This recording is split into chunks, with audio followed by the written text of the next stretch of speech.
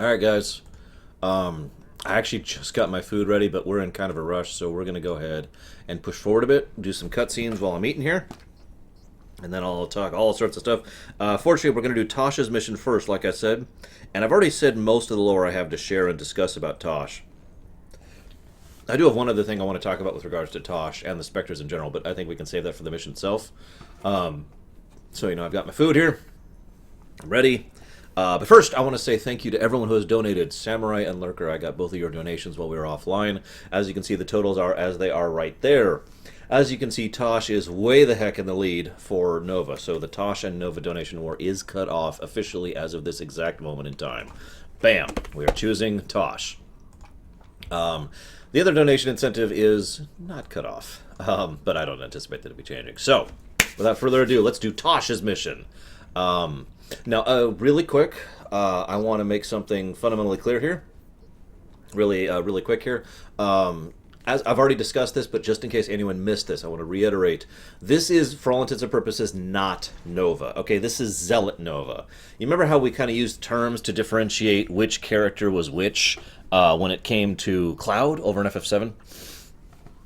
We're gonna start doing the same thing here, and I hope this will be a thing in the future when we start streaming the Nova missions in the future.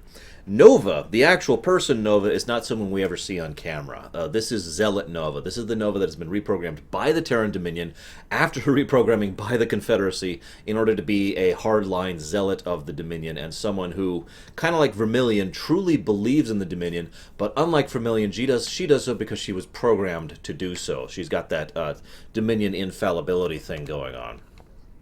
Kind of like what Tarkin was trying to get done in the Empire once upon a time. So without further ado, let's go ahead and start the mission. New Folsom is ripe for the taking, man. Every voice that was ever raised against Minsk is pinned up inside those walls. We let all them prisoners loose, and he'll never know what hit him. Just let me know when you're ready to pull the trigger. One quick thing about New Folsom. New Folsom is a prison planet. What you're seeing here is actually the defense barrier grid around it. It is also a planet that is not fully cohesive because it was basically mined out into oblivion. New Folsom has actually had an interesting history, but basically it started off as a mining planet and then was then turned into a prison planet as a result of it, kind of like Despire over in Star Wars, if you know what that one is.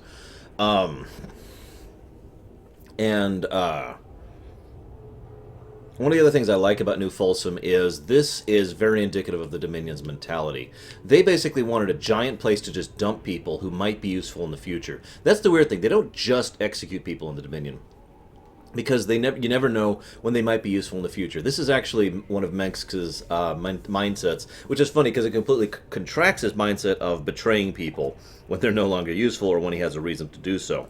But he doesn't quite buy into the Amon ideal of abandon it the moment it becomes useless to you, or the moment you're done using it, basically. So most of the people here, let's just say these people are recruits, I think is the word I want to use, for the Dominion military. So, yeah, so let's get this party started. Yes, Shiryu. We are about to free a lot of people. And in lore, a fairly large number of those people will actually be joining the Raiders. And they will be useful for helping increasing our numbers for when we are going up against Char, and for when we're going up against Augustgrad in Heroes of the Storm. And that'll be combined with the Emotion forces. Suffice it to say that this is a fairly huge personnel pool we're about to be joining. Of course, a large number of these people are the ex-Ghosts and ex-Cons that are friends of or allies of Tosh, who he wants to free and then turn into specters. And a fairly large number of these people will be given the option of being turned into specters with the Terrazine, with the Uriel Ore, or whatever the heck it was called, in order to give them that power and join that, yada yada yada. I would just like to say, by the way, did I say Heroes of the Storm? I'm sorry. I'd just like to say New Folsom would be an awesome Heroes of the Storm map, like legitimately. That would be freaking amazing. But I digress. Let's continue. Where's Tosh? I thought he'd be here by now. He already left the ship. I thought you... Sir, we have an incoming transmission. It's highly encrypted. Patch it through. Well, well. The infamous Jim Raynor. My name is Nova. We should talk. Now what would one of Mink's pet ghosts have to say to me? Tosh is lying to you. Get Tosh on comms. I'm sure he's listening in anyway, encrypted or not. We specters be the future. You just couldn't handle it, little girl.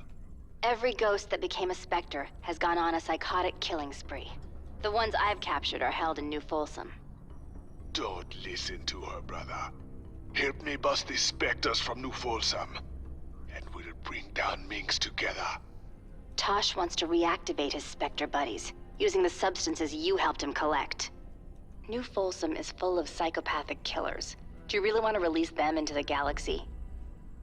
I be helping you against Minx, and my people will too. She won't even join you. He's a psychotic time bomb. He'll be on your side, right up until he puts a knife in your back. This be the moment of truth. Make your choice.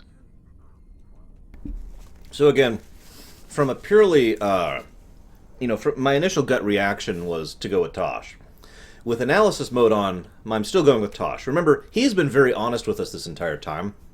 She comes out of nowhere and makes claims that we later find out are lies. Whether she knows they're lies or not, that's debatable. He's been very helpful in general. It was actually pointed out by someone in the chat, and this is true. In every mission we have Tosh, he is actively just like, hey, here's this. And here's some information for you. And here's a couple more of my troops for you. He actually goes out of his way to help you every time you're with him. It just kind of shows the kind of person Tosh really is.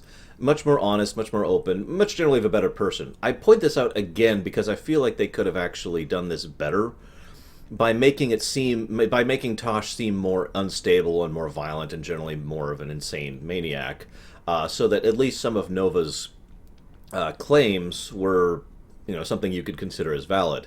For those curious, if you claim Nova, you get a really cool mission, but you get to have a ghost who can cloak, snipe, and bring down nukes. If you go the Spectre, you get the stun, cloak, and nukes. So we're helping Tosh.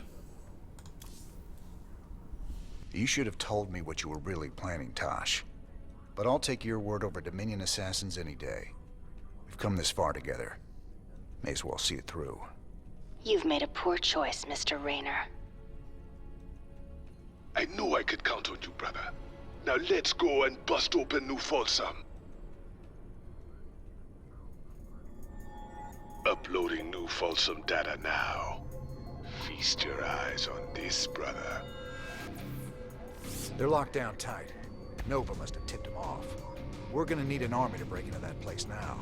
Even an army couldn't get you in there. But one man, one specter in the right place, can find a way in. Then our progress is all up to you, Tosh. I'll push my boys as hard as I can, but they're gonna need your help to gain ground. Sure, you sit back this time. I'll take the lead and clear the way. Just keep sending troops to keep the pressure on, and I'll do the rest. There are 2 cell blocks containing military prisoners outside the main compound. If we break those open, we could probably count on help from the inmates. What else?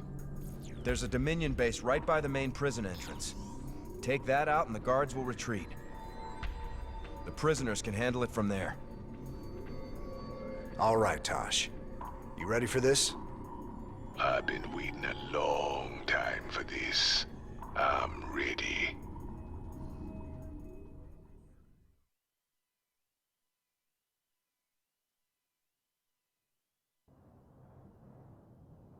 That's true, Jovan. I think that's one of the reasons why the both things are canon thing kind of works. One thing I want to point out really quick. Obviously, Nova's been lying about several things, but one of the things I find is her most interesting lie. She mentions how there's all these psychotic criminals locked up here.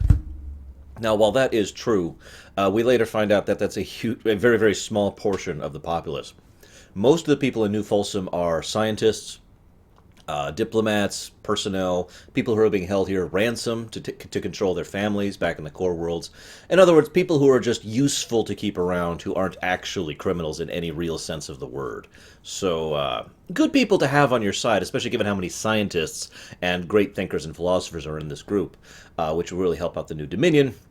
Yeah, now, about the Nova thing, and I'm curious of your guys' thought, because we don't know this for sure. Either Nova lied, or Nova didn't realize she was lying. We don't know which one of these things is true. Personally, well, I'm not going to tell you my opinion, but one of those things is true. I'm curious of your guys' thoughts, and now I'm going to eat some pizza.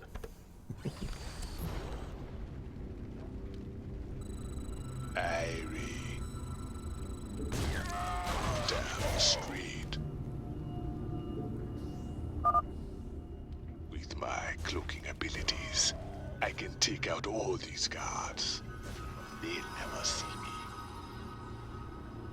So, I can use a psionic explosion to take out groups of Marines. A little trick I call Mind Blast. funnily enough, he learned that from Nova. This is anybody out there ever play League of Legends or Heroes of the Storm or yeah, this is a MOBA map. And it's actually a lot of fun. Let's do this. That turret across the bridge. It can see me and alert its allies if I get too close, even with my stealth. I do what I want to do.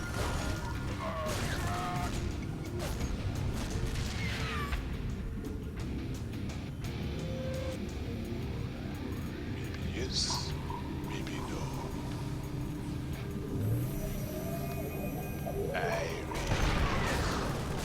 Damn straight. Let's do this.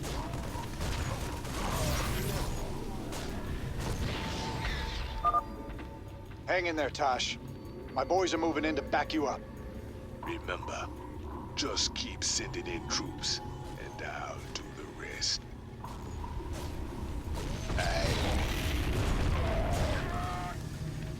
No, not in the literal sense, Chemic. This is just a MOBA style map. In fact, it's actually one of my favorite MOBA style maps I've played lately.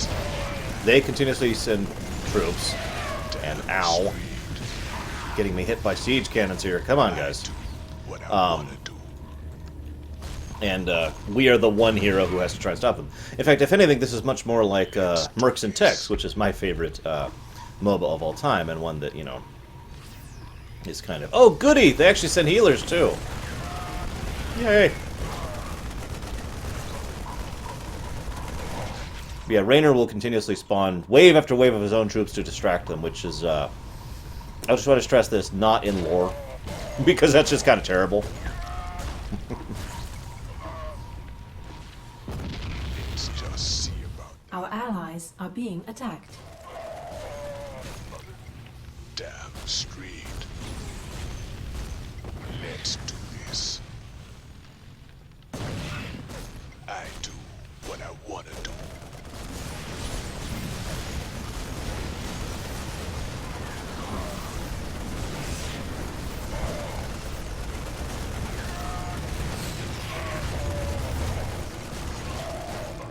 Damn street. Good work, Tosh. We're pushing on toward the front line. Our allies are being attacked. I Our allies' base is under attack. let's do this.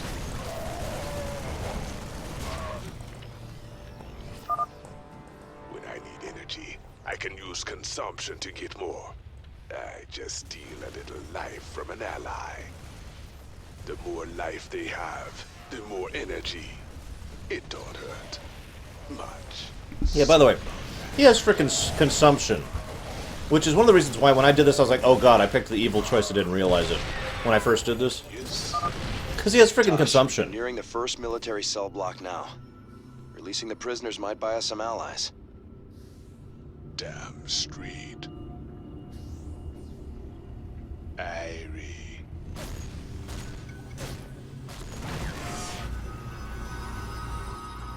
Our allies are being attacked.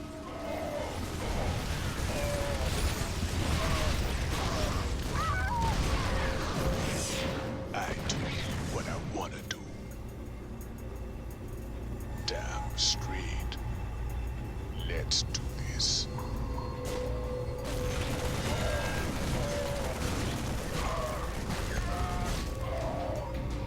Maybe yes, maybe no. Our allies are being attacked. Nice work, Tosh. Freeing those prisoners will really help us out.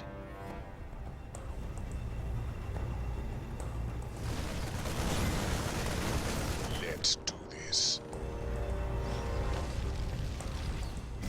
I've been asked before if these prisoners are evil. Let me give you a little bit of context for that. These guys get out, hop in some tanks, and immediately start going after the enemy. Question. I know this is horrible to think about, but think about this for a moment. Yes, that is correct, Brooke. Think about this for a moment. It's just Imagine you have been imprisoned, probably wrongfully, for a very long period of time. We're talking like anywhere from, you know, a week or months or whatever, up to the 6-year range. I do. Do you think one of the first things you would be inclined to do is be, you know, kind and generous towards your fellow man, or would you go straight for the tanks that are right next to you and want to hop in them and destroy everything you see as hard as possible? Which do you think would be more likely for you to do? Let's do this.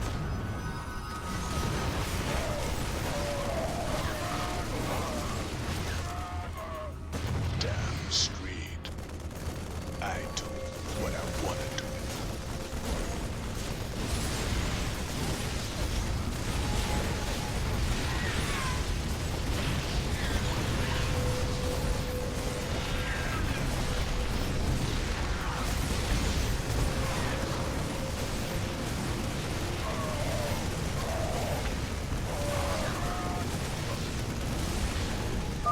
We're rolling now. Keep them busy while we establish our forward position. Let's do this. Irie. Our allies are being attacked.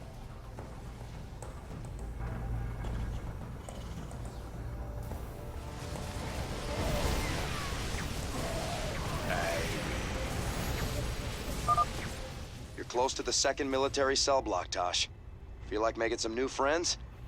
Don't you worry about us, Tosh. We'll keep them busy while you free the prisoners. No. Our allies are being attacked.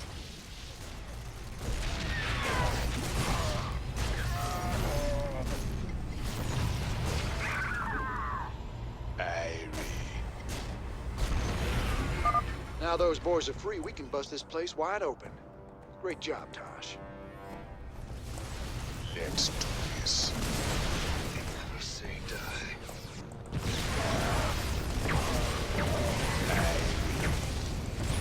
Tosh, we got a nuke ready for launch.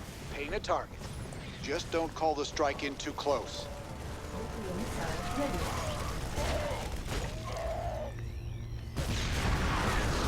Yes.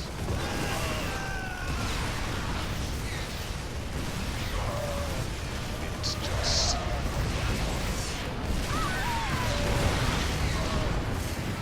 Irie. Let's do this. Our allies are being attacked.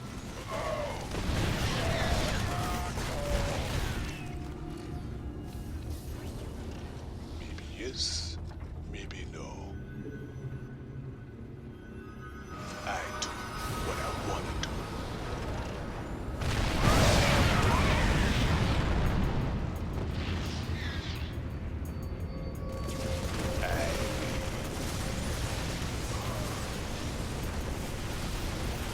Just see about that. Let's do this.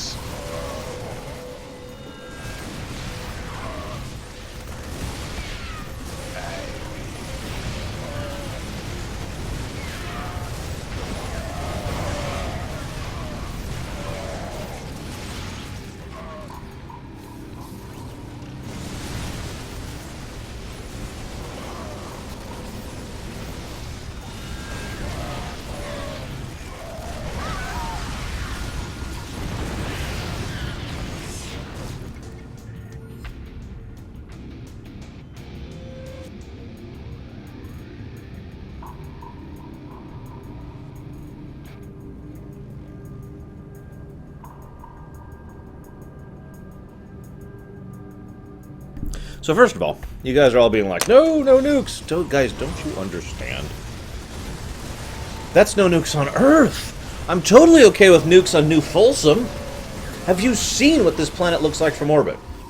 Look, you see the lava? You see the metal and the death and the... No, dude, we're going to nuke the crap out of this place. You know, just for fun, let's drop another nuke right here. Just to nuke it again. Because this planet deserves to be nuked. Nuke it. Must nuke the world. That is this world, not our world, of course. Our allies. Of course I would, Darth Dictators. I'd nuke the crap out of it. Make it worse! Make it worse!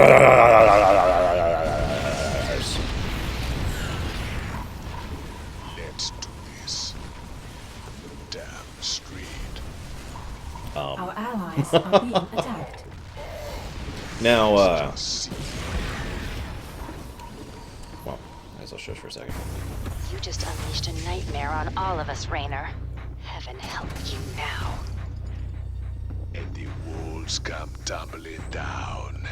Be free, my brothers and sisters. Your new life awaits.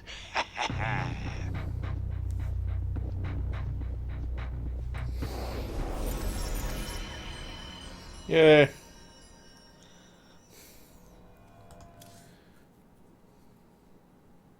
Yeah, we'll be talking to Hansen. Because she confirms that Nova was lying, basically. Or misled, depending on what the canon actually is. Specters are theoretically stronger in terms of raw power. So there's what New Folsom looks like with slightly more detail. 50 years and no one's ever escaped from New Folsom. But we broke it open in an afternoon. I can hardly believe we pulled it off.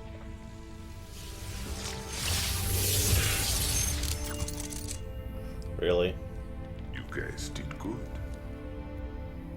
Now me and my specters will finish the job. We'll kill Minsk and burn his dominion to the ground. Overthrowing Mengsk is just the start. This is about building a better tomorrow. Don't you see? We just released every scientist, philosopher, and free thinker that ever challenged Mengsk's rule. That was our real victory today. You really that naive? Tomorrow there'll be a new Minsk, and another one after that. Your great shining dream of the future is just an illusion.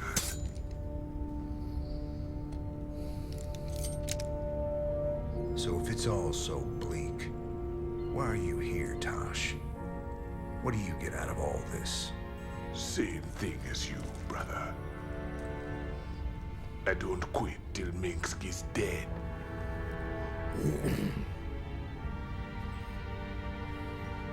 Vengeance doesn't factor into this. Our revolution's about freedom.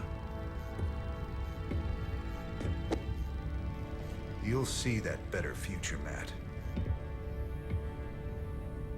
But it ain't for the likes of us.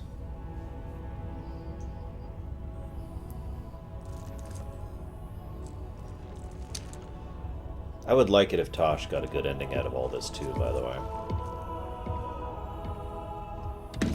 Tosh has been crapped on his entire life, but unlike some other people, he folded. He couldn't take it. He couldn't take all the horrible things that happened to him. And literally the only reason he has bothered to keep going is because he wants to get revenge on Mengsk. So I would like to see Tosh get a good ending out of all this crap. Horner, well, he's a little idealistic, but it makes sense. Do not pick up hitchhikers, New Folsom Prison. Ha ha ha.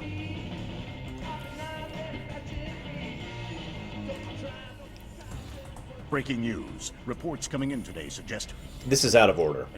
we're going to Kate, but The Dominion's highest value prisoners are loose tonight after a daring raid broke open New Folsom Prison. Dominion security forces are on high alert as some of the prisoners were former members of Project Shadowblade, which we've discovered to be a subversive offshoot of the Dominion's Ghost program. A number of political dissidents were also freed during the attack. Do we know who did this, Kate? Was it Raynor's Raiders? The evidence we have suggests it was, Donnie. There you have it. Jim Raynor, making our world just a little more dangerous tonight. From the UNN studios on Core Hall, I'm Donnie Vermillion. Yeah, More dangerous for the real bad guys, Donnie. You should be worried. there's kind of an order these missions should be done in for the sake of the story, which we're not doing because, yeah. Thought you'd want to hear. Tosh is officially thrown in with our little revolution. He's gonna lend us his specters to help out. You sure got a soft spot for wayward psychics, Jimmy. Setting those freaks loose ain't smart. Old Meg's got 'em locked up for a reason. Meg's locked them up because they were just weapons to him. They deserve a shot at living their lives outside a cage, just like anyone else. Yeah, you'd know a lot about that, wouldn't you, Tykus? I took a big chance with you and your specters, Tosh. I hope Nova wasn't right about you. Don't go believing that little girl's lies. This Spectre procedure affects everyone differently. But we're all still human. It's our choice whether to become the Spectres. Not hers, not yours, and not Mink's. Choice be the only true freedom anyone gets. But can I trust him? Can I trust you? Don't you worry, none. We'll fight for you right to the end. All my brothers and sisters, we owe you everything. Sorry. I was having trouble actually hearing him over the music there.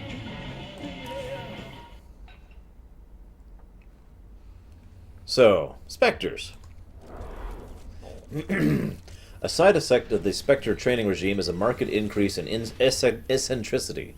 Many Spectres carry totems or other trinkets to enhance their abilities. There is speculation that the Dominion still uses Spectres in a number of operations, despite the ostensible shutdown of the program. That's true, by the way.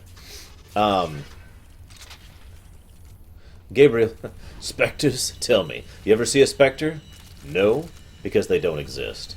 A quote from Gabriel Tosh, rumored to be the first Spectre, talking to Cy Broche of the Emotion News Network. Mr. Roche has disappeared a week later and has not been seen since. That Tosh character gave me the data for building more Spectre gear.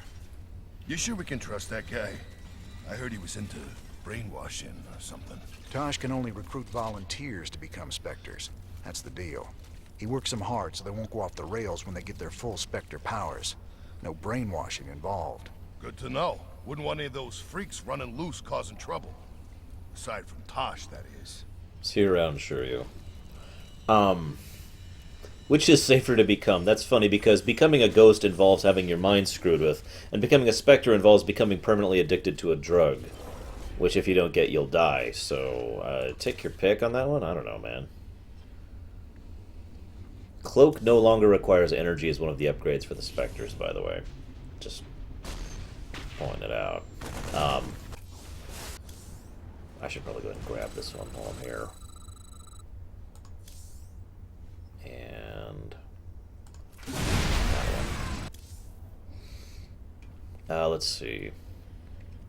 Did that. There's one piece of lore that most people probably miss, because we did these missions very out of order to get the maximum amount of lore, ironically.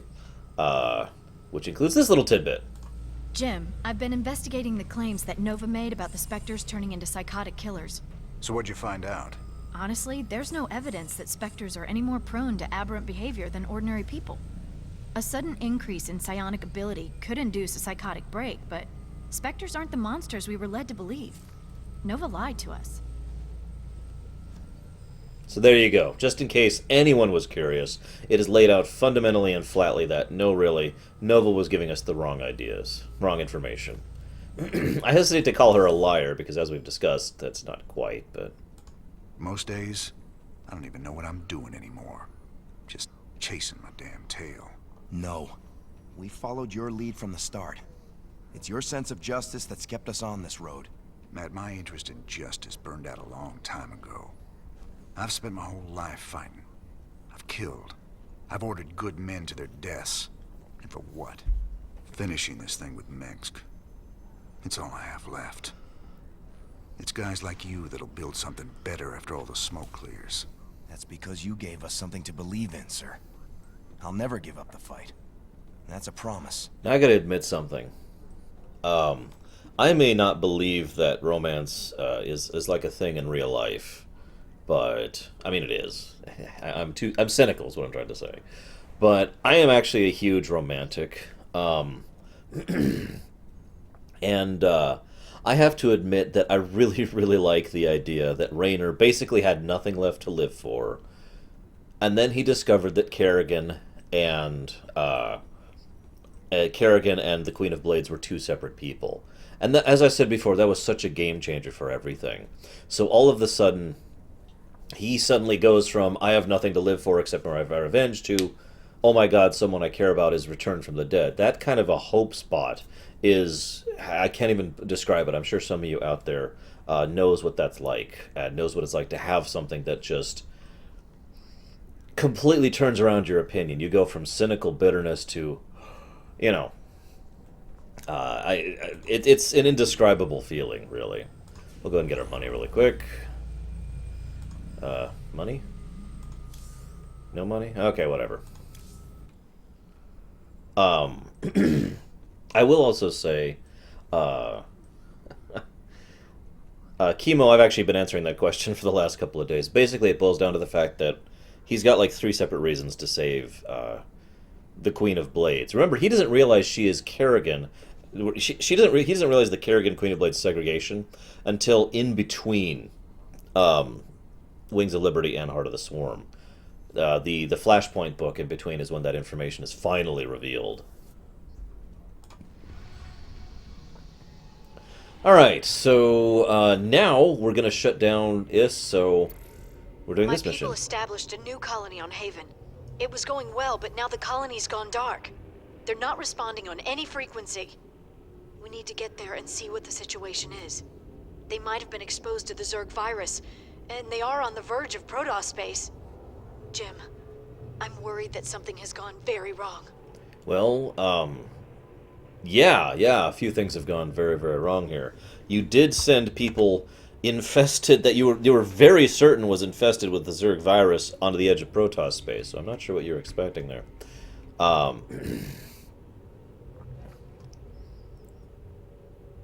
I guess we could do Tyrador first. I hate to do Haven so damned last. What do you guys think? They do have a bit of time, yes, Chemic, to learn about each other, to learn the truth about what happened, yada yada yada. They also, excuse me. They also learn a few more facts about Valerian, about Duran.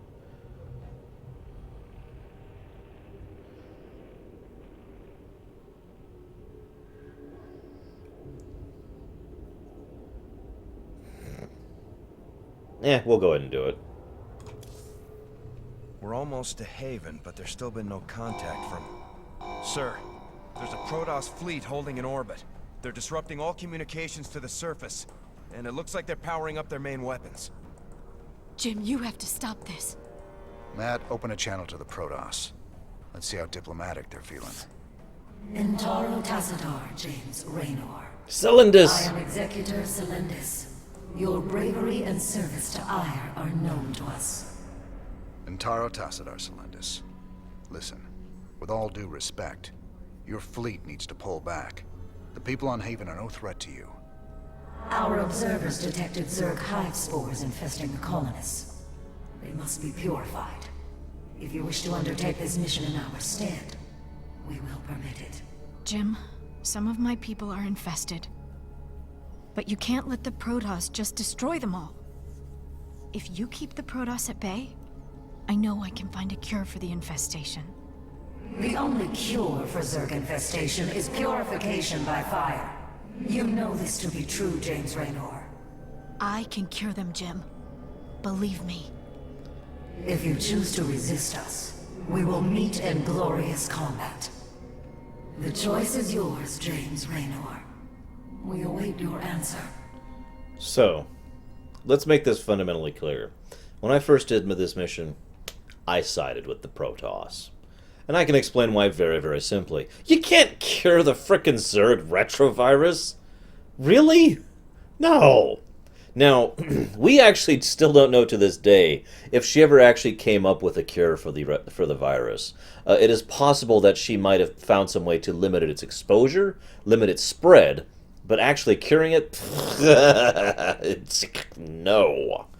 So I chose that. I'm just going to tell you what happens. If you chose to purify the colony, she will get desperate to research a cure, and she will infect herself with the Zerg virus, try her cure, and oh, what a shock, it doesn't work. So she turns into a full-tilt Zerg, infested Terran, and then Raynor has to murder her. By which I mean mercy kill her. Now, that's kind of messed up, and it's actually a really tragic, horrible scene. But I never actually saw the other side of it for quite some time because I just continuously picked the Protoss, because of course I did. It is worth noting this is that pragmatic thing again, though. This is literally, unlike the Nova and Tosh choice, which was about deciding who you trust and who you believe in and whatnot, this is all about pragmatism versus idealism. This is something that I've mentioned many, many times throughout this that has to do with the third theme, I think, at this point now, of StarCraft 2 in general. Idealism versus cynicism versus pragmatism. Hansen there is obviously the idealist. She believes she can cure the Zerg. She believes she can actually find a way to save these people. Yada, yada, yada. She's the person who, I want to remind you again, willingly evacuated people from a colony that she believed were actually contained, or at least she suspected, contained people who were infected by the Zerg. And that led to the situation on Meinhof, I want to say was the name of the planet. AKA the planet where we had to kill hundreds and hundreds of infested Terrans that got infested because of her idealism. However, it is worth noting that idealism is not always wrong. We actually just saw an idealism versus pragmatism in Horner versus Tosh in that cutscene we just passed. So I'm not saying idealism is the wrong choice here, but the pragmatism of this is, do we kill, just to make up numbers, do we kill 100 people to prevent any more deaths, or do we let 100 people live and risk the death of thousands? Except the numbers are actually much larger than that in this case. That's the choice. Idealism or pragmatism. Cold calculus.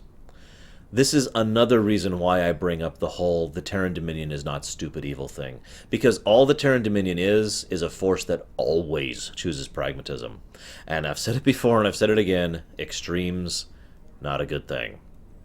So, leaning towards the extreme side of pragmatism all the time is one of the reasons why the Dominion kind of fell apart and was falling apart, despite its many things. So let's go and check the numbers. Now that we're done yammering about things nobody wants to talk about. Roadhouse. Looks like Hansen wins by about $30, so we'll go ahead and close that off. We will be siding with protecting the colony. I want to get something out of the way here. The achievement for this mission is one of the hardest achievements for me, because basically you have to move very, very, very quickly. You have a very short period of time in order to accomplish this mission without... and basically you have to do it while... kind of fearsome. While... basically the Protoss will take out a base. The achievement is defeat them before they take out 2 bases. And it's really... You're basically timed, so beat the mission under a certain time. And I'm not good at beat the mission under a certain time things. I'm just not that fast at RTSs. My build order isn't that refined, so... I just felt like sharing that because, holy crap, I'm just getting curb stomped every time. But anyway, so let's protect the colony. I ain't gonna stand by while you wipe out a whole colony, Celendis. Not while there's still a chance we can save them. Then it shall be an honor to meet you on the field of battle. Your reputation as a commander is most impressive. I trust you will live up to it. Thank you, Jim. Thank you so much. Shut up. Whatever's happening on Haven, my people don't deserve to be wiped out. We'll make this right. I'll find a cure. Yeah, sure you will. Sure you Jim, will. the Protoss are already closing in on the colony. My people don't stand a chance. We're gonna have to stop that Purifier of theirs before it can wipe the whole place out. Get everyone evacuated to the main base, Ariel. If the Purifier gets that far, we're done. No, I would not, At Chemo. least we can count on them being methodical. They'll stop to burn every settlement along the way. You sure know how to pick a fight, cowboy. I got something that'll help you. I called in some favors and got us Viking schematics. But we already have Wraiths. Remember, they can change from a jet into a combat walker and back again. Pretty nifty stuff. Jim, the Purifier's drawing power from several Protoss nexus. Its shields are completely impenetrable. How can you stop something like that? Easy. We knock out those Nexi first, then we take down the Purifier. Don't worry, Ariel. We'll stop them. So, one of the reasons I like Celendis is she is basically what I consider the archetypal Protoss. She's not angry. She's not vicious or arrogant or haughty. She's just, I cannot wait to fight you. You know, I love that approach. We will meet in glorious battle. Once we defeat her in this mission, her reaction is basically going to be, that was a good fight. Which is extremely Protoss. And I love it. I've located the Protoss All right. nexuses that are channeling power to the Purifier shields. We'll have to destroy them before we can stop the Purifier. You know, I wonder if Wraiths would actually make this mission easier. It's an interesting choice. Some of the colonists didn't make it to our base in time. We should be ready to assist them when the Protoss attack. Nah, they can fend for themselves. What's going on? Go ahead.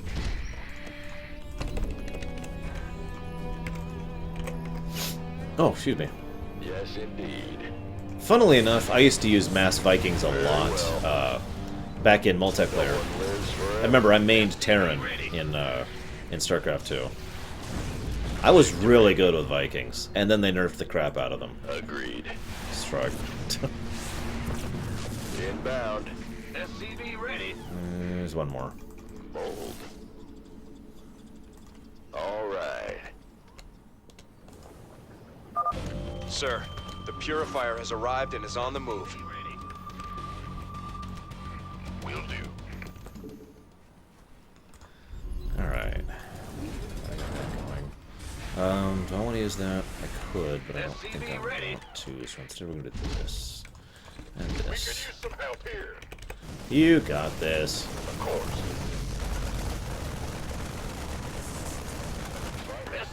That's right, we have science vessels at this point.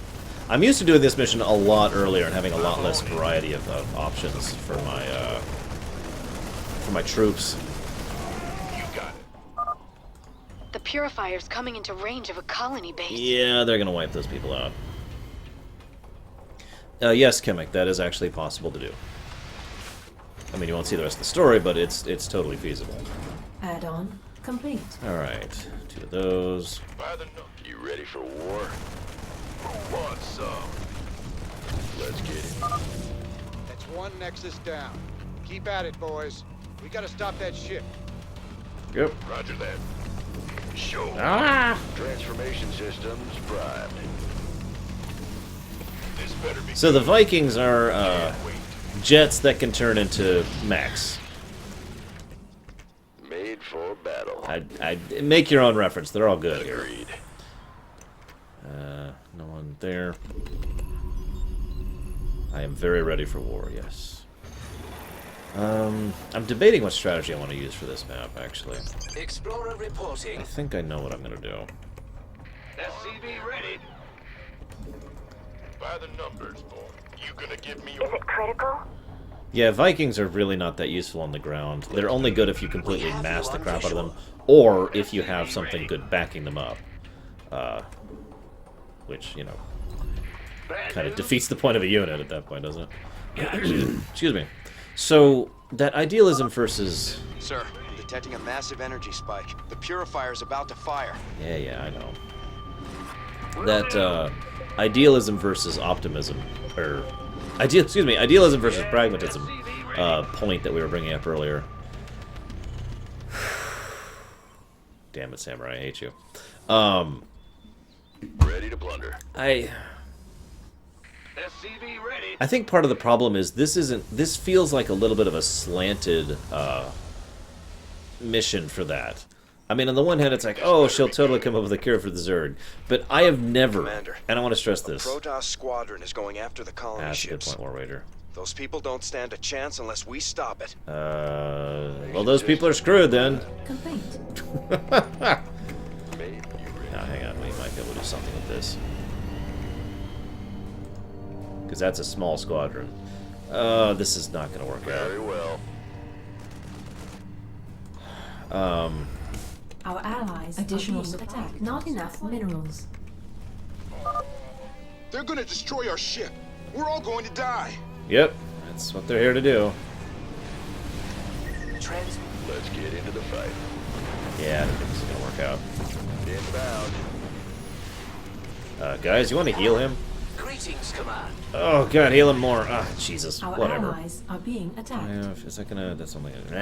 Whatever. Guess you guys are dead. Bye.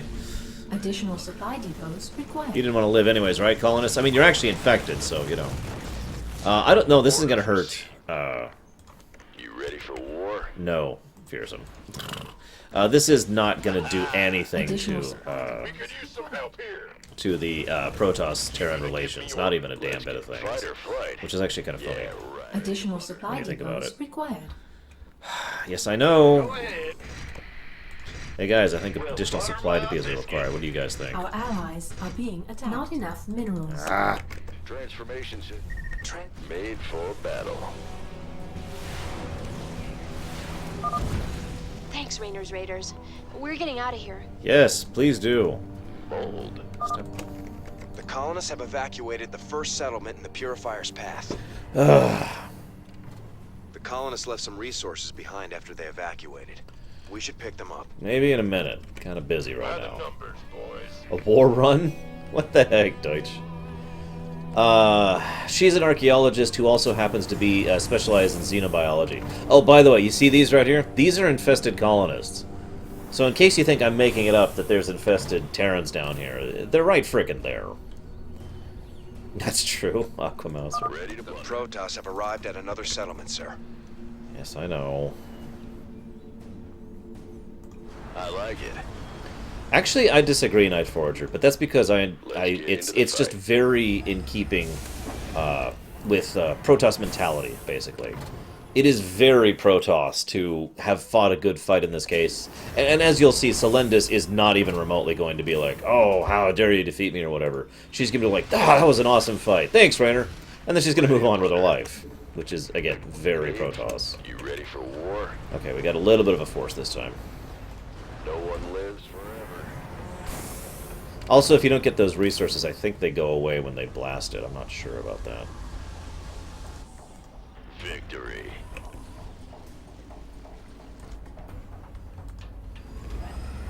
Also, Rainer is really well known amongst the Protoss, so this isn't so much anti-Terran relations as it would be anti-Rainer. I'm pretty sure they don't give a flying damn about this. Not really. Yeah, this is a joke compared to what they're used to being pissed off about. So yeah, they give us Colossi in a mission where we have Vikings. Yes, indeed. Certainly. Agreed. Gangway. Coming. For those of you not aware, Colossi are so big, things that can only hit air can hit them. And most things prioritize air attacks on them, which actually makes it really useful. Energy output is peaking. The Protoss are going to destroy the second colony base. Down we go. You want a piece of me, boy? Now, Vikings are a lot more useful in single-player because they didn't nerf the crap out of them as of the single-player campaign, so... As you can see, we're just mopping face with a mere 8 Vikings. I know, we're on Another casual. Nexus gone. Great work. But, yeah. Don't give them a chance to regroup. By the way, to give you an idea of how bad the achievement is on this mission, I basically am about to have lost the achievement if we were doing this on hard difficulty, which is kind of crazy, in my opinion. Warning. Protoss squadron detected approaching colonist settlement. Yes, yes, I know. Where's my... There you are. In the rear with the gear. Would you... Do it. There we go. Will do. We made for battle. Our allies are being attacked. Yeah, quick. Dude, that guy had some balls, War Wager. He may have been Ship's gonna burn stupid, up. The Protoss are but killing us. he had some balls. No one lives forever. That was a close one. Thanks. The colonists have successfully evacuated that settlement. Yay, I think. Inbound. This better be good. Upgrade complete.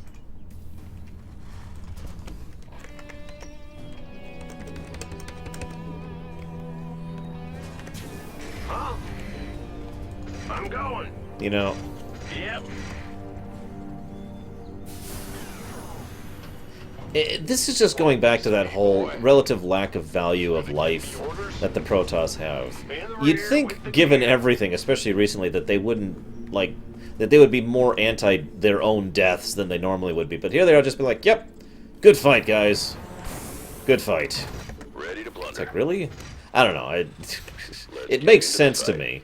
Except at the same time, it doesn't make sense to me. So I suppose I'm just talking weird. Transformation systems primed. Where's there they are. Made for battle. God, seriously, War Wager. Quick, I feel like the guy's like, quick, get transformed, get transformed. Alright, I'm ready, spin up the guns! Ugh. And then he's dead. Transformation systems primed. Ready to blunder. They've almost reached the next base. Hurry! I'm hurrying. Jeez, woman. What do you think you are, my ex-wife? Bad joke. Get out, get out, get out. Inbound. Actually, I kind of agree with that, Night Forager.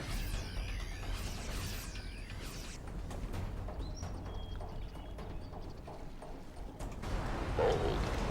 Actually, I'm pretty sure the Protoss are very much in denial at this point in time. Alright, take out this, and then land. It does take a moment for them to land. It's very easy for a Viking force to die pretty much the moment they try to land. Hang on, Joven. What do you like?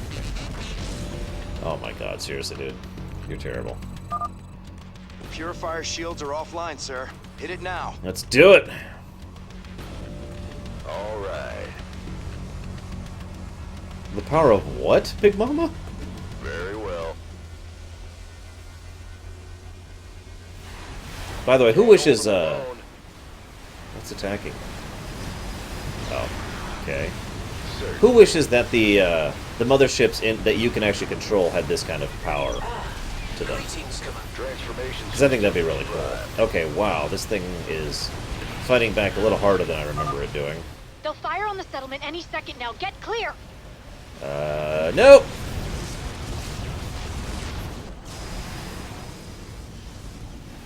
The Protoss are retreating. You've done it! Now listen to this. You are as cunning as the stories say, James Raynor. I hope your belief in these colonists will be vindicated. Listen to that. She practically was just like, oh, thank you so much for fighting me, Mr. Raynor. Thank you. I appreciate it so much. But, in all honesty, I like the implications there, that the Protoss basically were bound by duty, which, as we've seen before, they are a lot. They are very, very bound,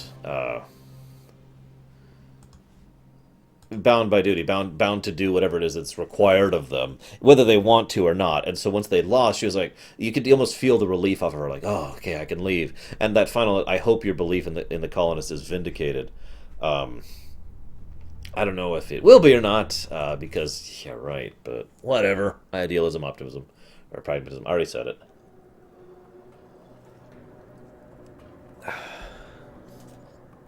I met Jim Raynor and he punched me in the face.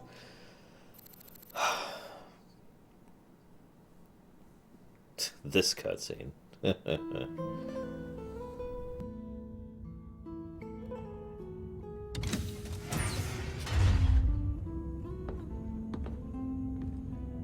So I guess this is goodbye, Doc. Now you've got a lot of cleaning up to do out there. We'll manage somehow. I just hope you boys stay out of trouble.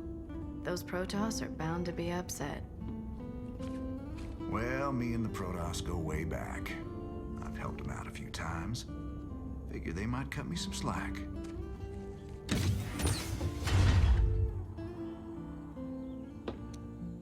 You know, you could always stay here. Settle down, make a new start. Guys like me don't get second chances, darling. We just gotta finish what we begun.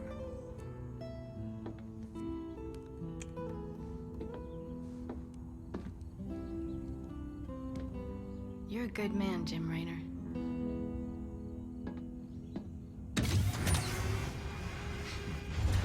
I ain't that good.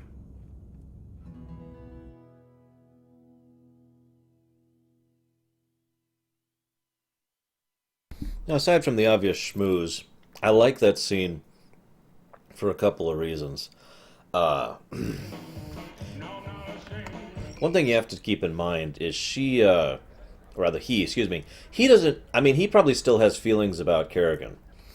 But as I will discuss later when we discuss the Raynor-Kerrigan relationship, for lack of a better term, at this point, that's a pure fantasy. He is not tied to anything. He's not actually with anyone. He actually could have freely gone with her and been with her. But don't forget, it makes perfect sense that he wouldn't. Not just because he doesn't want to, but because of the fact... Damn it, Kay. But because of the fact that at this point he's still in the cynicism. In fact, if I may put it, he's still in the pragmatism side of the argument and hasn't actually shifted over to the point where he actually has hope for the future or a reason to keep going and that kind of fun stuff, as we've discussed in both of the previous cutscenes. One other thing I find interesting, he mentions how guys like me don't get second chances, which is hilarious, because this is actually going to be his 4th chance now. I'm serious. He got his 2nd chance after the Guild Wars, he got his 3rd chance after Tykus gave it to him, and this will be his 4th chance that he's going to be handed pretty much on a platter because of the manipulations of Duran. So, anyways... And we get a banner up here of New Agria. Yes, that's right, New Agria. We get a new mercenary, which I believe is the Vikings, which we will not be hiring. Yeah, Hell's Angels. Named after Hel, the Norse goddess of death, this pirate group haunts the fringe worlds looking for easy prey in the Dominion shipping lanes. Their expertise sometimes earned them big cash on mercenary contracts. My point, Kay, was I think he was saying that... with self-irony, knowing that... Because he himself knows that he's already had a 2nd chance. I'll talk to you about how that 2nd chance went when we finally talk about Tykus. Damn shame Doc Hansen stayed behind. She was just about to fall for my roguish charms, too. You ain't gonna tell me you weren't just a little bit tempted to stay with her, are you? I've been down that road before, Tykus. I took my shot at a normal life a long time ago. Ain't no going back now. That was his 2nd chance, by the way. Badasses like us ain't cut out for the quiet life anyway. Yes, sir. Destiny's got us pegged for something way bigger. Perhaps ironically, Tykus, for all his flaws, is in many ways directly responsible for saving the entire universe. I'm not kidding.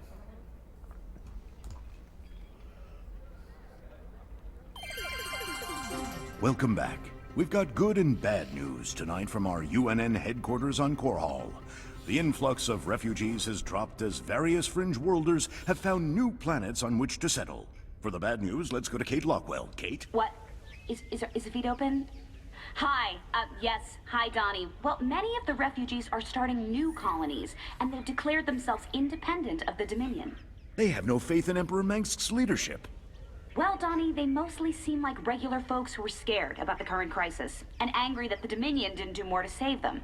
Some of them have praised Jim Thanks Raynor. for that, Kate. You heard it here first. Serious questions about Emperor Mengsk's leadership across the fringe worlds.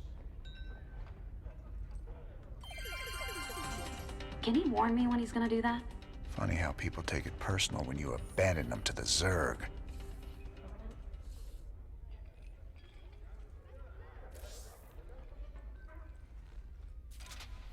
Man, did you see the size of that Protoss ship? Don't matter how often I see them, those guys always come out with something that makes your jaw drop. Know what I'm saying? I'd be more impressed if they were using all that power against the Zerg. It's stupid to be killing Protoss when we should be teaming up with them against Kerrigan. Listen, they deserved it, and you did the right thing. Friends don't let friends massacre civilians, Jim.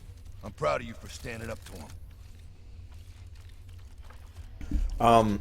Kay, I want you to imagine you're being under surveillance 24/7, and you also have a device that's going to kill you if you try to fiddle with it. And they have a code they can punch in to kill you if you try to fiddle with it. What are you going to do about that exactly? How are you going to get someone to disarm that, you know? I've said this before. I know you don't know Starcraft, but I've said this before. He was actually in a pretty bad way. It's very likely Tykus was in a no-win situation, basically from the moment Mengsk locked him in that damn suit. So the Viking. Viking pilots are a rare breed. Few pilots can master both forms of the vehicle. A Viking pilot is a cherry until he's been inside one of his things during the transformation. The twisting metal can actually kill a less agile man. The few elite who make it through training are so deadly that their names are well known by both allies and enemies in the sector. Viking servos are interchangeable. SCVs can scavenge a Viking's arm to repair the more important leg assembly. Also, that just sounds terrible. Okay, you're in the thing, it's transforming, and oh, my arm! Ah! And then you're dead. Just, picture that for a bit. Be a little bit of sunshine for the day.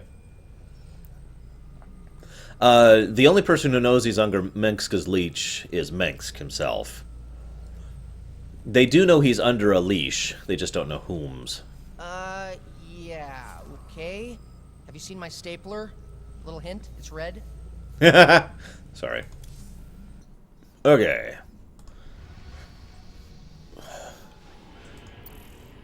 Seems your Queen of Blades figured out who's been paying us to snatch up all them artifacts. Mobius's head honcho, Dr. Narud, claims the Zerg are attacking his main research campus on Tirador. He can't evacuate his people until all their artifact research is safe. Hey, you found it, Scottish. Ah, Commander Rayner. Duran!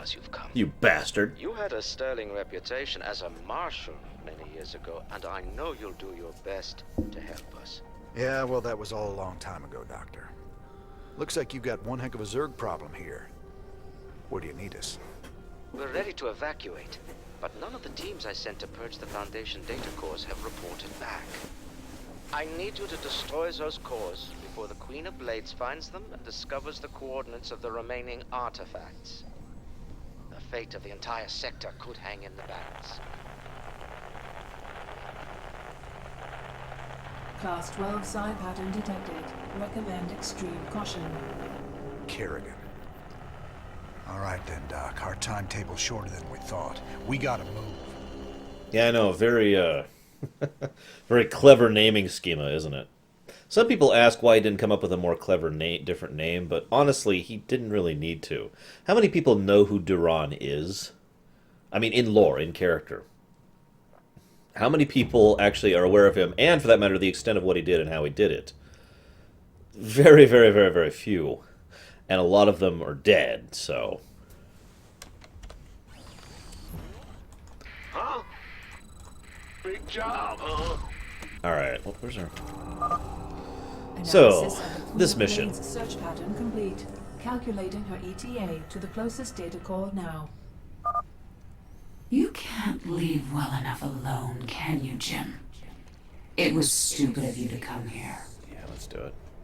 I don't plan on staying long, darling. But I'll be damned before I let you get hold of those artifacts. Yeah, seriously, Kay.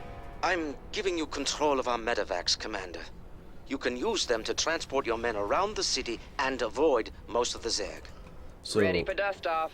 Medevacs are kind of crazy useful. They're transports that also happen to be healers. The raiders are here. We're saved. I love that, by the way. You just get the feel for the reputation of the raiders in general in this. So yeah, she's the Queen of Blades. She is literally off the scale. For those of you not aware, the psi scale ends at 10. 10 is the highest ranking on the scale, relatively speaking. At least of other people. The Queen of Blades, and I want to stress the way I'm phrasing it, the Queen of Blades, not anyone else, is rated at 12. The Kerrigan that we will be playing in Heart of the Swarm, which I'm so looking forward to, by the way. Anybody hyped for Heart of the Swarm? Is ranked uncalculable. And she had trouble keeping up with Duran in terms of raw power. So, nice way to establish his strength while we're at it. SCV ready. Okay, I know exactly what strat we're going to use here. We're going to just kind of sit tight for a moment. Yes! Oi! SCV ready. Sorry, I'm just happy. Protoss on the scale start at 10. Like, their lowest ranking normal people are ranked 10. Raiders! Get us out of here!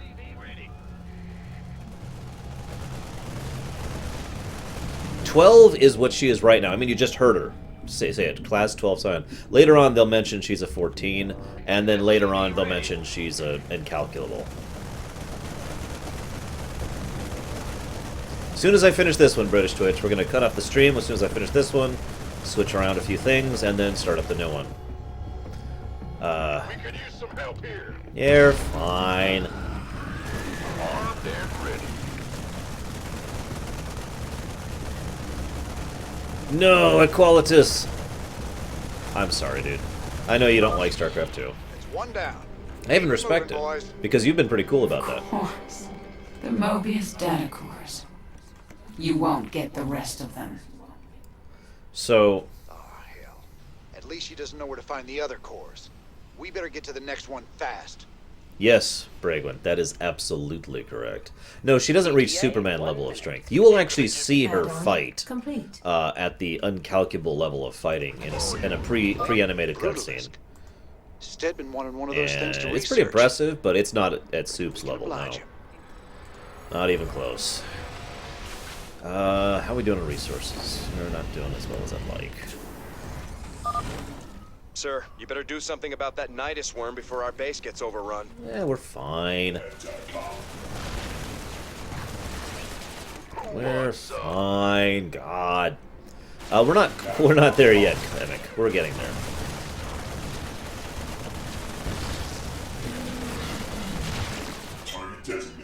I'm pretty sure Soups would beat the unholy snot out of Amon, but Soups would win most fights, so that's not really saying much. Okay, so I'm gonna want... What's going on? We're gonna do... This is casual, so we're gonna do a single thing here. Explorer reporting. SCV ready. Yeah, I'm worried about that too, Bragwin. If you're thinking about what I'm thinking about. And you probably are. Nope. There we go. Yes, sir. SCV ready. At poker? Amon would spend the entire time going, with my very next hand, I will summon Megalozodia and defeat you. Exodia and defeat you. And Superman would be like, dude, we're not playing Yu-Gi-Oh. Why do you keep doing this? I just want to play poker. And then Amon's like, I will soon die and it will be glorious.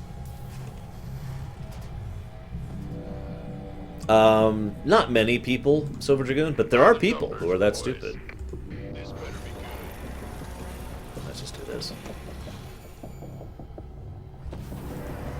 Honestly, Amon, I don't know how intelligent he is, as weird as that sounds. We know a decent amount about Amon, but, we don't know...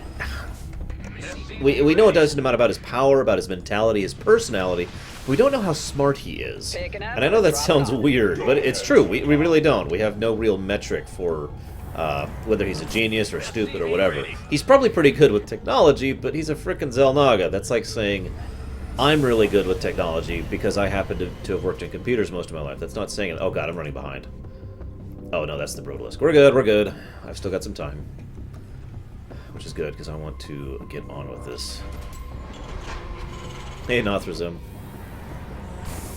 How many is that going to cost me? 150 cents, 800. 1,200, okay. Bad news?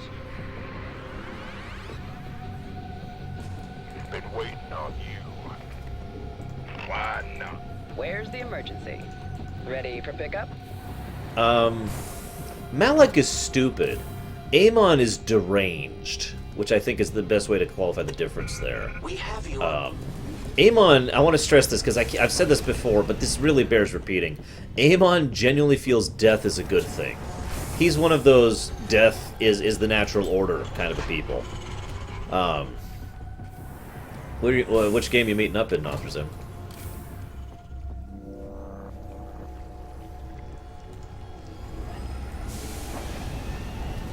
Talk to me. Let's actually move down a bit more. Picking up or dropping off? I could see the Dominion doing that, Night Forager. Ready to plunder. Yeah, put chips into bullets. Odd. There we go. Fight or flight? Yeah, right. So we are kind of in a hurry here. See, here's the purpose of this mission. She's going from building to building looking for the Mobius data cores. We don't have 100% reason why she's doing this. We always get the vague impression that she wants the artifacts for herself, or she's just being a troll. And I know that sounds weird, but I've been thinking about this for a while as to her motivations as why she's doing so many of the things she does. And honestly, her being a troll actually makes more sense than anything else. Remember, she's already at the point where she has accepted death. Her death, the death of the Swarm, and the death of the entire freaking galaxy. I think at this point she is genuinely in the I don't care about anything phase of psychosis, and is just trying to make everything worse for everyone because screw it, it's not like it matters anyways. So I'm pretty sure that's actually what's happening here. Actually, fun fact, Amon might have killed himself. We don't know, of course. We basically have no way of knowing. See you around, Javin. Whoop.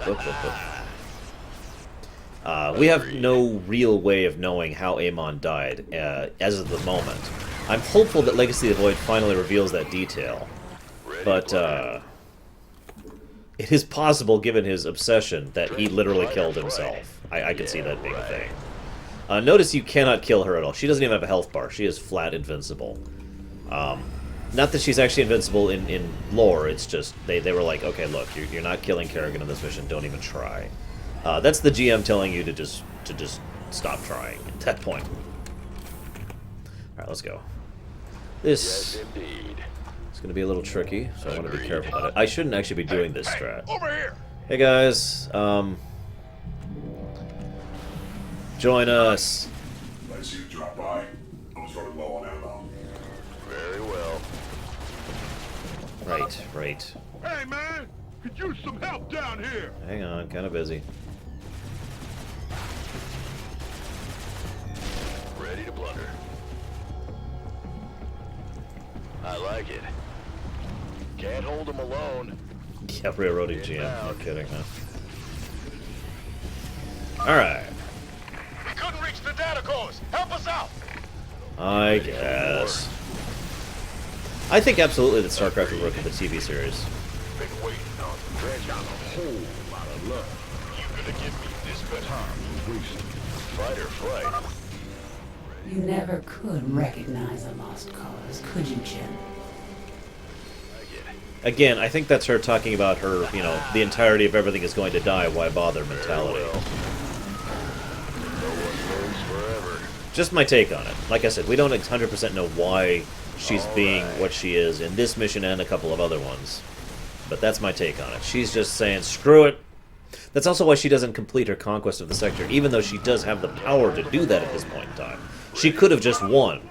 I've seen through your Dr. Narud's pathetic charade. I know what the artifacts really are. And they will be mine. Whatever they are, Kerrigan, I sure as hell ain't letting you have them.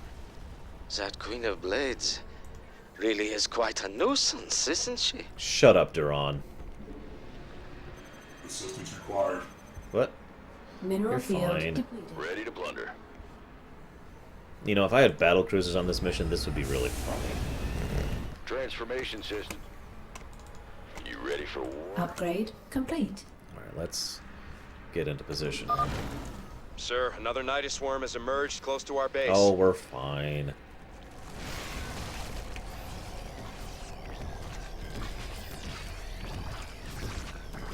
That's actually a very feasible theory, Night Dawn. I actually like that idea. What do you mean, Probe? Inbound. Oh, we're gonna kill the Brutalist, don't worry. We're just being a little bit cautious about it. Oh, they'll be fine dead. They'll get free eventually. Right? Very well. Yeah, okay, they'll be fine. They'll be fine. We're good, we're good. No one lives forever. I think you're just seeing things in reverse, Chaos. Yes, indeed. But yeah, this map is very much a map that, if you have limited resources, is kind of brutal to go through. Oh my god, land and kill the thing! There we go. Jeez. This last one is rough, by the way. If you're doing this on hard difficulty, my lord. This very last one where you have to go up here is insane. By the way, in general, these pathways are the safe ways to go through. You probably noticed why I added that in general statement. We have you on visual. Get over here, you morons. Transmit orders. Go. You ready for war? Okay. You're even more desperate than I thought. You can't really believe this plan of yours has even a chance of working. No, this will work out. Again, I feel like she's talking about the redeem the Queen of redeem Kerrigan, free Kerrigan from the Queen of Blades plan is what she's referring to there. We could use some help here. Yeah, you're fine, guys. Who wants some? You're fine. I'm just gonna leave you there forever, by the way. Fight or flight. Yeah, right. Okay, so I'm actually in a bad way. So I'm pretty sure I'm about to lose all my guys. So let's do it! No one lives forever. Can't hold them alone. Gonna die. Gonna die. Gonna die. Down!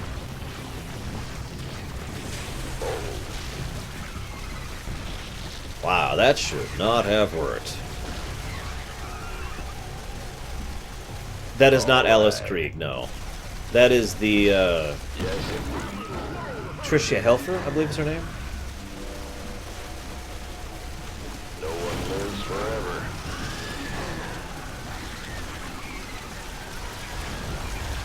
I think that's her name.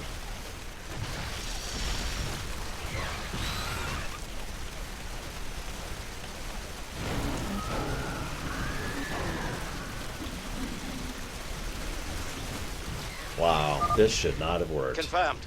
The final data core has been destroyed. We should evacuate immediately. I want to point out one other thing. Some people are like, wait a minute, but she was like, I will have the artifacts. Yeah, and yet, you notice that's not what she's doing here. She's going after the data cores which contain information on the artifacts. Not where the artifacts are, just information about the artifacts. And we're actually destroying them to prevent her to get that information, which is, of course, in keeping with Duran's plan. Don't forget, Duran's plan is to make sure that nobody has access to this technology at his back. So he goes ahead and allows this to happen specifically so that no one else will learn what he was really doing with the artifact. I find myself wondering if Kerrigan, if the Queen of Blades was here at his influence, at Duran's influence. We don't know. And honestly, I don't think that's true. But I could see an argument for it, given how convenient her influence has been to his plans. The assault in general, her pushing to try and get the artifacts, and her attacking here, all of these basically manipulate Duran to be in perfect position for all of his plans to go forward. So it is a little suspicious how convenient that is.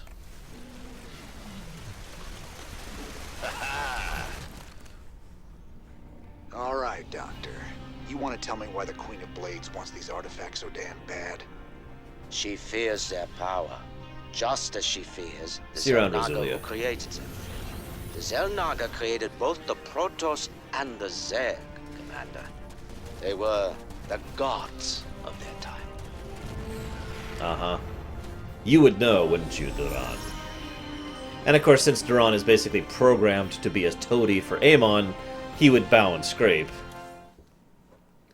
Correct, Prog. That is absolutely correct.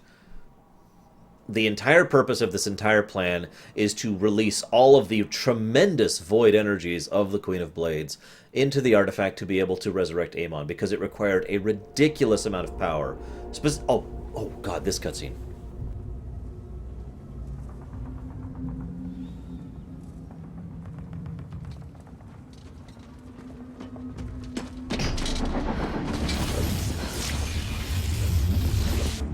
This is Kerrigan. We've neutralized the Protoss, but there's a wave of Zerg advancing on this position. We need immediate evac. Belay that order. We're moving out. What? You're not just gonna leave us? All ships prepare to move away from Tarsonis on my mark.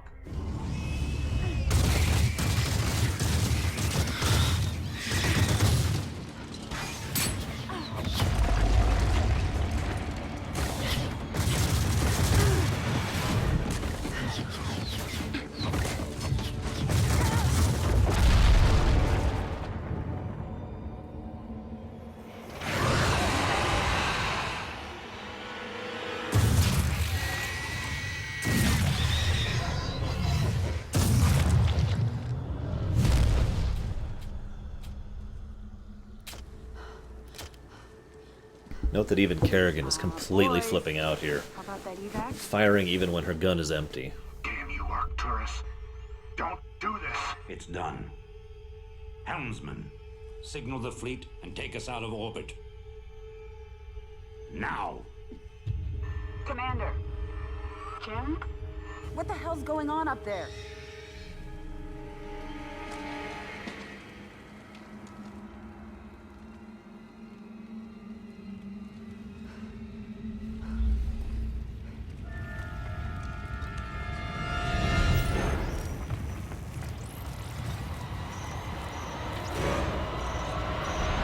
And they're all coming for you, Kerrigan.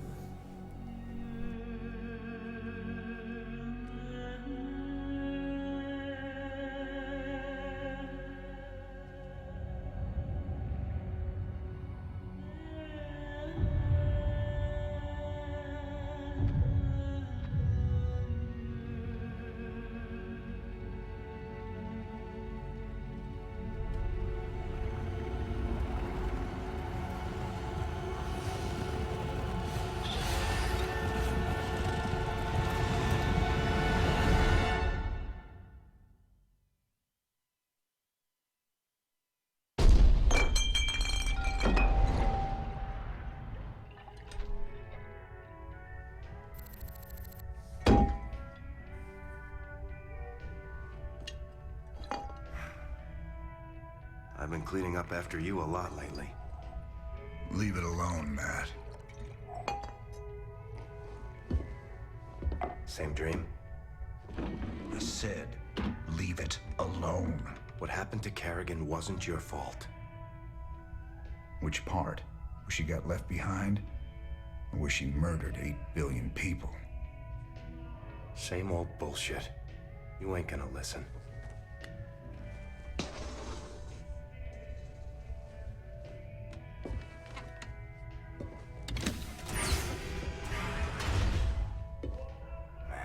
Do you even see what you're becoming?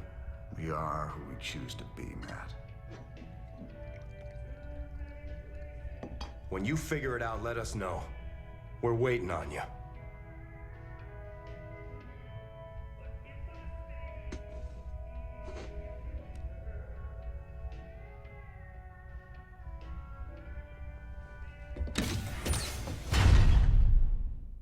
I'm telling you, it's the frickin' magistrate. I don't give a goddamn what Blizzard says. Matt Horner is the frickin' magistrate. She didn't cloak, she was out of energy, by the way. Just to get that clear. So I don't even know where to begin with all those cutscenes. First of all, that was just awesome that they bothered to do a pre-rendered of the fall of Tarsonis. Arguably one of the most critical and pivotal moments in Starcraft history. So I think it's actually really awesome that they chose that exact moment to actually go ahead and pre-render. Even if they changed the lines around a little bit and re-recorded them, that was just awesome. And it really, I like the fact that, I mentioned this back in the original StarCraft, I like the fight actually being on the ground instead of actually being up in, up in space. Excuse me. The other thing I like about this cutscene is it emphasizes something that Raynor's been saying this whole time. It's actually an arc phrase, excuse me, if you've been paying attention. We are who we choose to be, which is a saying from Raynor's father I mentioned before.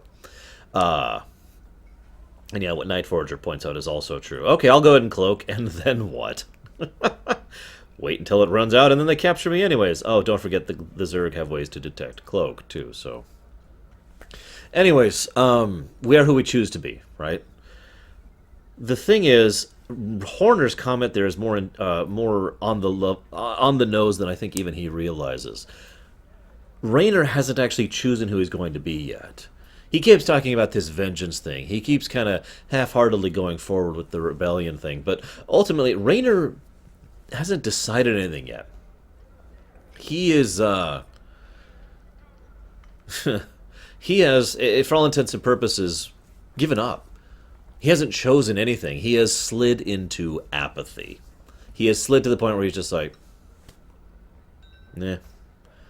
And that's why I like Matt Horner's line about, you know, you let us know when you figure it out. Similarly, of course, when he does finally figure out his choice, I mean, Raynor actually had a lot of choices here. He could have chosen to go and continue focusing solely on vengeance against Mengsk. He could have chosen solely to go for vengeance against Kerrigan. I'm putting that in quote-unquotes, the Queen of Blades, in other words. He could have solely gone for the focus of trying to... just giving up and trying to start over again. He could have tried to kill himself. But he hadn't decided anything. He was just meandering. Why do you think he keeps drinking? Why do you think he keeps getting tormented? I am, by the way, speaking from personal experience on this one. I know exactly what it's like to not have decided what you're doing with your future, to have not decided anything, and to just meander aimlessly and not really sure about yourself or about your future or about what you're going to do. And it's actually a really terrible thing. And it can lead to some really bad aspects of apathy and degradation and depression and anxiety and all sorts of other horrible things like that. So I think it's no surprise that Raynor has basically degenerated to the point where he is at here. That is a valid point, True APM, and I won't even argue it. You are absolutely right. I just think it works better for the fighting to be on Tarsonis itself rather than on the platform. Like purely from a visual... Like if I was the director, I would want the fight to be on the planet rather than the platform. Does that make sense? So I acknowledge your point freely, though, without hesitation. He's a bad, bad man, that Tykus. He got a lot to hide. You think he's setting us up? His missions have been leading us straight to Kerrigan. Maybe you and Kerrigan keep running into each other because you both want the same thing. But Tykus, there's something else he don't want you to know. I can't see what. Just watch your back. Always remember that he's a force of destruction, that one. A stone killer. That is a valid point, Nothrazem. I like that too, Chemic. I like the factions within factions thing. They do that quite well. They've done this in Warcraft as well. Kate Lockwell for UNN. The elusive Queen of Blades was spotted on Tirador recently. Dr. Emil Nerud, head of the renowned Mobius Foundation, had a run-in with the alien queen, but is currently unavailable for comment. In a statement, Dr. Nerud credited Raynor's raiders with keeping the Queen of Blades from achieving Kate, her... I'm sorry to interrupt, but we have a breaking story. Apparently, go to commercial, please. Commercial. What goes bump in the night? It might be your gifted child. Register your child with PsyOps today. It's the law. It's your duty. Well, that's not terrifying at all. We'll be talking more about that when we finally do our Tykus discussion, by the way. Trust me, I'm building up to that one. We got a lot to talk about when we get to that one. Medevac! The medics of the 19th Dominion Marine Division first improvised the medevac by modifying a dropship to allow remote control during acid storms on Thalon 7. This added tens of minutes to the life expectancy of medics. Tens of minutes, guys! Marines still do not trust the accuracy of the scalpel laser, nor are they optimistic about the precision of the auto suture, both of which were developed by Pricon Industries, the lowest bidder. Maria Mother Thalesis was an early medevac pilot credited with saving hundreds of lives. She later murdered 2 Marines who reportedly insisted on referring to the medic as the Heal Bus. She is rumored to be resocialized and serving happily in the Dominion military. So I don't care about the medevacs right now. Let's go and get our money really quick.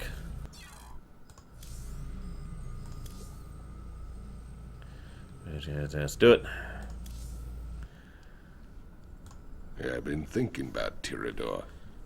And you know, there's gotta be better ways to make a fast buck than diving headlong into an alien invasion.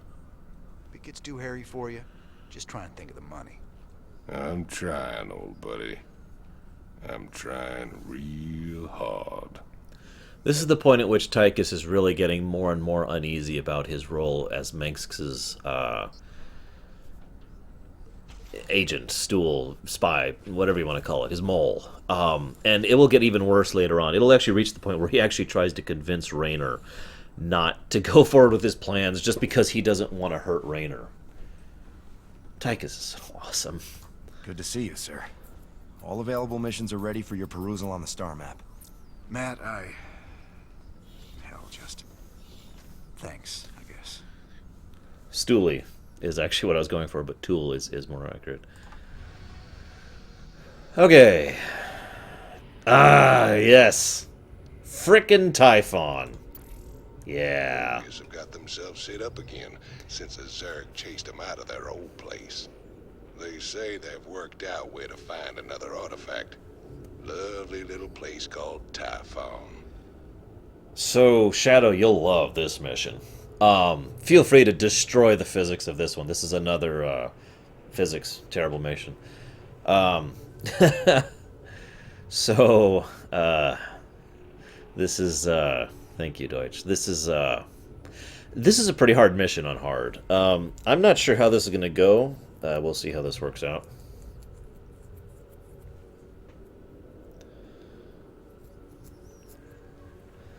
Oh, that's true, APM. That's true APM. That would actually be really awesome if she literally can physically see the fleets leaving as she's doing it. That would be awesome. Anyway, so yeah. There she is, Planet Typhon. Don't look so bad. Don't say sensors that, indicate... Tykus. Wait, what the... So, the star's energy output just jumped 500%. I've never seen anything like it. Slow down, Matt. What's it mean? It means the star will go nova in a few hours. Yeah! Meantime, the planet's getting bombarded by waves of fire. Fire. Why does it always have to be fire? Well, the good news is, we've got a significant cache of supplies planetside, so we shouldn't need to build supply depots. Well, that's something. So where's our artifact? Right there. Smack dab in the middle of all them Protoss. Our mobile structures can relocate and keep us just ahead of the fire, but we'll need to salvage everything we can't take with us. You ain't seriously going down there. Come on, partner. We got hours till that sun explodes. Let's grab that artifact and get out of here before your Queen of Blades shows up looking for it. So, this mission is one of the only ones that is a hard enrage mission. I've talked about this difference before. For those of you who have not heard me say it, a soft enrage is things slowly get worse, but as long as you're careful, you can basically manage that within a finite limited period of time. Obviously, at some point, you'll be overrun, and that's the idea. But a soft enrage is you're pushed to the limits of what you can do, and then you're overrun, right? Either from increasing spawns or whatever. Hard enrage is, here's a time limit, and if you hit the time limit, you're dead. This is a hard enrage mission. As you'll see very shortly here. Hope you brought your sunscreen, cowboy. So, Banshees. Relax, hotshot. I got something useful for you. Banshees. These babies can blow the snot out of ground forces. Got And they can cloak. too. Gotta love that. Whoa, careful of those Protoss cannons. They can detect Banshees even when they're close. Yes, I've played as Protoss before, thank you. I got this. Nice job. Let's get our base up and running and get that artifact.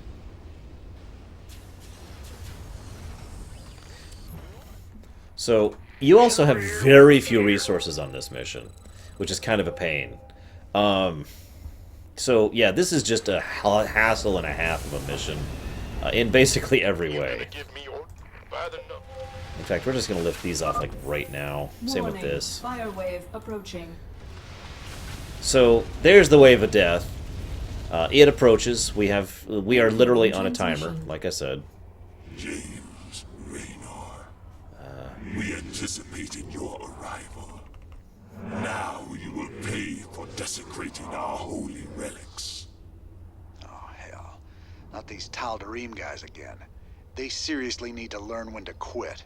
Funny you say that, Samurai, since we know the Tal'Darim, these are, of course, the Worldship Tal'Darim, are kind of stupid, given their reverence of the Xel'Naga. It's actually hinted at, although never stated outright, that the Tal'Darim were here, just kind of hanging out with their artifact, right? Because they figured that Raynor would show up looking for the artifact, and then when they detected the Hyperion in the system, they did something to the star to cause it to go Nova, so that either Raynor dies trying to get the artifact, or they kill him trying to get the artifact, or the artifact is destroyed. And one way or another, they get their revenge on Raynor. No one ever accused the Tal'Darim of being smart. And again, these aren't even the stupid evil Tal'Darim. These are just the stupid, the religious zealot Tal'Darim. So, yeah.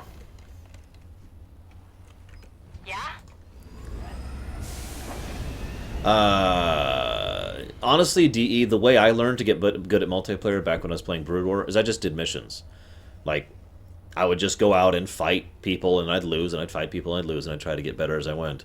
I also did a lot of co-op.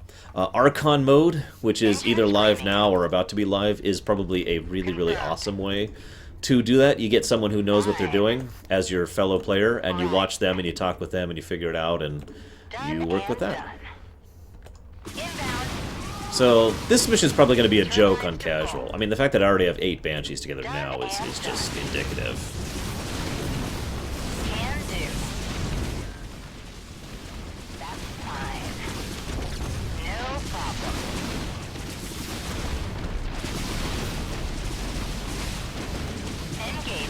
Now, what I said about the Tal'Darim destroying the star is theoretical, by the way. I want to make that clear. We don't actually know if that's true or not. But it does actually fit all the pieces and does actually make a sadly large amount of sense. So, hey, whatever, as they say. We could use some help here. By the numbers, boys. Whoops. Outstanding. Also, notice how supply isn't an issue on this map. They just flat give you 200 supply, which is actually kind of nice. Alright, now let's establish a base here, inches from the flame wall of death. Weapons hot. So they can have the pleasure of destroying them themselves, Baronessa. I will admit, if the Tal'Darim treat their lives as worthless, this is a sound tactical decision. Which is probably why I call it stupid. I have the music on, right? Oh, music was off. No wonder. Jeez Louise. Not enough minerals. But yeah, they specifically give you infinite, basically max supply, because otherwise you'd have to be rebuilding supply depots every time you move forward. Because, you know, the other supply depots would be destroyed as they fall behind. Mineral field depleted. I got this. Because Chris Avallone was the best author ever, and he doesn't work there anymore. And what I like about Obsidian is their writing. So his absence means I no longer have faith in their writing. It's actually really simple. Engine screaming.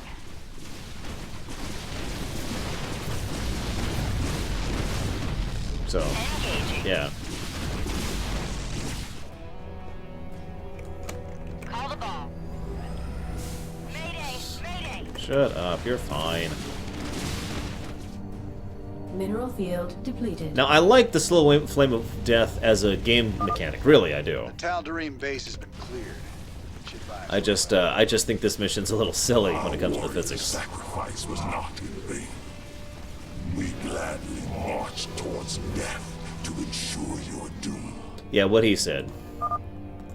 Warning. Fire wave arrival is imminent. Base evacuation required. The Tal'Darim outpost to the east would make an excellent location to move our base to. We just need to clear them out and take possession. I just did that, dude. Matt, come on, have some faith in your old buddy. Loud and clear. I got my ears on. Confirmed. No problem. Roger that. Mayday! Mayday! This is also, because this is a hard enrage mission, it is actually possible to permanently lose out on certain things like the artifacts and whatnot if you don't get them in time, because they'll just be wiped out by the fire wave. You can't reach them anymore. Can't wait. Yeah? Really? I'm in a world of hurt. Mayday! Mayday! Can do. If you insist, Toby Maddox. Inbound. I mean, I'm not going to argue the matter. I have nothing else to add to the point. Holla back. One of my favorite writers is no longer working there, so my faith in their capacity has gone down. I really don't know what else to add to Is that. under attack. Oh crap! Really? You're really Tal'Darim? Oh my God! Really? Receiving. Mayday! Mayday! That would be funny at Qualitas. Engine screaming. Isn't even remotely true, but it would be funny, wouldn't it? Been waiting on you. Call the ball. Oh, are we good? Okay. Let's get the hell out of here. Holla back. Yeah? Okay. We have frickin' 16 Banshees now. We're pretty much good for the rest of this match. In fact, I'm pretty sure we could just do this and win.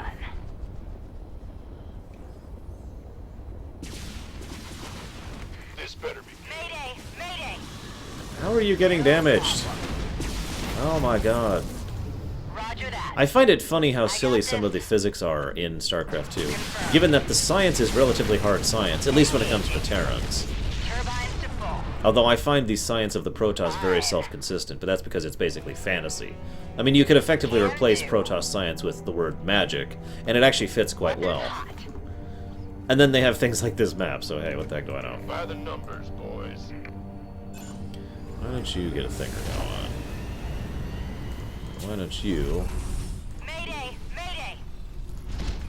Yeah? Why is Redix sleeping? Can anyone answer that question for me?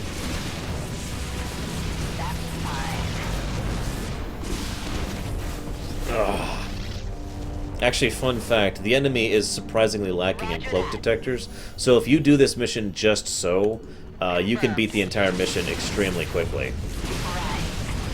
Because you can get into a spot where they have no cloak detectors, and they have no ability to detect cloak, and then they lose. Add-on complete. Ah, that sucks, Redix. I'm sorry.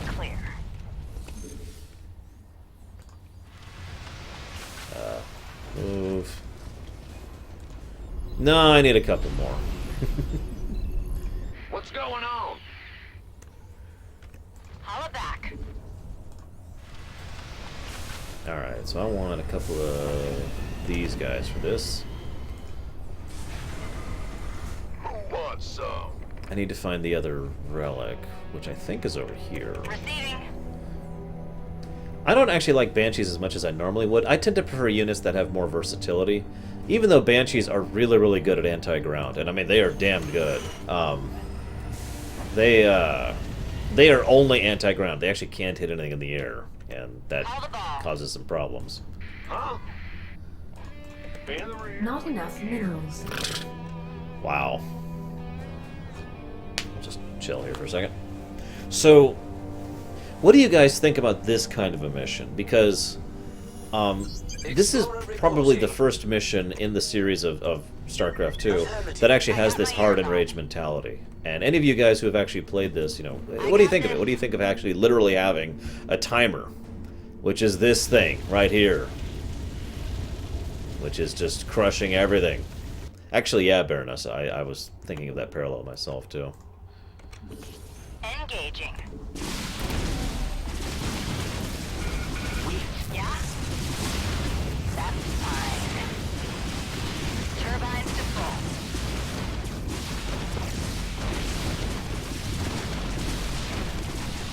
Weapons hot. It is pretty scary. I admit, I was probably more intimidated by the advancing wall of fire than I really had to be. As sad as that probably sounds. Ah, there it is. Maybe. Confirmed. I got this. Turbines to full. Can do. Alright. Let's retreat, because that actually Done hurt. and done. Holla back. We got minerals going? Yeah, we got minerals going. Yay. Yo. There we go. I also agree that this adds a lot of tension to it. As weird as this sounds, I wish it was more dangerous. I know that sounds weird, but I feel like it's weird that you can have a building that's like a few hundred feet from a flaming death wall, and it is for all intents and purposes fine. When I first did this mission, I was evacuating like super early, like, oh god, I gotta get out, I gotta get out, I gotta get out. And then I discovered that, well, I didn't actually have to, because, I mean, you've got a huge amount of leeway on getting out. And it's like, oh. You gonna give me orders? Well, I guess I'll eventually get out, so, you know. Eh. Wait, what did Drew tell you, Silver Dragoon?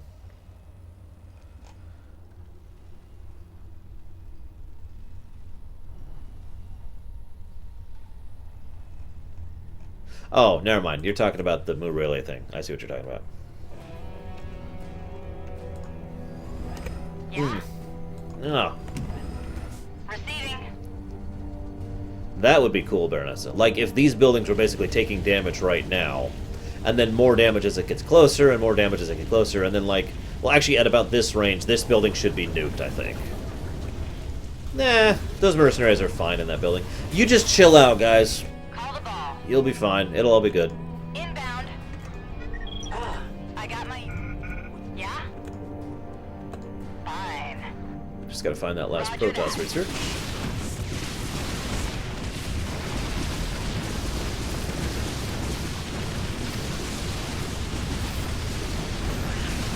Alright, back off. Engine screaming. Receiving headquarters. Mayday! Mayday! Yeah. Excellent. Loud and clear. I didn't actually, as weird as this sounds, I didn't actually know that Verdox. Confirmed. Like, I feel like it just moves so slowly every time I play this map. Maybe I just expect it to move super fast, and that's why I'm weird. What do I want? I want... I know what I want. An engineering bay. Yes, sir. Well, like I said, this building is only now taking damage. This building is still fine. So, like, I think that building should be just gone. Should be obliterated as of this moment in time. Mineral field depleted. That's just my take on it. Although I think you're right. I think this is, now that I'm looking at it, I feel like this is a lot slower on casual. This fire should be, like, over here by now.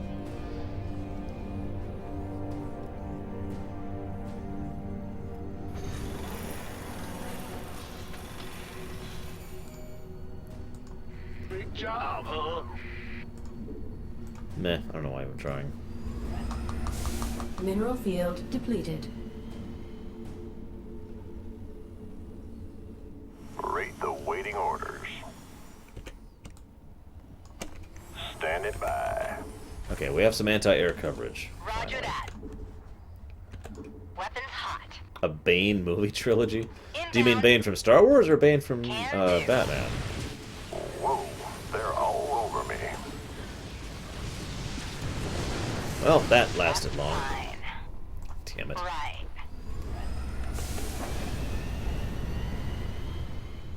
Well, thank you, Benoth, for the infos. Oh, Darth Bane! That's another Bane. God, that's the third Bane. Yeah, Wraiths and Banshees. I'm actually playing as the Forsaken here, guys.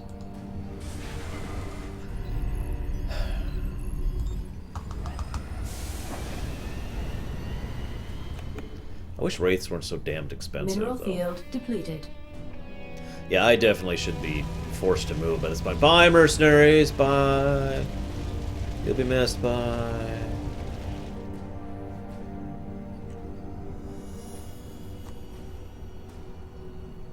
Rate the waiting orders.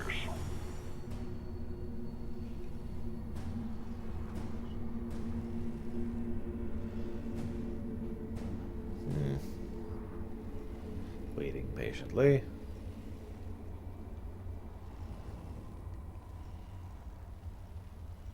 It's okay, Progue. Well, they probably died very quickly.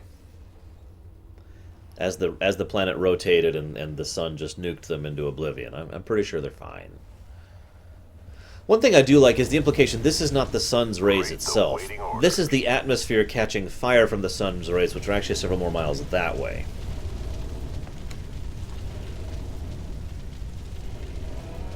Yes, War Rager. That is absolutely correct. Are we done? Okay, where's our wraiths? Okay, we have some real wraith power this time. Let's actually do this, shall we? Headquarters. Reporting in.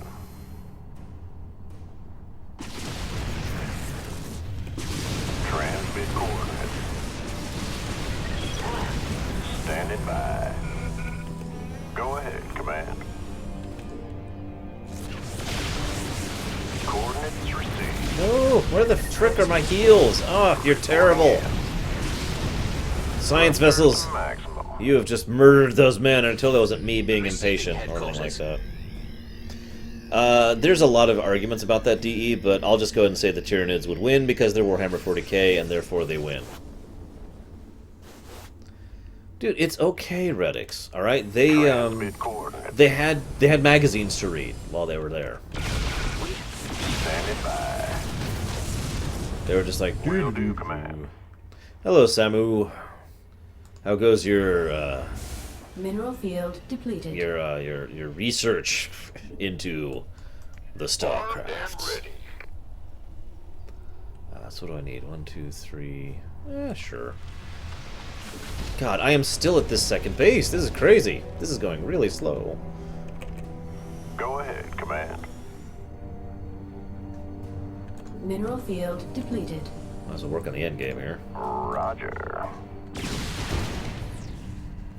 Attack formation. I'm pretty sure the Tyranids would still win that one. I don't think you guys understand how stupidly overpowered the Tyranids actually are. And Warhammer 40k in general is. Locked in. Transmit coordinates. Coordinates received. Receiving. Standing by. So this is kind of funny to watch, honestly. Reporting in.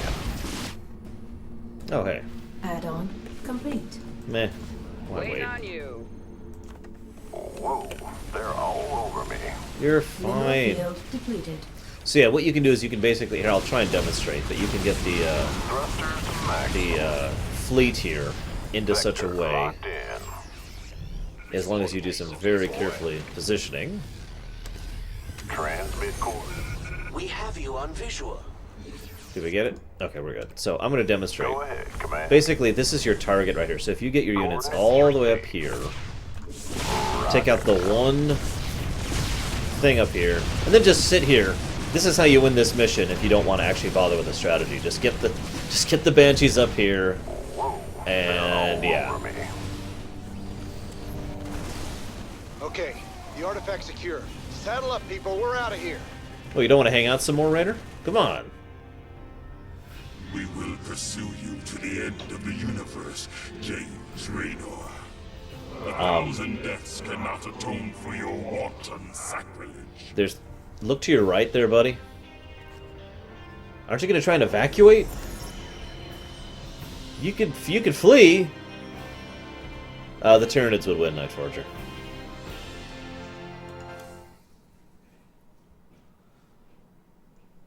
I mean, seriously, the Tal'Darim are so stupid. Both of the Tal'Darim are so stupid. God.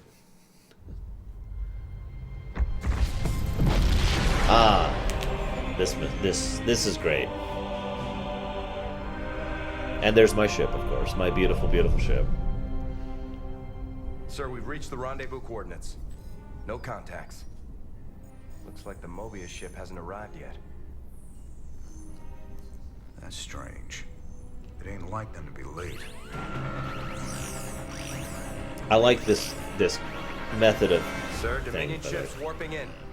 Mengsk's flagship is leading them. That's the Bucephalus, by the way. Mother of mercy. We'll talk about it in a second. Notice he's got the one gun with one bullet for Mengsk. Sir, their shields are still down. I don't like this. Matt, pull us alongside and prep docking tubes.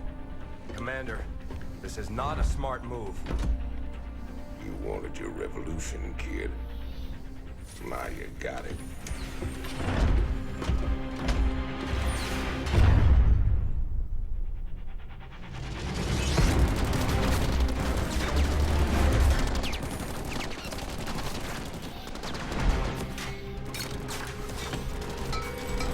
I like the have a nice day on the grenade, by the way.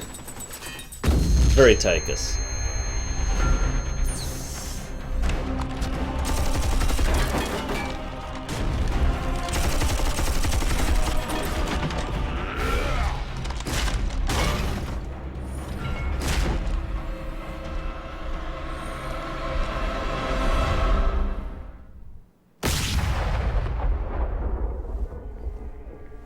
As much as I love this scene, there is a plot hole in it, but we'll get to that.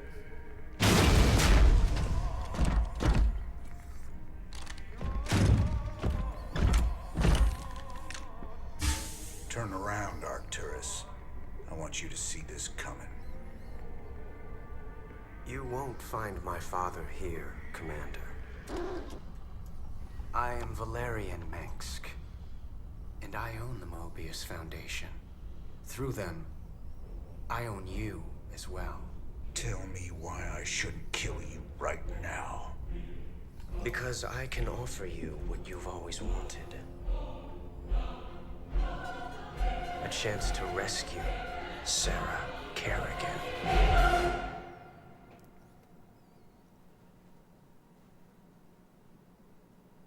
Yes, that is the same weapon, same bullet even, Kamek. So, The artifact fragments you've been collecting are of Zelnaga origin. With them, I can construct a device that will reverse the infestation that transformed Kerrigan into the Queen of Blades. You're the only man who's been close to her and lived to tell the tale. You know her tactics, you know her strategies. And I know you'd risk anything for the chance to bring her back.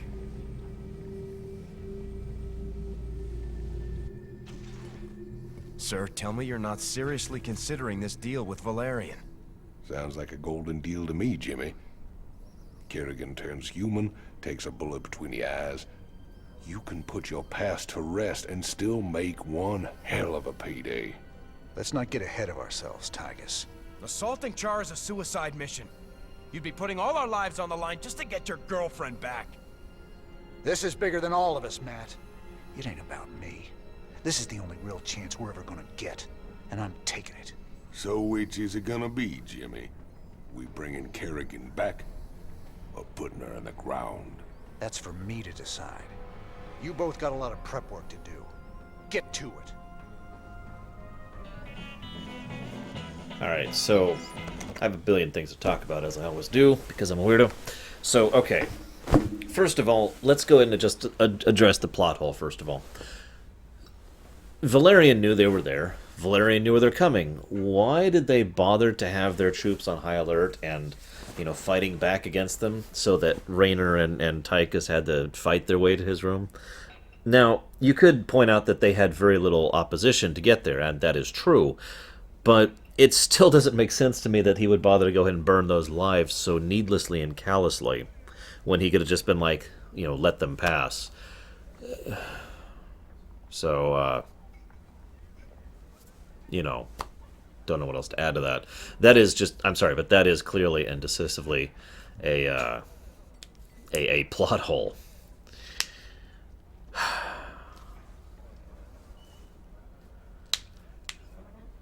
I know, Zed, I referenced that earlier. they really, really should have had it be should have made the optional missions be relevant to canon, because it is part of canon. It is extremely relevant. Matt actually knows Kerrigan is critical to the survival of their species, of every species, because Raynor actually told Matt that. So it's like, whatever. That could be Samurai. It could be explained away, but I feel like it's just a plot hole, so they could have the action moment. But whatever. It is also possible he didn't want witnesses. He could have literally put Mengsk loyal troops in the way rather than his own loyal troops. Okay, so God, I have so much to talk about. Valerian. I haven't talked about Valerian much lately. I'm not I think this is probably the best place to talk about Valerian. So Valerian is Mengsk's son. Valerian Mengsk. Let's just get that out of the way right off the bat. He is someone who he was born between Mengsk and some random prospector woman who is so irrelevant that I can't even remember her damn name. He was raised on Umoja in secret and kept safe for a considerable time. He and Mengsk have an unusual relationship between them. Mengsk doesn't like his son. Valerian doesn't like his father. And yet the really bizarre part is they both respect each other a fairly large amount. Valerian genuinely does think Mengsk has done great things with the Dominion, and let's be honest with ourselves, he has. But Valerian also is actually a much better person inside. He is actually a fairly decent guy. He starts off fairly pretentious because he hasn't faced the harsh reality yet, which we'll talk about in a moment. But he is actually a much more decent person than Mengsk, who was basically rotten to the core from the beginning. I feel at least part of that has due to upbringing. Remember, Mengsk was born in the Confederacy when the old families were still in power. So Mengsk was someone who was raised with a literal golden spoon in his throat, in his mouth, and like I said, Titans plot hole. Anyways, he was born with the golden spoon. He was the kind of person who was raised to know and respect that he was someone who was destined for power and all that kind of stuff. And of course, he was raised in an era where you could just seize power if you knew what you were doing, and Lord knows Mengsk did. Valerian was raised on Umoja, which, as we've already established, is the closest thing to a moral center that the Terrans actually have. And the emotions are probably the closest thing to a good guy organization that does not involve Raynor, although later they ally with Raynor, in the setting. They're also the ones who backed the Sons of Korhal against the Confederacy, and then later back the Raiders against the Dominion. Oh, excuse me. And yeah, Valerian is absolutely, well, okay. So he is still not what I would call a good person. He is not, a genuine hero type of person. But he is much, much better of a person than his father. His goal is, and he'll explain this in a bit, is not just to win, to take over the Empire. Because he doesn't actually want to usurp his father. As weird as that sounds, he knows that eventually he will become emperor, and he has actually been really pushing himself to be a good emperor, but in his own words, not just to be a better emperor, but a better person. He does not want to be the ruthless dictator who efficiently runs the empire for the good of humanity. He wants to actually make the lives of the Dominion citizens better. He wants to be the better man, the better person than his father. This is one of the reasons why this whole thing started. I have to point this out. This is the last time I'll bring this name, I swear to God. But Jake Ramsey is involved in Valerian's story a lot. All I'm going to say is that the main significance of Jake Ramsey to Valerian's story is Jake Ramsey informs Valerian of the prophecy. The one that Kerrigan needs to live in order for the galaxy to be saved. That prophecy.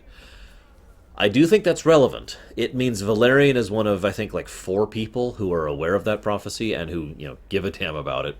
And it's also why he started on this path to trying to use the artifact and figure out how to rescue Kerrigan. Again, I want to stress that nobody at this point knew anything about Kerrigan and the Queen of Blades being separate beings, although Duran might have known, but you get my point. So at this point, he just thought he would fix Kerrigan and then, maybe she'd be better, or maybe she'd be willing to think about it. I don't know, something. Just kind of hoping for the best here. But the important thing that you need to understand about Valerian is he is very smart. He has a tremendous amount of book knowledge. He has 0 experience. He is the kind of guy who... I mean, you've seen this in fiction all the time, but I've seen this in real life too. He'll walk up all talk and swagger, and then when he's faced with reality, reality suddenly shows up and starts smacking him in the face. He's like, oh God, and has no idea how to deal with it, and he's just completely overwhelmed by it. Because, he's never actually had to do any of this stuff in real life before. The invasion of Char is a perfect example of that, but we'll get to that. The funny thing about Valerian, I mentioned how Mengsk respects Valerian. The biggest thing Mengsk respects about Valerian is that Mengsk kept trying to turn Valerian into another him. And he kept failing. And I feel like this is the second reason why Valerian is a better person. Yeah, no kidding, Samurai. I feel like the second reason why Valerian actually resists being a horrible, evil dictator is because his horrible dictator, evil father, kept pushing him to be a horrible, evil dictator. And you know how kids are, right? Rebellious, etc. Although I actually agree with that, Baronessa. We don't know if he will ever become a Luke Skywalker. But I definitely think he is Luke before he left Tatooine. That's pretty much the situation Valerian is in, excuse me. So let's talk about that cutscene in general. First of all, I already mentioned the big plot hole. And it's a big plot hole, let's just admit it. It's stupid. They did it because they wanted the cool scene. Am I willing to forgive that? Yes, because it was a cool scene. But it was still a plot hole, and it still deserves to be brought up, because it's dumb. That was dumb writing. Come on, Blizzard. You can do better than that. I've seen you do great writing, Blizzard. You don't have to make everything in service of the scene. Yeah, exactly, Zed. Screw you, Dad! I'm gonna become an altruist and a philanthropist just to piss you off! I'm gonna help all the peoples! Screw your oppressive regime! Yeah, like I said, Jose, we don't actually know yet. We don't really know what Valerian will end up being. I will say this. Valerian has proven himself many times, in Heart of the Swarm especially, but also at least once here. So I have hopes, basically. Yeah, that's true, Samurai. He also doesn't... one of the other things I've noticed is Valerian doesn't give a damn about revenge like Mengsk did. I've said it before and I've said it again. Mengsk's greatest flaw is his revenge fixation, his narrow-minded tunnel vision problem. If Mengsk was willing to let go of his desire for revenge against the Confederacy and against Kerrigan, think about how incredibly different Starcraft would have turned out. If the incident at Tarsonis had never happened. If he hadn't sold out Kerrigan, blah, blah, blah. No, I know. The Overmind would eventually just destroy the Sons of Korhol and the Dominion would have died. So once again, something horrible happened to prevent something even worse from happening. See the culling of Stratholme for another good example of this in Blizzard writing. But... at the very least, I personally think that Mengsk could have been a little less evil and things would have worked out, at least somewhat. The scene really helped showcase the kind of fighter Tykus is, and one of the reasons why he is so good, even as a Marine. They're two separate beings, Big Mama. Two completely separate entities, two different minds, two different souls. Whatever word you want to use, it doesn't matter. They're two different people. Whether they share the same body or not, and even that's kind of debatable. You're funny, Guido. Let's read. Now I gotta go over the cutscene because I had a few specific points. I mentioned the gun. This is very much a Jack Sparrow from Pirates of the Caribbean thing. Okay. There's a bit of a backstory to that gun. I'll be talking about that gun a little bit more when we talk about Tykus. Suffice it to say, Raynor has had that revolver for, I guess, close to about 15 years at this point. Virtually every major killing in his life that he has done that is significant has been with that gun. So he killed... I can't think of his name. The Paramount, or whatever his name guy is. He killed him with it. He actually killed him a second time with it. Long story. He's killed quite a few people with that gun, and so he's had this gun for forever, and he always keeps it around for the significant moments like this. He has had it loaded with a single bullet for a very long time, about 4 years at this point, and that one bullet is there for Mengsk. So he was actually he actually took that gun. He actually had the holster grafted onto his suit. It's not standard issue, just so he could carry the revolver around on him, just on the off chance he gets the opportunity to shoot Mengsk. As was asked earlier, yes, that is the gun and the bullet that he does not use to shoot Mengsk. He uses it to shoot Tykus. There is loads of symbolism in that, but we'll not go into that right now.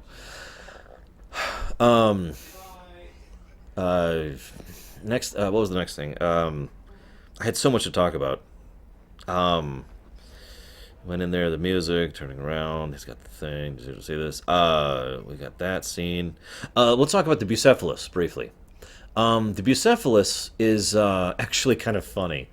It's very Dominion in mentality. You remember how I talked about how the Odin was very indicative of Dominion military doctrine? You know, big, loud, powerful, go, crush. The Bucephalus was them looking at the Hyperion, which, remember, is for all intents and purposes an Umojan ship, a theoretical, a superpowered Umojan built-up battlecruiser. And they were like, well, we could do better than that. And so they made the Bucephalus, which is literally designed to be a big, powerful Doom, new battlecruiser. It's not just a standard Minotaur. It is actually a class of its own, designed specifically to be that. Valerian actually took the ship, and is not the only person. It's not the only, not the only one he's taken. I'd make a joke here, but none of you have ever played Earth and Beyond, so you guys suck. No offense, it's not your fault. It's EA's fault for shutting the game down. Bastards. Thank you.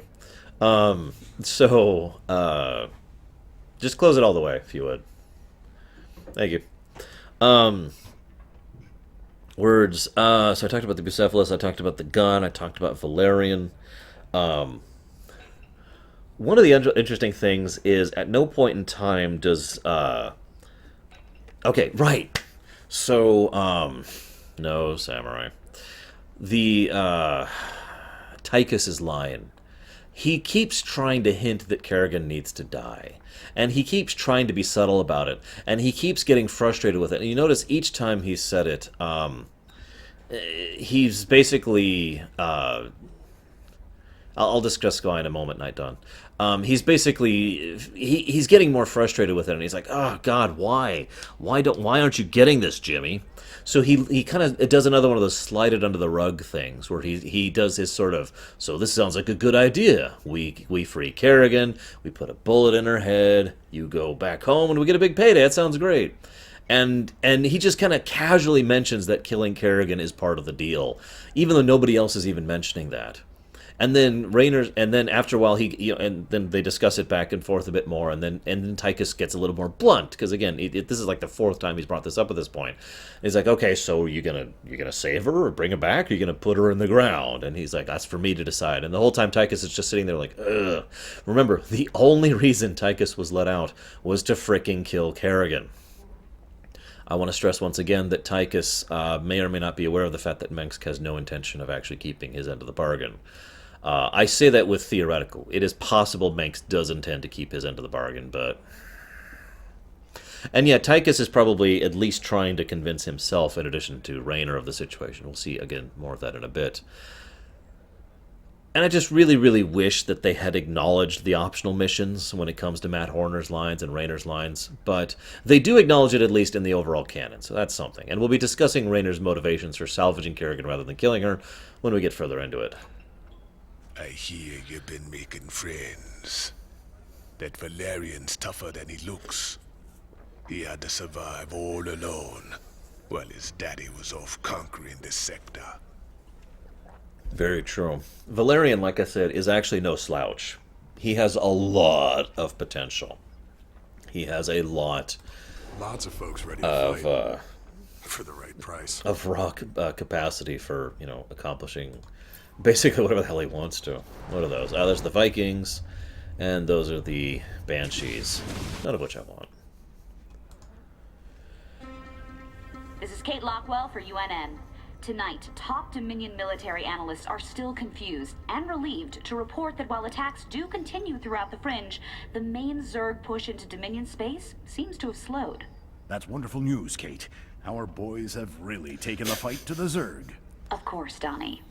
But there's also a sense that whatever the Zerg were after, they either got it or they've given up on it. We may never know. You heard it here first. So I feel like pointing this out. Remember how we were discussing possible motivations for the Queen of Blades coming out here? I feel more and more, especially replaying this, that it really was Duran pulling the strings. Her moving got so much of his plans in action, and the moment Duran gets all of the artifacts together with Raynor, with Valerian, all his chess pieces are in place, the Queen of Blades retreats back to Char. That's way too coincidental for me. I don't think that's a plot hole. I don't think that's anything. I think that is specifically... Wow, Bregman. I think that's specifically the point of what's happening there. And yeah, that was actual news. Isn't that weird? So this is the Banshee. Created by the Dominion military to terrorize colonists, the Banshee was used to great effect in urban and rural settings. Its agile, sneaky capabilities quickly propelled it under the front lines against the Zerg, Protoss, and Terrans. The DN-51 Banshee cloak generator is one of the most sophisticated pieces of equipment in the Dominion arsenal. When a Banshee is shot down, special teams are deployed to recover the generator or destroy it. I love this, by the way. The Dominion invent an amazing piece of military hardware, because the Banshee is actually very advanced and very deadly in lore terms. And they did it to go after people. Not enemy militaries, not the Zerg, not the Protoss. People in an urban environment. That is just so Dominion. Hello, Horus. So, what's the problem, Swan? What's the problem? You only signed us up with our mortal enemies. Every one of these boys lost family or friends to Mengsk. We're gonna be sitting on a powder keg pretty soon. Can't you see that? It ain't up for discussion, Swan. I gotta do this. So, we'll be seeing a lot of dissension amongst the ranks, and that makes perfect sense. From their perspective, we are joining the Dominion. Now, let's make this clear. That is a simplistic perspective. We are not joining the Dominion. We are working with Valerian, who is not the Dominion for all intents and purposes. We'll also be working with Warfield. We'll finally be talking about him a little bit. But I mention this because... on the one hand, it's like, really, guys? But on the other hand, it does make a lot of sense. These people have hated the Dominion since the Dominion existed. So it actually, I mean, why wouldn't they be so incredibly pissed off and frustrated and furious at the very idea of being near these people? I don't know how many of you out there understand that concept of a grudge. Admittedly, I don't, personally, because I'm not the kind of person to hold grudges like that. But... I can fully see other people who just like, no, I'm not doing this. I'm not dealing with this. I am not enduring this because this is wrong and this person can go screw themselves. I don't care what the mitigating circumstances are. I'm not even going to listen to what the mitigating circumstances are because they're not thinking logically, they're thinking emotionally. And that's actually going to drive a lot of the last arc of this chapter. Emotional response rather than mental response, logical response. It's also worth noting that most of the lower decksmen probably don't know the full extent of what's going on, especially not why. So these artifacts are the key to freeing Kerrigan. Pretty amazing coincidence Tykus just showing up out of the blue, offering us the job to collect these damn things. Statistically, sir, the probability of coincidence is minuscule. However, these artifacts do represent a power beyond our current scientific understanding. If anything could give the Queen of Blades pause, perhaps these are it? All this ancient alien hocus-pocus is a little out of my pay scale. I just pray that when the time comes, these things bring her back to me. The great irony of that is Raynor is probably one of the best equipped people to deal with that kind of, in his own words, ancient alien hocus-pocus. But yeah, I also like how the camera angle is there. So Raynor's talking to Stetman, and right behind him is this giant Zerg thing in a tank. That just amuses me. Yeah, what Zaid has is very much a grudge. I think that's a good way to put that. Sir, we're receiving a transmission from the Bucephalus. Prince Valerian's holding on the communicator for you. In a minute. Sir, I have to question your objectivity on this alliance. It's obviously a trap. I got it covered, Matt. I'm asking you to trust me. We were starting to make real progress against Mengsk. If we go after the Queen of Blades, we're throwing that away. This is bigger than Minsk. Matt, if we succeed on Char, we'll save billions of lives. Billions. Minsk can wait. I didn't sign up for this. You signed up to follow my orders. If you can't do that anymore, then get the hell off my ship! Sir. So that argument I find interesting. It's actually kind of uncharacteristic of Horner, although it does show just how much Horner really does not like Minsk. I'm sorry, granted, I'm thinking logically because I'm already in analysis mode, but I'm with Raynor on this. Even if this meant Minsk dominating the sector for the next several years, going after Kerrigan is still the correct choice here. She is the much greater long-term threat that you currently don't have a way of dealing with. This is someone... You're in a corner. Let's use a poker analogy. You're sitting here, and you've got two twos and two threes, and your enemy has a flush, and you're sitting here, and you know the enemy has a flush, and you're just sitting here like, okay, well, I've lost. This is over. And someone walks up and says, tell you what, for this hand, I'll give you another 2. And I'll just slide it into your hand, and you'll have it there. And you'll have your full house that you can go ahead and beat that, and you'll win. I think full house beats flush. It's actually been a while since I played poker. Anyways, so it's like, all right. And doing so will... Okay, this is a bad analogy. The point is, they have been handed an opportunity that's going to go away in the future. The Zerg are beyond politics. The Zerg are past politics, which is hilarious because we're going to see a lot of Zerg politics in Heart of the Swarm, which I love, by the way. But this Zerg Swarm, the one that is out there right now... Okay, I was correct. Thank you, Sigma. This Zerg Swarm, the Queen of Blades Zerg Swarm, this is not politics.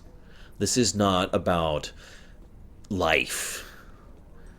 This is about survival. This is about endurance. This is about they're going to wipe out all of the Caprula sector, and all the Protoss, and all the humans, if left being. And that's ignoring the hybrid aspect of things. And Raynor has seen what the Swarm will be used to do in the future, if everything goes according to Amon's plan. I don't care if the game acknowledges it or not. Raynor has seen it by this point in time. So, yeah. I'm sorry, Raynor is in the right on this one. I understand everyone's knee-jerk reactions. Really, I get the emotional impact. I know exactly what it's like to knee-jerk react emotionally. But when you put yourself out of it and you stop for a moment, it's like, okay, let's think about this. Raynor is clearly in the right, and it doesn't have anything to do with him wanting his waifu back. It has nothing to do with him being a romantic, wanting to get his girlfriend back. And I get really sick of people who don't like this game constantly bashing about how stupid Raynor is for throwing everything away for his gonads. That is not what Raynor is doing here. Option 1. Remember, he doesn't know Kerrigan and the Queen of Blades are two separate people. So option 1. Kerrigan is freed, but she's still evil. So she's dead, and the galaxy is saved. Option 2. Kerrigan is freed, but she's willing to convert, so she joins their sides, and they go up against the hybrids, and the galaxy is saved. Option 3. Kerrigan is saved and redeemed and joins their side, and everything's great, and the galaxy is saved. I mean, I could keep going down the list here. But this is all about the long-term benefits of actually trying to do the big things. Raynor is doing what he is best at here. He is being a leader. Horner may be the administrator, and Tykus may be the fighter, and the people down in the other may be, Swan is great at engineering, and Stetman may be good at science. But of all these people, the one person who is really good at leading is Raynor. He is making the hard call. He is saying this is an opportunity, forgive me for quoting Minsk, that we cannot miss, and he's right. Even if this is a trap, even if this is wrong, even if this fails, this is still the right call because the opportunity of the possibility of it succeeding severely outweighs the detriments. And he knows that. And he is making the right call. And I feel bad for Raynor because when he is finally manning up and making a choice like he hasn't been for the last 4 years and the rest of this game, doing so has all of a sudden all his crew turning against him. And it's not until a later scene that will actually turn around, thankfully. So... yeah. You sure about this? You gotta know Minsk is gunning for you. He'll hit you in a way you'll never see coming. I can handle Minsk, Tykus. Just watch your back, old buddy. That's all I'm asking. I said I can handle it. If you don't want to be a part of this, you can take your 30% and go. Now notice how defensive Raynor's been getting, too. You can tell people are really starting to get under his skin. I also really feel like Tykus here is just trying to be like, dude, in his own quiet way, trying to warn Raynor without actually saying it. You might be like, well, why doesn't he just say it? Because he's being monitored 24/7. We've already talked about that. There is someone, it might not be Mengsk himself, but there's someone watching all of Tykus' movements. So if he actually says, hey, you know, it's over for Tykus and he can't do anymore. So, yeah, and that foreshadowing, that hit me, Titans. I like Tykus. He's a good guy. I suppose I could see that Hero Mystic. It's funny because there is actually a book that covers Raynor's attempt at revenge against Kerrigan in between Brood War and Wing of Liberty. I'm not trying to dismiss it. I'm just saying it is funny because there is actually something in the EU of Starcraft where he actually does try to go after Kerrigan, and that doesn't turn out very well. Ah, Commander Raynor. I thought we might discuss the expedition to Char. Now... This is a dangerous game you're playing, kid. What's your stake in all this? Jim, I really think we should... I like his approach to Valerian here, by the way. I can see why my father wants to kill you. I asked you a question. Everyone wonders if I will be as good an emperor as my father. But I want something more. To prove that I will be a better emperor and a better man. That shouldn't be hard. If I reform the worst mass No murderer in kidding. history, make her human again, teamed with the famous outlaw Jim Raynor, that's all the proof I'll need. So I'm just a cog in your machine. If it gets you what you want, do you care? Guess I don't. So, I want to point out that kind of makes Valerian seem like a snot. And that's because he kind of is. But I want to stress, again, that's what I was talking about earlier, the lack of experience thing. He's got the talent there. It's raw. It's unrefined.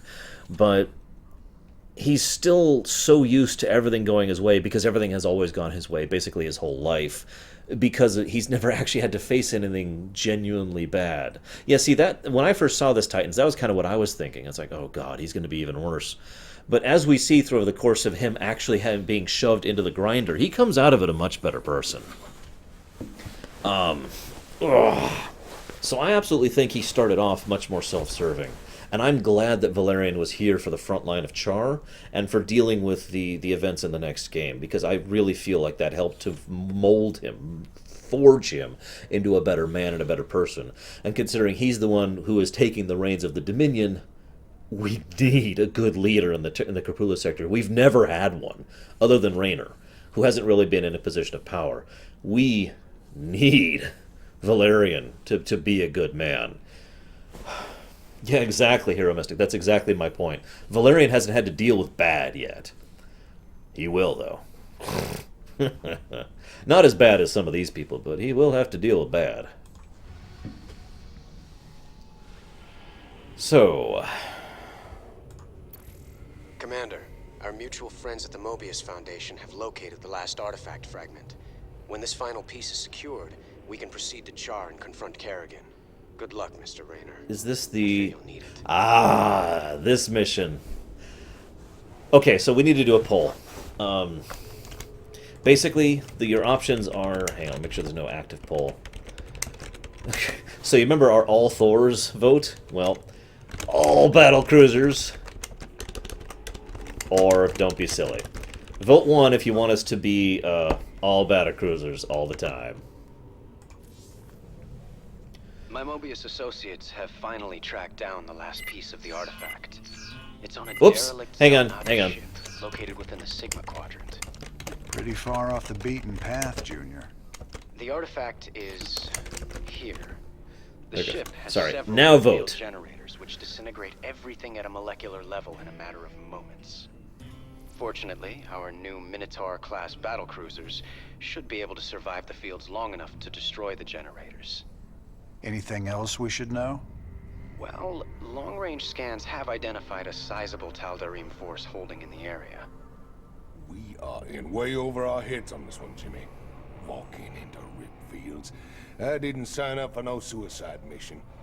We should just take the money and run. Getting cold feet, Tykus? I lost 9 years in prison on account of you. Ain't tossing what's left of my life away just so you can rescue your little princess. Remember, you own me, partner. Not enough to quit on something like this. You're relieved. You can sit this one out, partner.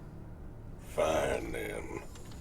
You know where I'll be. After this is the great cutscene, and then we'll talk about Raynor and Adjutant, Tykus. prep the ship for jump.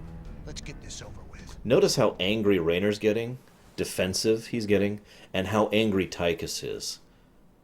God, my heart goes out to Tykus.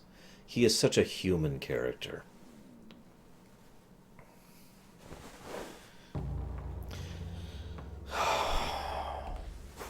He really doesn't want to go through with any of this. Caution. Anomalous gravity distortion detected. There's the first rip field Valerian talked about. The battle cruisers should be able to survive long enough to destroy the generator, but only if they concentrate their fire. Got it. This might actually be my favorite mission in Link to Liberty. This is fun. So this is a Xel'Naga Worldship. We picked Tosh, hero.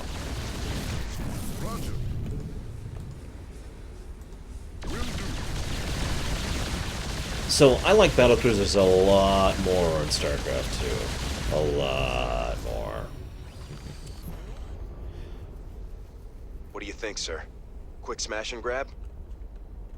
We're gonna need more than a couple of battle cruisers to blast our way through. Take your time, Commander. I'd rather do this right and get the artifact. So, this is a Xel'Naga Worldship. This is one of my favorite terrains, too. You can see bits and pieces of it in the background. Back there. You can also see bits of the Worldship that are rotating around it. You see those giant chunks? We'll be lucky to find any normal resources here.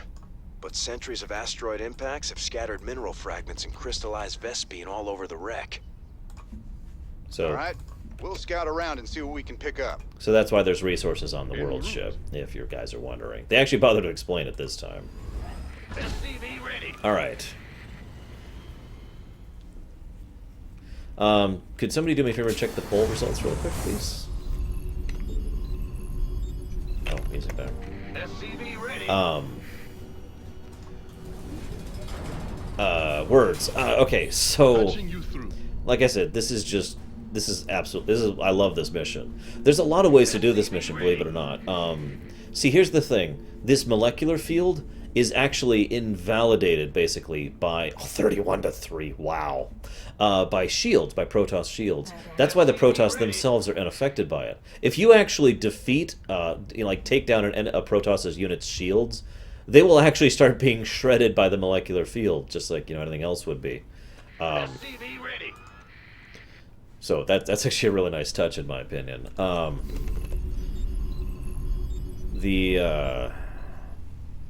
People like the silly, apparently. Yeah, whatever. Also, this is probably my favorite terrain mission, just in terms of sheer aesthetic. Again, this is a world ship. We actually read about this all the way back in the original StarCraft manual. This is what the Xel'Naga Not enough minerals. used to get around. 2857, roughly, night done. So, this is actually a normal ship for the Xel'Naga. They only had a couple of these. Remember, the Tal'Darim were the ones who went with the Xel'Naga, were the Protoss who went with the Xel'Naga rather than staying behind, and I'm making the wrong units. Rather than staying behind and, like the rest of the Protoss. That's a fair enough point, Samurai. You got it. Does anyone remember where it is? Because I don't know off the top of my head. Go, go, go! Yes, Commander. Hi! Acknowledged. I'm looking forward to seeing the new tile sets. I haven't actually poked at them myself. I've been very careful about avoiding everything. I want to be surprised by stuff as it comes in. Some people think spoilers only relates to story stuff. But think about how many moments or how many things you wouldn't have thought of that were as cool as they were if you didn't enjoy them when they came out. That's one of the reasons I have that no men policy, because I want to enjoy everything pretty much fresh, not just plot points. Some people think no spoilers means, oh, well, I won't tell you that, you know, it was his sled. No, I don't want to know anything. I want to go in blind. That's one of the reasons I start doing the whole blind run thing. Anyway, so these Tal'Darim went with the Xel'Naga to their next journey, which was trying to make the Zerg, and eventually, when the What is it? when the Xel'Naga were wiped out by whatever they were wiped out by, and I point that out because it's possible it wasn't just the Zerg, but Amon might have had a hand in that as well. The Tal'Darim took this Worldship, which is again a ship the size of a frickin' continent, basically. Well, maybe a country, not a continent, and wanted to go off and just kind of roam the stars. All of the Tal'Darim, I mentioned this earlier, all the Tal'Darim we've met in this entire game so far have been Worldship Tal'Darim, the religious zealots, the one who revere the Xel'Naga overall, but are not the specific followers of Amon, and are not the ones that are working for Duran. We will be meeting those guys in Heart of the Swarm. Once again, I do kind of like the fact that there's factions within factions. It's a nice touch. No, Titans! No! How could you? Oh, sorry, guys. Spoilers. Spoiler alert. It was his sled. Sorry. You called in the fleet. My bad. Oh, really? So we're on casual. I probably don't need a full fleet for this. It just kind of occurred to me. But yeah, that's why it's no men, not no spoilers. No mentioning. Yes, sir. For those of you who weren't aware, they're there for the no men thing. That's what no men stands for. No mentioning. Wow, yeah, 4 battlecruisers might be enough for this mission. Good God. Look at this. Mineral field depleted. I'm listening. Let's do this. I'm going. We could use some help here.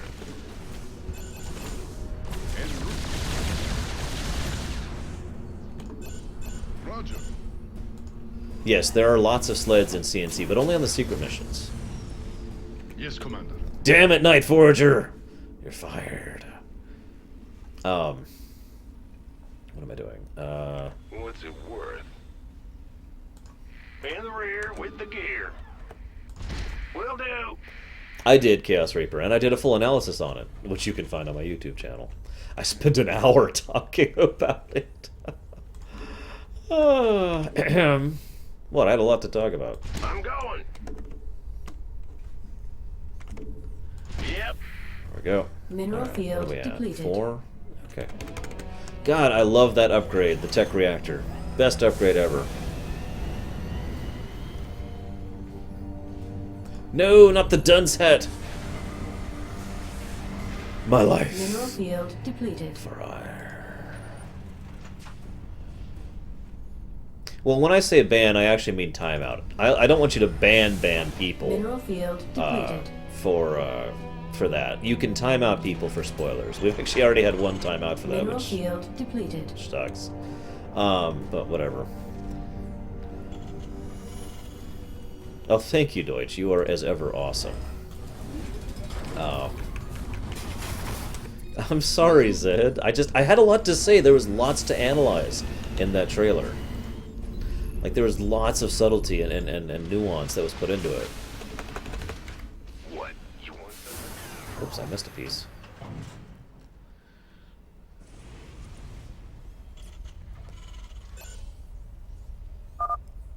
We are running low on minerals at this location. Yes, I know. Additional mineral supplies have been located nearby. Thanks, Navi, or whatever. Armed and ready. What is it? You. Who called in the fleet? Alright, 6 should definitely be enough for our first expansion.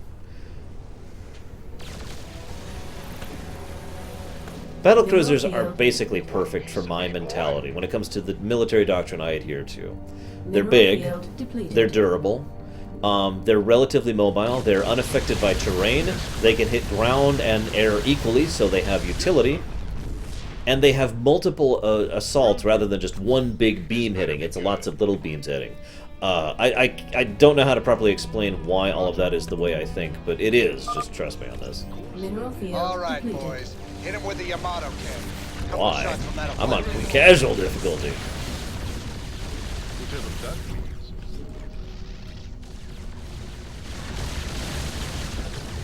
You're good, Sethos. I knew what you meant. Everyone else was answering it for you. Yes, this is Wings of Liberty, the first Starcraft 2. Wow, that field does not do a lot of damage on casual, does it? I have DE, but if you have any questions of it, you are more than welcome to ask. So, several of these early ones are, these early fields are pretty easy to bypass, all things considered. These later ones actually intersect, in some cases, in 3 ways like this, or in a couple ways like this. So this mission can actually get pretty rough on hard difficulty. I've never played this one brutal, obviously. I haven't gotten this far on brutal. Yes, Commander. Antaro Tassadar, friend Reno. Real Protoss! The Tal'Darim have imprisoned all who oppose them. Release us, and we will gladly fight at your side against them. Probably not, Samurai. Well, thank you, Papa Kush. Appreciate it. As I often say to anybody who's new, welcome to my stream. Please don't be a stranger. If you have any questions, you want to talk, you want to chat, I like to chat with my viewers. I may not always keep up, but I do try. Okay, God, we are super low on Vespine. Look at that. Yeesh. Upgrade complete. Here, come here. Where's my guys? Oh, right. I can make that work. I can make that work. Come back. Land here. Actually, can I just load some SCVs? This is gonna be funny. Let's get up here.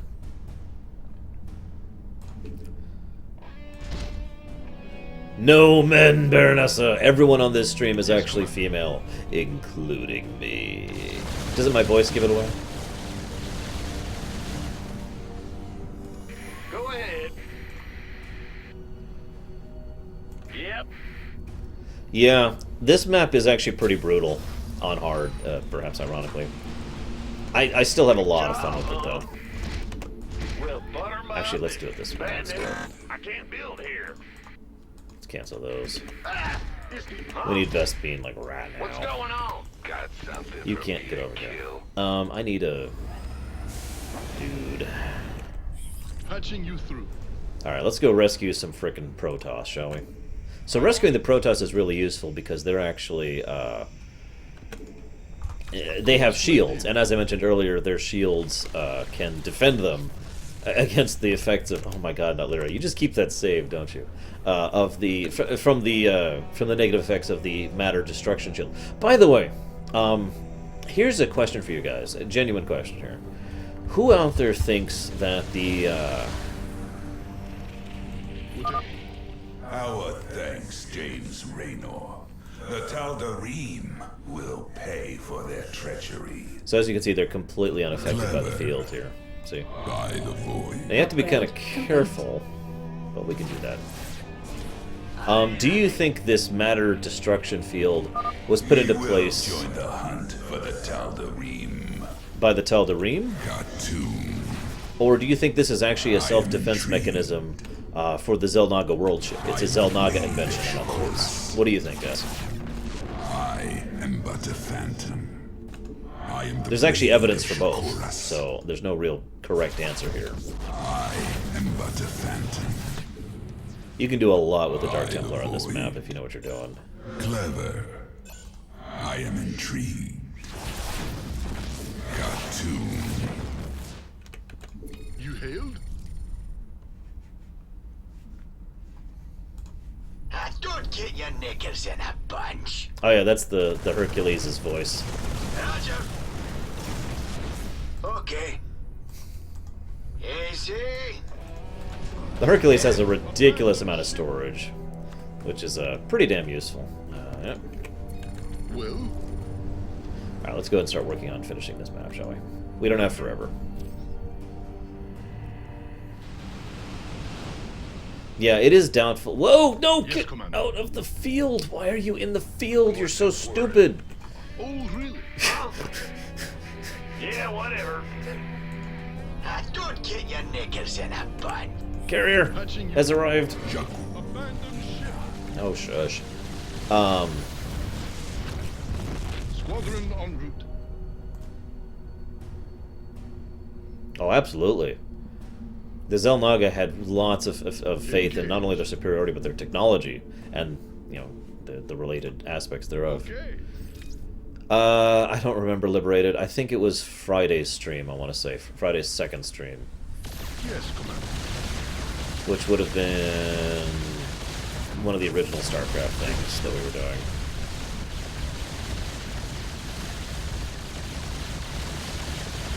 Oh, you're talking about the... Wait, hang on. Which cinematic are you talking about? Oh, crap, what? Yeah, The vault. You're very close to the artifact. I like how they seal it away, just to be dicks. Make peace with your gods, defilers. You will now answer for your crimes. That Protoss mothership is formidable, sir. Scans indicate it's capable of cloaking nearby friends and phasing enemies out of existence for a short time. Ah, the Legion one. Yeah, I talked about that Friday. If you mean the movie, I haven't actually sat down and done a really analysis of the movie trailer. I actually haven't done an analysis trailer, or of the Legion trailer yet either, not a full analysis one. But, like I said, if you want to talk about it, if you want to ask about it, I've been getting tons of questions about it. Course laid in. My blades thirst for vengeance. Oh, you'll get vengeance. Service. Trust me. You hailed? Yeah? Got something for me to kill? Yeah, kinda. On the way. I'm going. Why don't you... Additional supply depots What? required. What? Big job, huh? How many do I need for that? Oh, I need a lot Yes, for that. sir. Yep. Oh, really? Let's go ahead and skip Whatever over that here. means. I didn't really have much to say about the WoW movie trailer. It looks like a generic trailer. That's really the summary of my thoughts on it. Not bad, just very generic. The Legion cinematic is freaking amazing, and as ever, huge amount of symbolism and significance to this trailer, just like most actual Blizzard cinematics are. And I love the fact that it leads directly into the game. I love the fact that it is the continuation of the plot arc that's been going for some time, and I do very much feel like this is going to be the end of the third arc of WoW, or Warcraft, rather.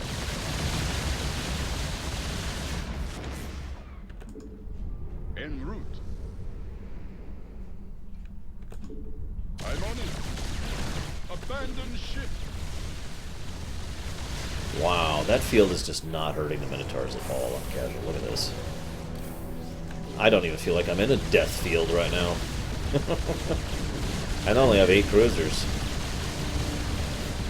Whatever that means. Well. Yes. I will agree with you on that, Fairness. Absolutely. Base is under attack. That's. I actually know exactly what I think the fourth arc will be, Titans. The war against the Titans.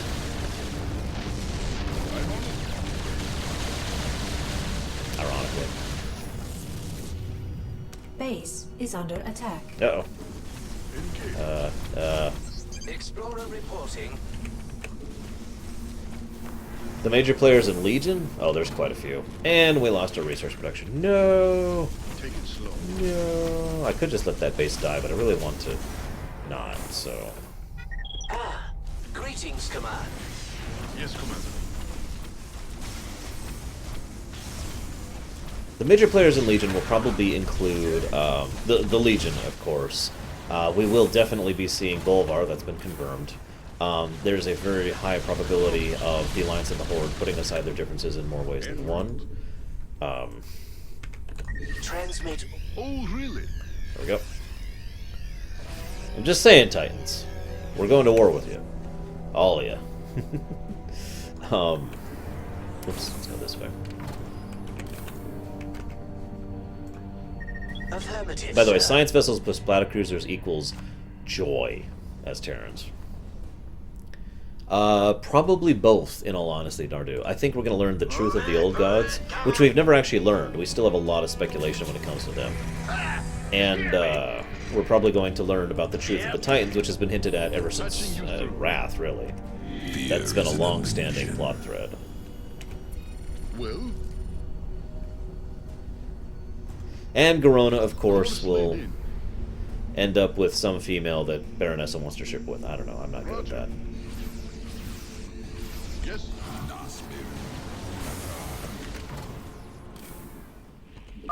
Truly, you bring freedom to all, friend Raynor. Damn right.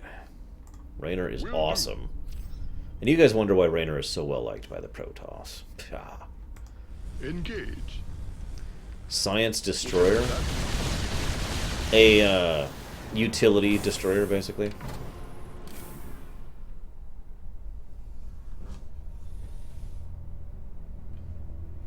That's terrifying that you noticed that, Big J. It is worth noting that they didn't actually evolve in the strictest sense of the words. Oh my god, where's the rest of the fleet? No losses, no losses! Take out that sucker. Or he can warp away. Now, see, my point here is the Protoss were adapted and controlled and turned into what they are by the Xel'Naga. So I think the real question here is, what the hell is wrong with the Xel'Naga? Do the Xel'Naga want nipples? I mean, that could be, because remember, host species, as we've already discussed.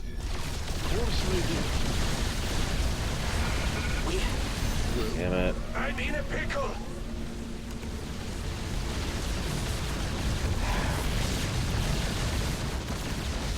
I sure hope so. Hope not, Big Mama. Base is under Yeah, attack. you're right. I should probably just end this instead of trying to win normally. You get up there. Oh, really?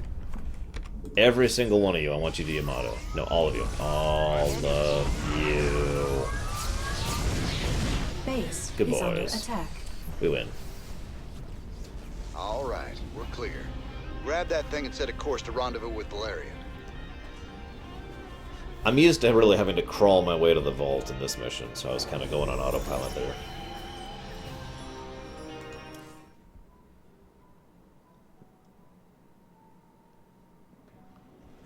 Apparently, Shmidov. I wish I had more to talk about the Worldship, but I really don't. Basically, the Worldship was just a big old mess of we have no idea what's up with it.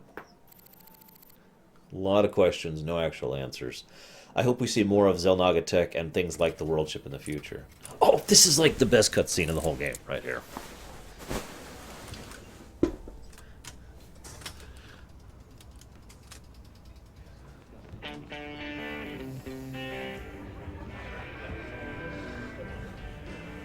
Hey, you boys gotta wake up. Raynor sold us out. I joined this outfit to fight the Dominion, not work for him. Everybody simmer down. We trusted the commander before. We should trust him now. We trusted him before, we should trust him now. Can't trust that drunk. Jim Raynor's nothing but a spineless coward. You've been nothing but poison since you got on this crate. That right. By the way, notice Tykus is really drunk. He's not just drunk, he is smashed. The sooner you peons figure that Heard out. about enough of this.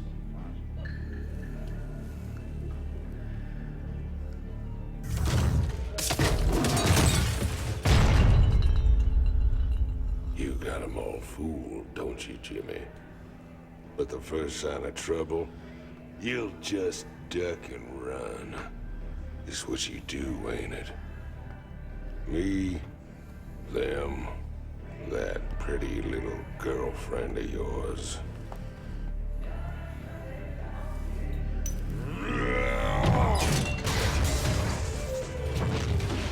So, this is so awesome. Raynor is fighting a guy in power armor. He doesn't have a gun. And if that punch had connected right there, Raynor would be dead. You gotta understand, that's a man who's very drunk in power armor. Don't do something you're gonna regret, Tykus.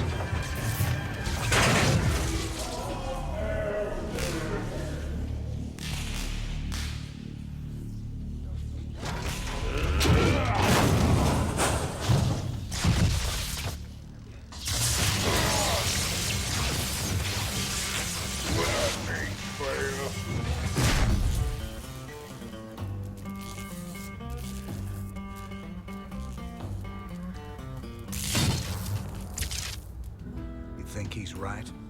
I'm just gonna run out on you? You got us working for the Dominion now, Commander. Taking us back to Char. It's like you're gone already.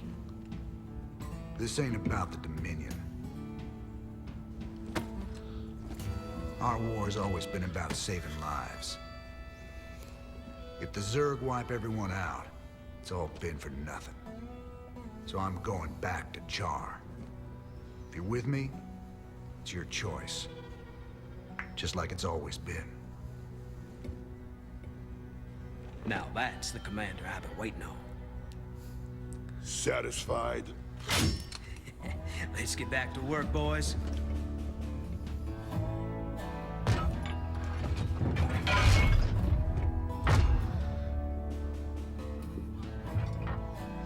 I don't want to have this conversation again. And fix my damn jukebox. And then he can't get up.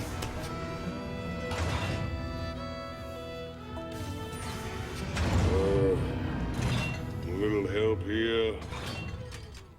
Anybody? Alright, guys, I'm just gonna warn you, I'm gonna be talking for like 20 minutes. I got a lot to say about that. This is the moment I've been waiting for to really talk about Raynor and Tykus. So,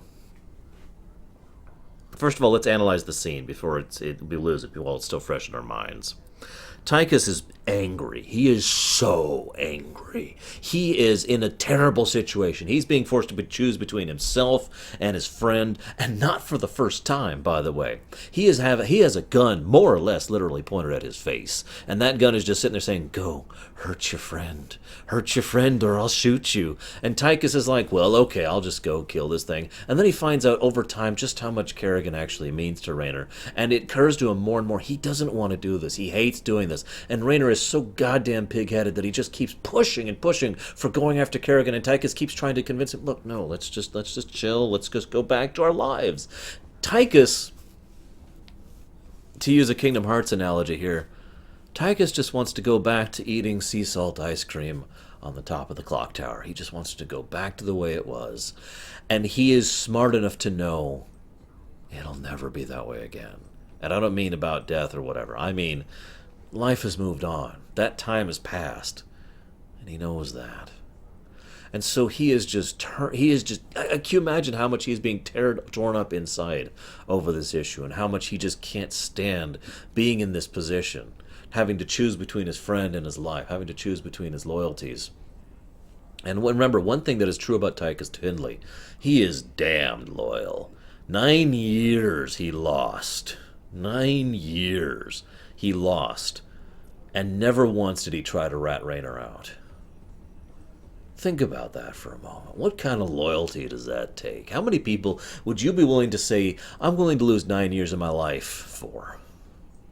Now, if you're not really getting the impact of that, try to picture what you were like in 2004, or excuse me, wrong direction, 2006. Think about how you were doing in 2006, and how much has changed since then, and how much has come out, and all the events that have happened. Think about all that gone for the sake of a person.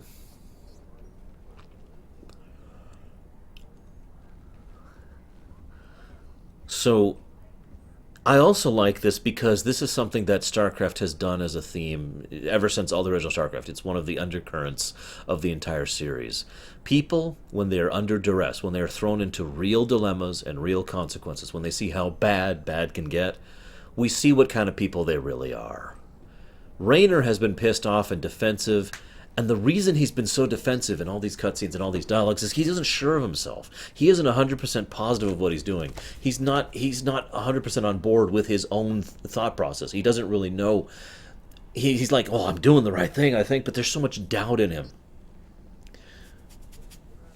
Tykus showing up and being willing to pound the crap out of him, having to fight him like that, that's what turned Raynor around. He suddenly had to face a real serious threat, even if it was just a personal one. And that's what made Raynor realize he was making the right decision for the right reason. Made him accept his own doubt and say, "Nope, I know what my reasons are." And like he said to him, our war has always been about saving lives, not the Dominion. And if you want to leave, that is your option, just like it always has been. Because they don't exactly conscript in the Raiders. Everyone who's joined the Raiders has been a volunteer. As I said before, Raynor is a leader of people. He is great at it. And I love how with one swift motion, he basically reclaims the loyalty of everyone. And I gotta be honest, if I was in that room too, he probably would have gotten my loyalty back too. Now, the other thing that really gets to me is Tykus understands the significance of the act he just took. He's had that jukebox for a long time, since before the original Starcraft, actually. That's Raynor's jukebox from back when he and Tykus were together. Tykus specifically choosing to try and attack him with that jukebox is him sending a message of just how wrong and terrible everything is, and how much Tykus is just pissed off. He's trying to get through to Raynor. And that's one of the reasons why, you know, as much as that's a joke, that final line, "and fix my damn jukebox," has some weight to it. I also want to say that some people argue that Raynor is not all that impressive for taking Tykus down, even though he managed to do it non-lethally against a man in power armor who also happens to be a damned good fighter. But they argue that Tykus wasn't actually trying to kill him. Debatable. That punch that Tykus threw would have actually killed him if it connected. But you could argue that Tykus wasn't trying to kill him. That is debatable, but I will say this. A very drunk man, and again, he was not just drunk, he was smashed. A very drunk man in power armor is a very dangerous thing. So, even though it's very likely, hey Summer, that Tykus wasn't trying to kill him, and I think that's true, I absolutely think that Raynor was still damned impressive for being able to take him down like that. Non-lethally, too. Let's talk about James Raynor. Jimmy was born in Marsara a bagillion years ago. Like I said, he's in his 30s at this point in time. He was grown and raised out there by his parents, who were actually pretty good folk. And because they were pretty good folk, they were crapped on their entire lives. Because this is the Caprula sector, and that's how that works. Good people usually don't end up being at the top of the heap in this place. And it's especially under the reign of the Confederacy. So they kind of barely managed to make ends meet, and things were bad. And then the Guild Wars started. I've talked about those before.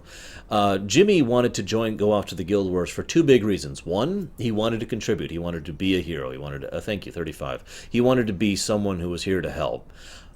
But there's another reason. This is just disgusting. People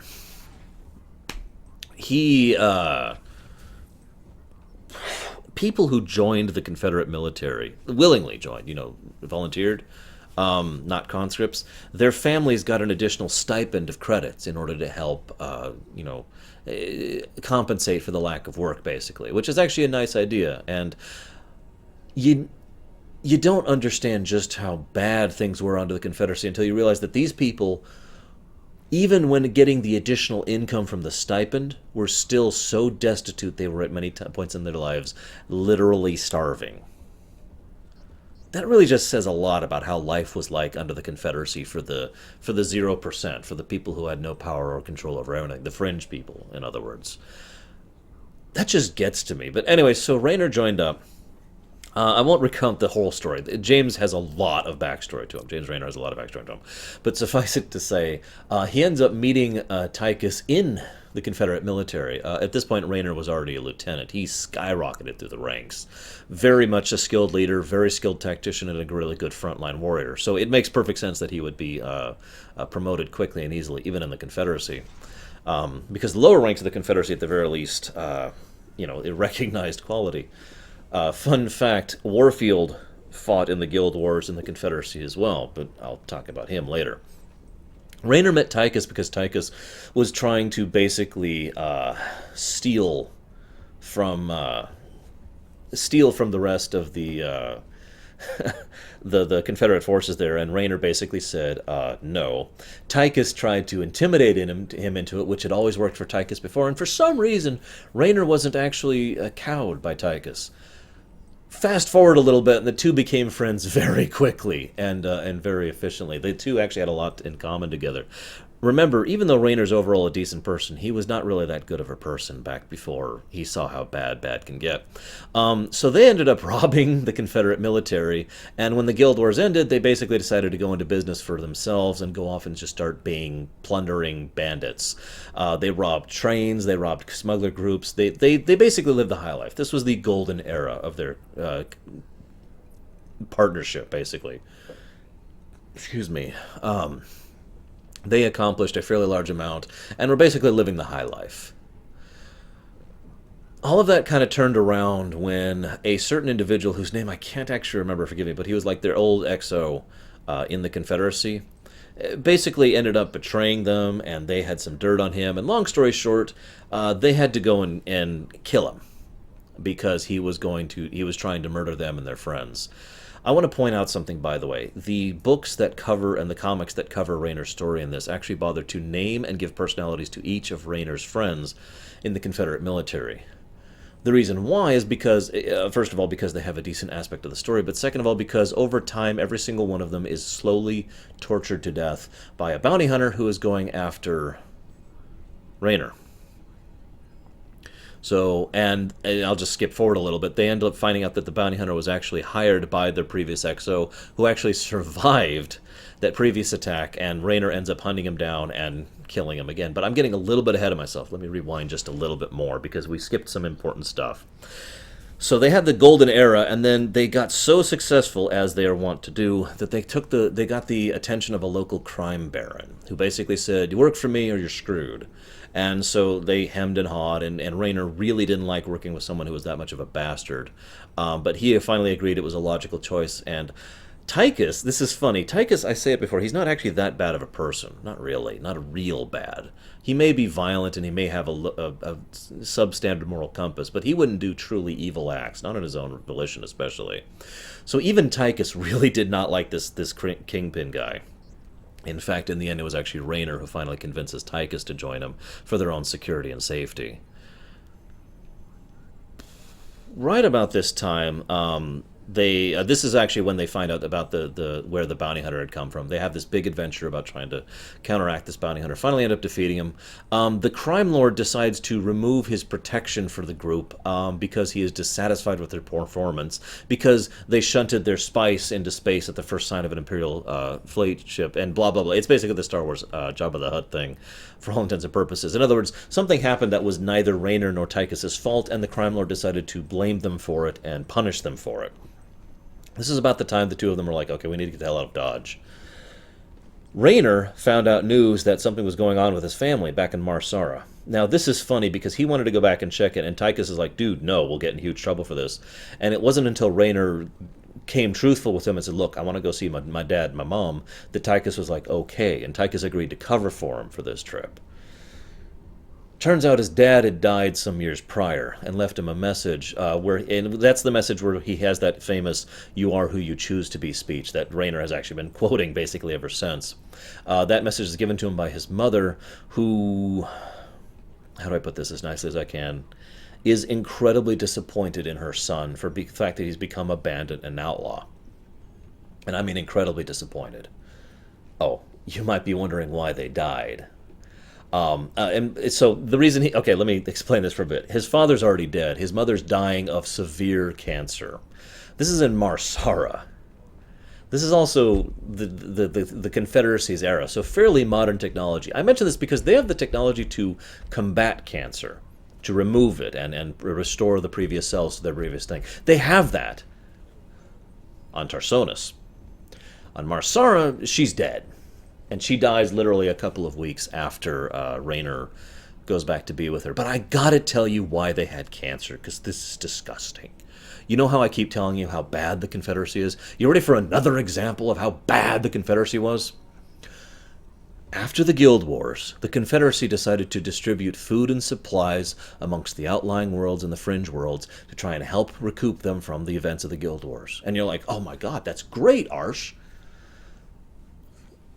The material that they shipped food in was a heavily caustic, not caustic, I'm using the wrong word, a heavily volatile, heavily, I don't know what, it was a bad material that caused severe overgrowth of cancer and everyone that just handled it. This is just like the box gives you cancer. And they put food in these boxes to give to the colonies. I don't even have words for how disgustingly negligent that is. I really don't. A lot of people died for that one, including Raynor's mother. So he goes back, and this is when he and Tykus have a row, and they're like, okay, this crime lord has decided not to support us. We need to get the hell out of Dodge. And they both agree to it, and they're like, okay, we're going to do one last thing to get some money together, and then we're going to blow. We're going to get the hell out of here. They go on this final heist, and they discover that they are robbing for basically a place that was giving medical support away to hospitals and whatnot. They're robbing a charity, basically. A real charity, by the way, not a front charity. Possibly worse, Shadow, but yeah, that's the direction we're thinking of here. So Raynor just can't deal with this at this point in time. You know, robbing the charity was just over the line for him. And that's when Tykus says something, and I wrote this quote down. I mentioned this earlier. You might have wondered what I was talking about without context. They ended up in a shootout with the rest of the crime lord's people there, whose name I don't even remember, and it doesn't actually matter that much. And they actually ended up, because of that shootout, because they were fighting against the crime lord's men, the local authorities, the Confederacy militia, had a chance to catch up to them, and they were going to get caught. And then Tykus decided, he came up with a plan. Tykus would stay behind and hold them off and distract them and get all their attention on him, so that Raynor would be able to flee, and all of the blame for this heist would go on Tykus, and Raynor would be scot-free. He would be good to go. And I'm just going to quote this. This is, Tykus says this to Raynor, because Raynor says, no, dude, I'm with you. Remember, at this point in time, Tykus and Raynor have been together for about a little over a decade. They have spent basically just the two of them. They were truly Nakama at this point in time. And Raynor is like, no, there's no way in hell I'm just leaving my buddy behind. And Tykus says, and I quote, "You once agreed with me when I said I'd never done a noble thing in my life, that I never could, that I wasn't capable of it. I thought you was right, but you ain't. Go on now, get out, get clean, and do something with your life. You got the chance to do that. Don't take that away from me. Not here, not now." And Tykus Findlay sacrificed his life so that Raynor could have his. Not in terms of surviving, so that Raynor could get out and have a life.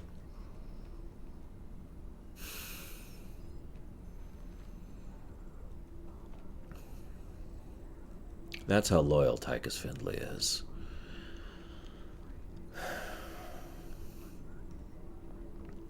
Raynor got out, got clean.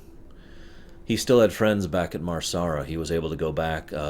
He was offered a job as a deputy for the local marshal, whom he would later actually end up taking the marshal position from. He did a good job. He actually met a woman, got married, had a son.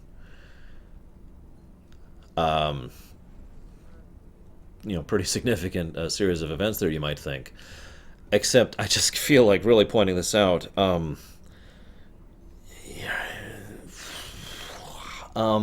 Raynor's son was gifted, had psychic potential.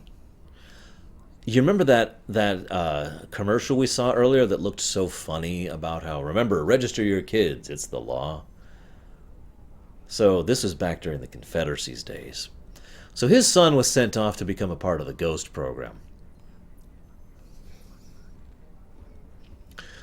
His wife died from grief when they find out that he, So that left Raynor with the marshal position and a planet where his father, mother, wife, he had lost everything. He had lost absolutely everything. It is a worthwhile point of note that the writers of Starcraft have gone on word saying they have deliberately left the door open so it is possible his son is still alive, if they ever want to do more stories with him in the future. But I assure you, if he's alive, he wishes he wasn't. Well, I've already told you how bad the Confederacy's Ghost program was. And then this guy named... I'm sorry, I don't give a damn about canon. Then this guy named Matt Horner shows up. Comes the new magistrate over the area. And I think you know what happens from this point onwards. That's James Raynor's story, and Tykus Findley's story. But as Sigma pointed out, Tykus Findley went through hell and back, got out, was pushed directly into the path of Raynor, and you just kind of admit, Raynor was just like, oh yeah, this is great and wonderful, and I'm going to, I'm finally going to see my friend again, and he sees a drunk in a bar. And you just got to think what's going through Tykus' head. I sacrificed my life so you could have this. I often wonder if Tykus and Raynor have ever had a chance to catch up, so that Raynor could tell him all the garbage that he's been through in his life. The Protoss, the Zerg, the Sons of Korhal, the Confederacy, the Dominion, the death of his family, So, all of this really helps highlight why Tykus acts the way he does to Raynor. And again, is one of the things I find to be the most beautiful irony. It's been mentioned so many times by so many of my chat members and me as well. Kerrigan was well after that. Well, Kerrigan was like right after that, I should say, in the original Starcraft. I guess I should mention something about that while we're at it. There were actually quite a bit of missions and actions that happened that we didn't see in the original Starcraft for the reasons I've already talked about. They can't show every single aspect of the war against the Confederacy, but I want to put it to you this way. Raynor and Kerrigan had a lot of natural chemistry together. I don't just mean romantically. I mean, they actually got along well, and they worked very well together. Mengsk, being Mengsk, saw that and immediately assigned the two together. It depends on how you define it, serious, but basically there are some holes, yes. But overall, it is still canon. This isn't Star Trek. Most of the things are canon with each other. Anyways, so Kerrigan and Raynor did a fairly large number of missions. We only see them together for 4 missions in the original Starcraft. In the actual lore, they were together for more like 30-ish missions. They did a lot together, and they grew very, very close and very, very connected, both first in terms of friends, which is how you do a proper relationship, and then romantically. I mention this because they actually have a discussion quite literally right before the Battle of Tarsonis about whether or not they should actually allow themselves to be romantically attached together. Both of them cared about each other. Both of them felt for each other. At this point, it was probably just infatuation plus friendship. Now, that's a good basis for a relationship, but who knows if it would have actually worked out or not. And then Tarsonis happened. I'll be discussing more about why that's significant when we get to the Kerrigan aspect of things and why there is this new relationship between these two people. But I just want to point that out because it's like it was slowly building a friendship, and then close friendship, and then great camaraderie, and then romantic feelings, and then BAM! She's gone, and she's a Zerg now. Just picture the kind of gut punch that had to have been to Raynor. You ever wonder why he still carries around that picture in his pocket? But we're talking about Tykus.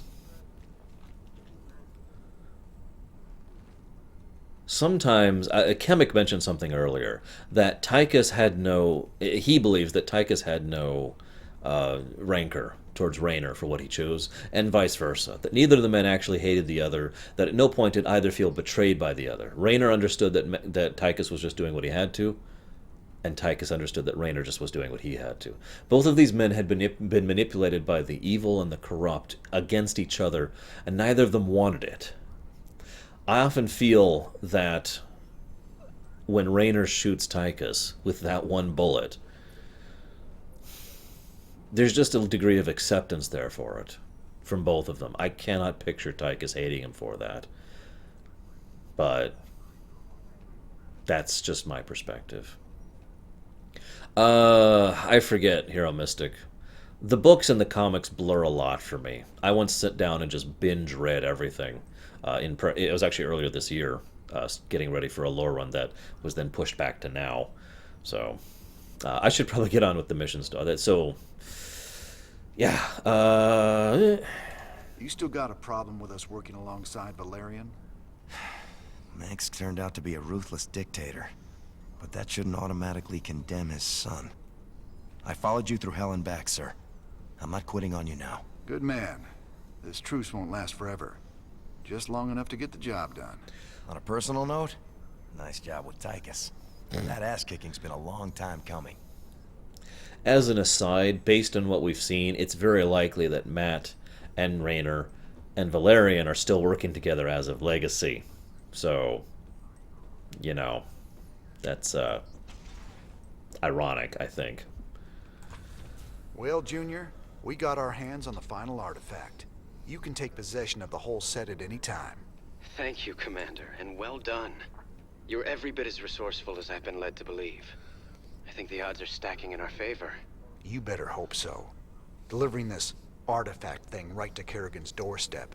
We're gonna need all the luck we can get. Rest easy. We'll have the might of the Dominion fleet behind us. Right. Yeah, that's gonna help. I agree, by the way, Sigma, absolutely. Matt Horner is a good guy. And I nod at you, Shadow. Okay. Char. This is it, guys. Fortunately, we're on casual, but... Everything is in motion to begin the final act. The invasion of the primary Zerg Hive on Char. Once we begin, there will be no turning back. Ensure that you are fully prepared, Commander. Destiny awaits. So yeah, point of no return. In fact, actually, that's a good point. Hang on. Whoops. Forgot one little bit here. How you holding up down here, Chief? Better, now we got our old commander back. Oh, and our new best friend, Prince Charming, came through with some upgraded battlecruiser schematics. I've been working on some interesting modifications for our ships. I'll check them out. Where we're going, we're gonna need all the firepower we can get. Well, we've got 3 missions left, but I don't have a huge amount of lore to cover. I want to discuss the Raynor and Kerrigan relationship. I want to discuss the in-the-moment thing. And I want to discuss a couple of other aspects of the story. And that's kind of it. So I think we're going to kind of be blazing through most of the rest of this. Yeah. Credits. Okay, so back to the armory. So, battlecruiser. Yep. Let's just get both of those. Given what we're going up against in this final thing, we're just going to start spending all of the monies here. Just everything. Just, yeah. I don't actually need that. We might actually use fire bats in this mission, so sure, why not? We're not going to be using those. We've already got those upgraded. We're not going to be using those. I guess that's kind of it. Whatever, we're good. Oh, yeah, thank you. I need to go get the battlecruiser Merc. Lots of folks ready to fight. For the Oops, I haven't even been to the cantina. So this is the Jackson's Revenge, a single battlecruiser with bonus health and damage. This battlecruiser dates to the earliest days of the Confederacy. This notorious vessel has been commanded by dozens of captains, all of whom either die in battle or at the hands of the ship's crew. See you around, Kay. Here's my man. How can I be helping you, Mr. Raynor? You sit up here watching everything. Tell me what you see. Tykus just a mean drunk? I wish it was just that. All that jealousy and rage. He's fighting himself over something he don't want to do. You'll see. You ready to tell me what the hell that was all about? Man, these last few weeks, helping you fight the good fight, I finally got a taste of what real freedom is. But that's all coming to an end with you charging off like some damn hero for a cause I couldn't care less about. Then what was all that talk earlier about doing humanity a favor and getting paid well in the process? Just seems the closer we get to your Queen of Blades. Well, let's just say things don't always work out the way you planned, Jimmy. I need you with me on this one, Tykus. Trust me, for old time's sake. All right, I'm with you. That's my boy. Notice how Tykus came within inches of just telling him. Old time. He almost told him right there. Ugh. This is Donnie Vermillion, live from UNN Studios on Core Hall. Troubling news tonight, as Crown Prince Valerian seems to have gone missing. That's right, Donnie. Prince Valerian was scheduled to speak at the launch of the Dominion's newest battlecruiser, the White Star. But the ceremony had to proceed without the prince when he failed to arrive. Official government sources offered no comment. Whatever the situation, we here at UNN hope the prince is okay. Oh, Junior's doing just fine. So far. He did repair the jukebox, you're right. He did. Alright, guys.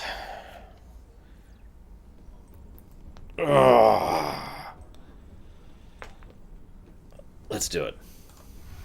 It's time for Valerian to understand what bad means.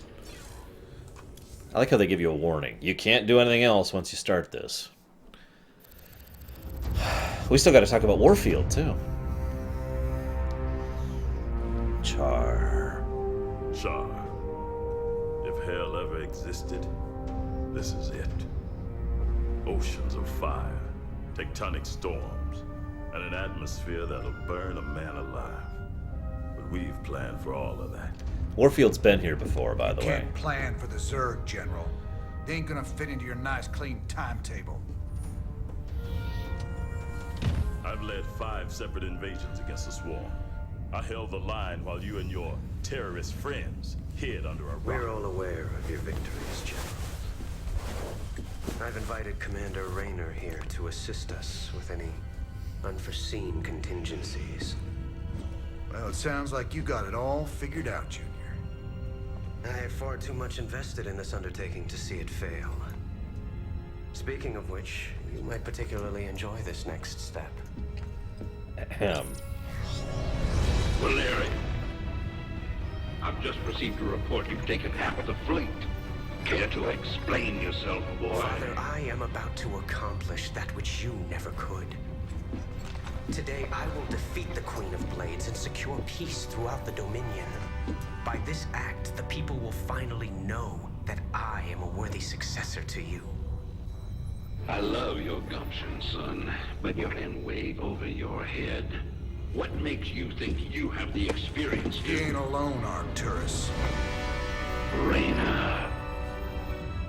I don't know what gutter my son fished you out of, but even you got to realize that treacherous bitch cannot be saved.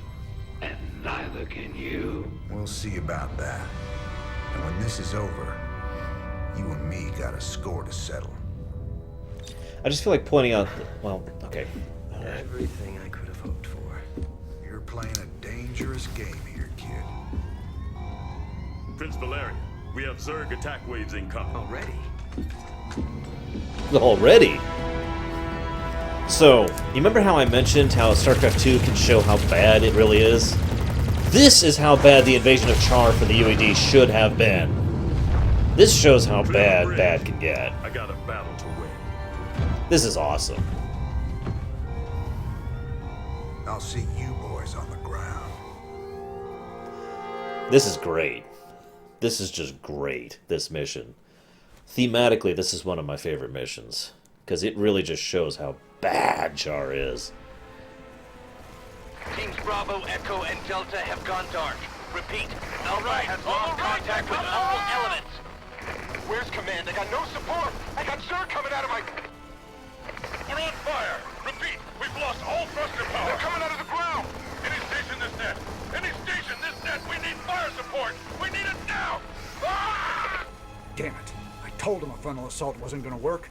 She was playing with us the whole time. Well, brother, we're alive at least. Looks like the few battle groups that did make it to the surface are scattered all over the place. Do you think death is the worst thing that can happen to you here? Infestation is what's coming for you. Soon all will serve the swarm. She's trying to get in our heads, man. We gotta keep it together. If we're gonna pull this caper off, we need to rally as many survivors as we can. Commander, Dominion battle groups are still landing all around you, but they're in pretty bad shape and coming under heavy attack from the Zerg. All right. Let's get out there and rescue their sorry butts. We need to pull together a real fighting force, or we won't have a prayer of stopping Kerrigan. This mission is damned hard, by the way. This is a weird combination of a soft and a hard Enrage. So, okay, notice how Mengsk was basically just playing the role like, son, I don't know what you're up to, and yada yada yada. And then Raynor shows up and he says, okay, you've got to know you can't save Kerrigan. It's a slip-up, but it's a tiny one, and I bet most of you guys didn't notice it the first time you played this game, too. It showcases way in advance that Mengsk was well aware of the entire plan to depower Kerrigan. After all, that was basically Mengsk's plan. Or, more accurately, it was Duran's plan that Duran manipulated Mengsk into agreeing with so that Mengsk thought it was his plan, and then he pushed it forward.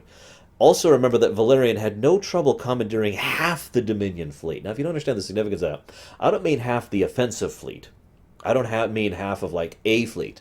I mean if you took all the ships in the entire Dominion and divided them in half, that's what's at Char right now. I also want to point out that that is a freaking huge force. Hang on just a second. And it really kind of helps emphasize how insane this situation is and how defensible Char is. It also helps to emphasize how far the Dominion have come, contrarily. If this was less than half the fleet, or the less advanced... any other force in the Terran sector, it's very likely they wouldn't even ever gotten a beachhead on Char. But this force actually does manage a beachhead. Now, that being said, that's probably almost entirely thanks to the combination of Raynor and Warfield's efforts. So let's do this. Go ahead. Here. Go ahead. Okay. Commander, tactical analysis indicates the Zerg greatly outmatch your current forces. Really? What a frickety shock. Matt, keep me updated on those drop pods as they get to Char. If we Okay. can reach enough of them before the Zerg, we might just have a chance of fighting our way through this. Don't leave me hanging. Go on. Lay it on me. Back on. Affirmative. We already passed that, sorry, Sigmund. Sir, I'm tracking an incoming drop pod. It should be landing close to your position any second. Okay. All right, let's get out there and find him before the Zerg do. So here's how this mission works. You have to go save these drop pods as they come down, and you need to take out their orbital defenses, and then you need to save Warfield. Raynor's Raiders. We sure are glad to see you boys. But where's General Warfield? I'm assuming command here. You men fall in with us, and we'll see to finding your general. Yes, sir. I know, Chaos Rider. I so love the way you kindle their hope, Jim. By all means, bring them all to my doorstep. It'll be like lambs to the slaughter. Don't listen to her. Stay focused, and we'll make it out of here together. SCV ready. So, I also want to point out one other interesting thing here. Everyone here... Yeah. Everyone here, just immediately accepts Raynor as their commander, without hesitation or question. I think it again emphasizes just how different the reaction is of the common man to the, to the propaganda machine, the upper echelons. All these troops are like, oh, thank God, it's Raynor! And even Warfield will actually have a lot of respect for him by the end of this mission. Sir, I've detected a drop pod in your vicinity. Now, some people question that. Why does Warfield go so quickly from, oh, I hate you, Raynor, to, oh, Raynor, you're awesome? It actually makes a lot of sense, because Warfield is a man of action. He respects actions. And what Raynor does here is pure action, pure, actually going out and proving his worth, so to speak. So Warfield respects that. I mean, of course he does, wouldn't you? Shoot. What are we at? 4? So we're kind of going infantry army on this one because we're in a hurry. We don't have time to make a battlecruiser force in this map. So this is going to be an infantry force. We're going to be basically making a Terran death ball here. We're kind of just, trying to take it easy for the moment. we good on that? Yeah, okay. Go ahead. That's true. Raynor is a very good ground commander, and he's on the ground with these troops. So yeah, it makes perfect sense that people will be like, "Ah, it's Raynor." I need. What do I need? Actually, I guess I don't need that, do I? I could just do that. Let's do that. Let's do that. Woo-hoo! Overtime. What little lights in my window? I'm so confused. Sending coordinates to a nearby drop pod. Oh, drop pod. So this is kind of the soft enrage. You really have only a little bit of time to save these people, or else they will get overwhelmed and they will get killed. Got it. This mission is fun on hard. This is one of those I usually have to repeat it several times missions in order to get through it. Oh, gotcha, Deutsch. Get this factory back to the landing zone and get it building. Yes, a few trillion, Chaos. That's not me being facetious. There are actually a few trillion Zerg on Char. This is the rebuilt swarm. Remember how I mentioned that the Terran Dominion is stronger in StarCraft 2 than it was back in StarCraft 1? The same is actually true with the swarm. This is the strongest the swarm has ever been. Oh, absolutely, Papa Kush. Hell yes, I'm going to. I hope you'll be joining me for it. If you won't, well, that's fine. I understand. Seriously, I'm looking forward to Heroes. Or, not Heroes, excuse me, Heart. Let's just chill for the moment. I don't want to Upgrade just complete. I would actually like to get... You know what? Yeah, let's go ahead and get some more tanks going. I could really use that right about now. Where's my dude? Add-on complete. Yeah, we need a little more air defenses. Yeah, whatever. SCV ready. Roger that. I really wish that both of them weren't called HOTS. Whenever I see HOTS, I think of Heroes. Whenever I... And then I try to do Heart. Sir, My main is drop pod Terran down near your location. when playing in competitive. Terran for life.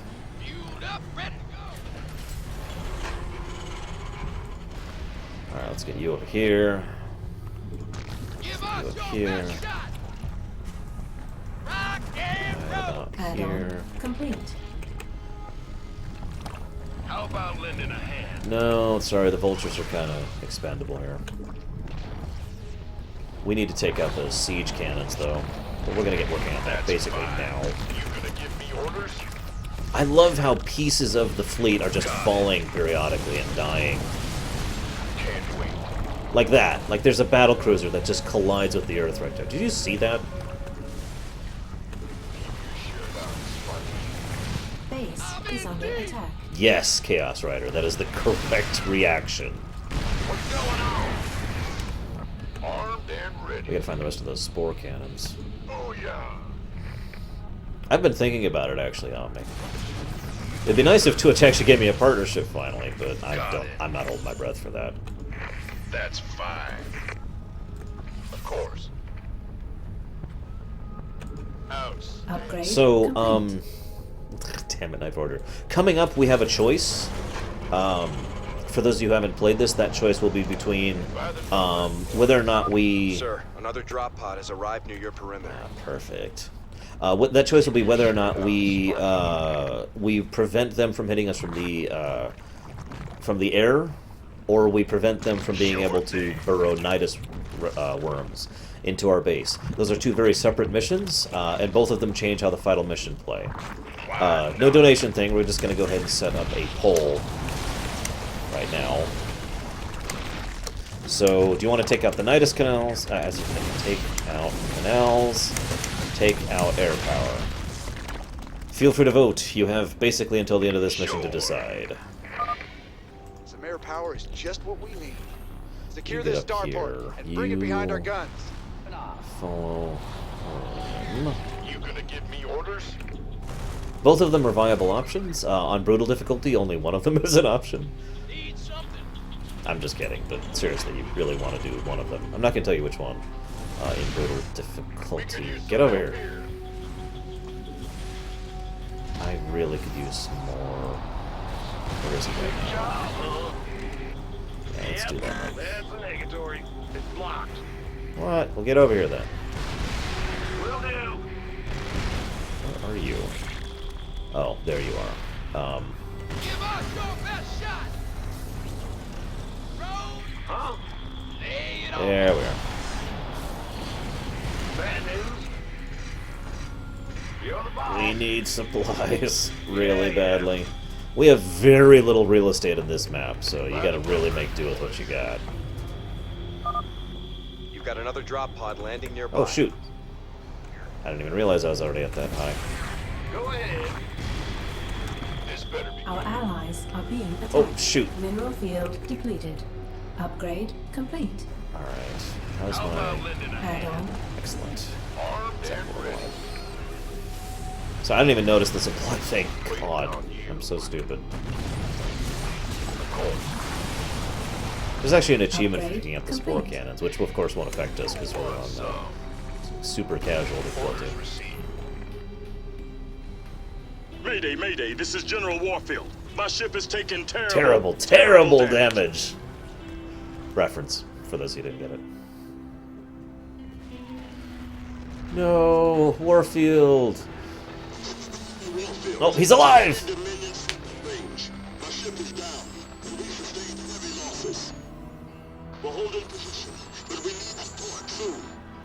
You'll get it, We're on our way, Warfield. General. Just hold on.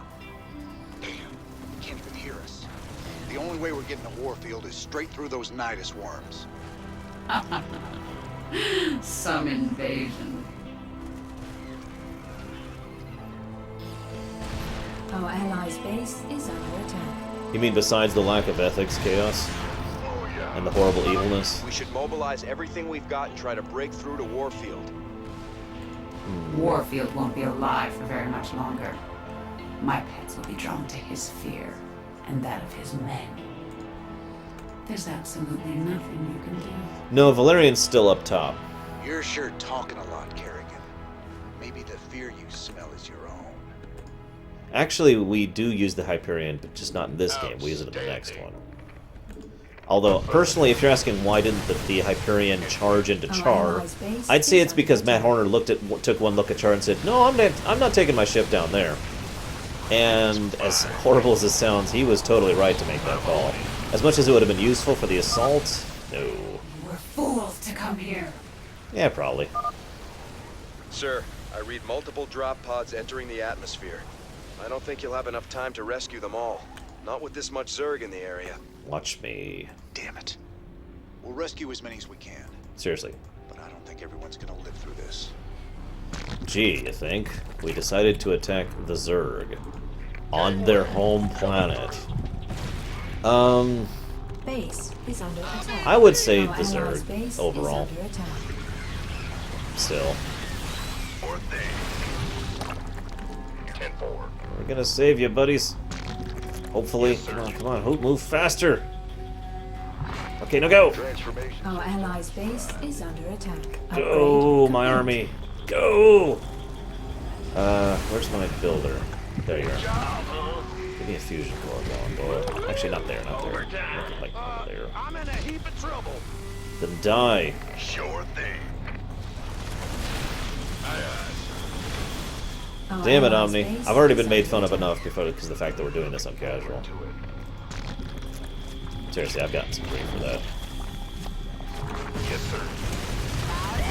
Which is expected. Sure. Orders received. Elitism is what it is. 10-4. Actually, I kind of do agree with that Night Forager. I would argue very strongly that Abathur is not evil. He simply is amoral. He lacks the concept of ethics or values like that. Oh, hey.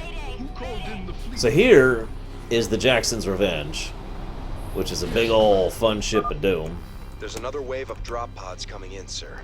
It would be too dangerous to try and rescue them all. Oh, frickin' watch me, dude. I'm gonna rescue everyone on this mission. Yeah, pretty much. Casual equals story mode, that is correct. Commander, the last of the Dominion drop pods have reached the surface of Char. Looks like we're on our own, boys. Us and our entire frickin' army. Oh yeah, Abathur's great. He's probably my favorite new character in Heart of the Swarm. And I like several of the characters they added in Heart of the Swarm. Well, your nation is evil, Chaos, but not you. Roger.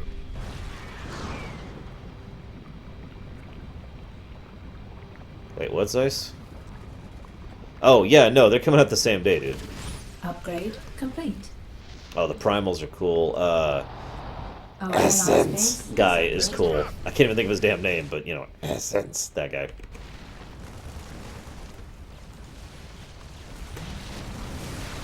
Oh, right, he didn't. This is a Sunday? Jesus. Our allies' base is under attack. God damn it. Dahaka, that's his name.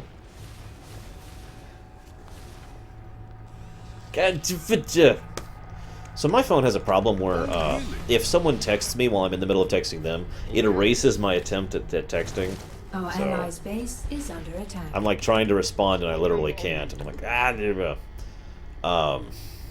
but yes, Essence. I can't even begin to do this voice. I feel bad for the throat of whoever had to do that guy.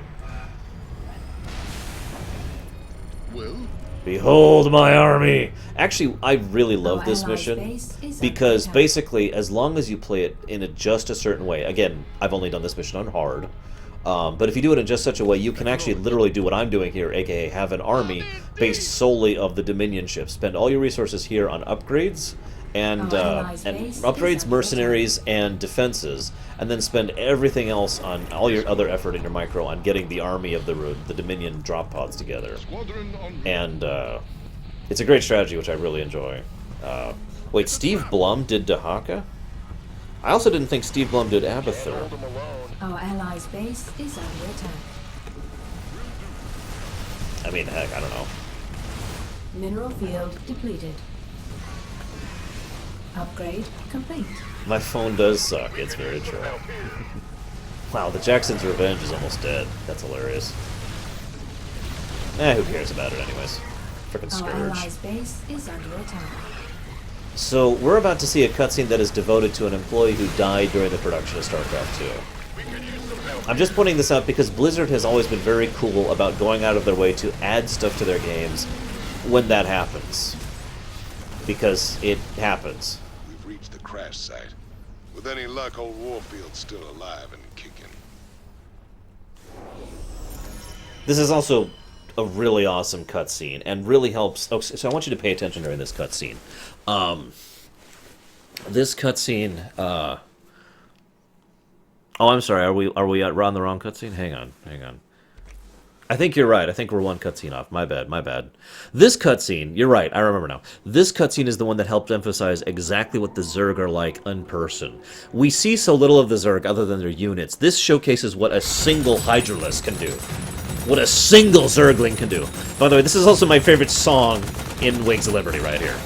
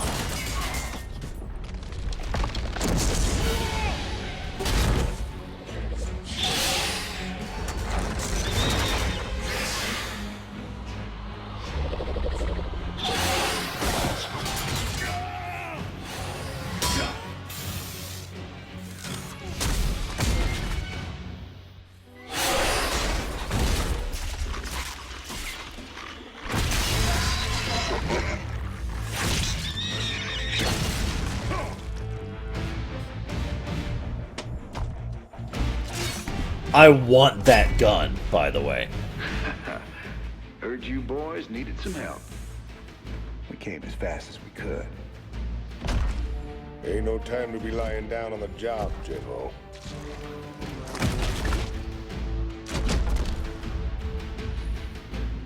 magnificent son of a bitch. You're the last man I expected to see. Boys, I hate to interrupt, but the natives are getting restless.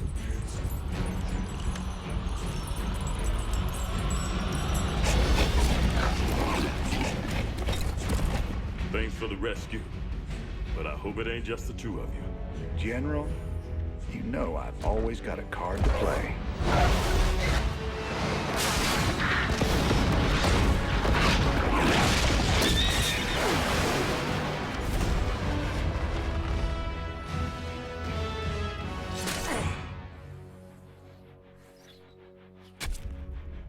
You might be a damn pirate, Raynor, but whatever happens, you saved my boys today.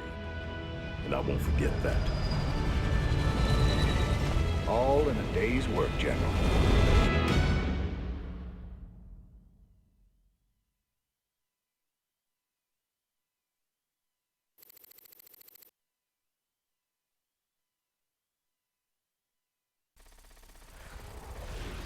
So that's awesome.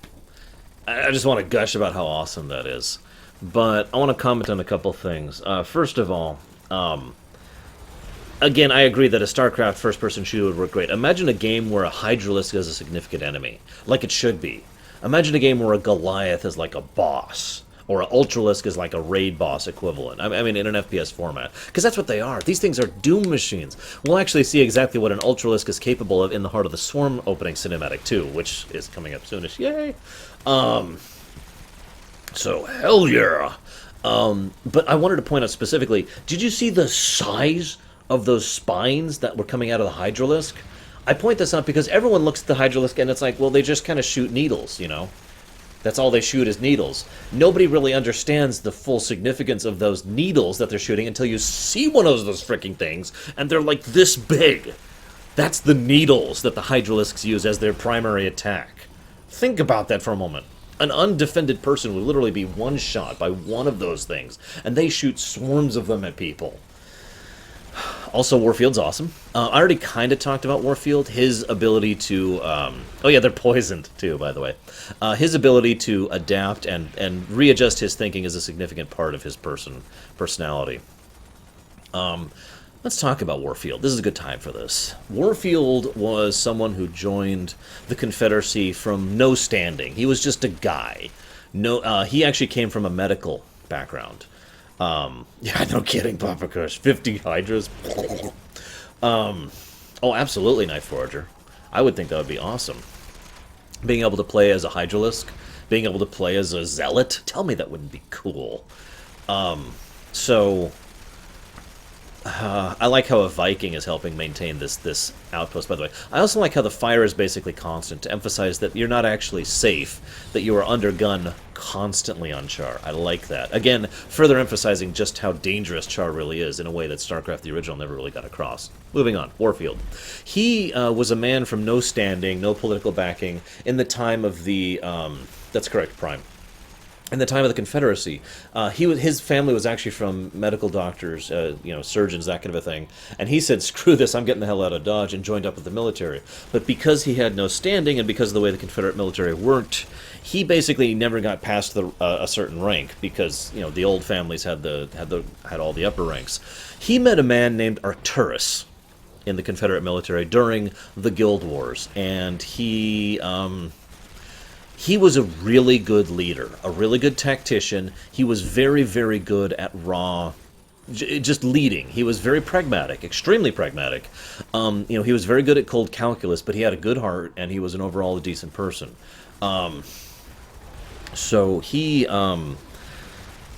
linked up with Mengsk pretty quickly and easily, and the two of them actually got along very well. They were good friends, actually. Mengsk was the charismatic, the leader, and Warfield was the general. And Mengsk, because Mengsk actually had all of the influence of the old families and whatnot, pretty much dragged Warfield up the ranks with him. Warfield, thank you, Lord. I don't know how to pronounce that. Rekian? Anyways, shoutouts, man. Sorry, I noticed you say something earlier, but the cutscene was playing. Yeah, Mengsk, he's an awesome guy. So So Warfield was literally dragged up the ranks because of Mengsk's influence, right up until the point where he became a captain of his own ship, his own cruiser, like his own battle cruiser, so a big old ship. Then the nuking of Korhal happened, and literally the same day, Warfield turncoated, abandoned the Confederacy, and decided to go and join with the Sons of Korhal. He never actually officially joined the Sons of Korhal. He just ended up supporting them with a frickin' battle cruiser. So when Mengsk made the Terran Dominion, Warfield was like the first person he went to and offered him a position in his cabinet. So, in case you're paying attention, his intended cabinet was actually going to be Warfield, Edmund Duke, and Raynor. I mention this because this is, again, Mengsk being a smart man. Think about what you could accomplish with Edmund Duke, Horace Warfield, and James Raynor as your cabinet, as the head of your military. That is an insane trio, all of whom complement each other beautifully. Of course, he didn't get Raynor because he was evil. He almost killed Edmund because he was an idiot, but he did get Warfield. Now, Warfield was basically his head general for some time. Warfield and Edmund didn't get along very well.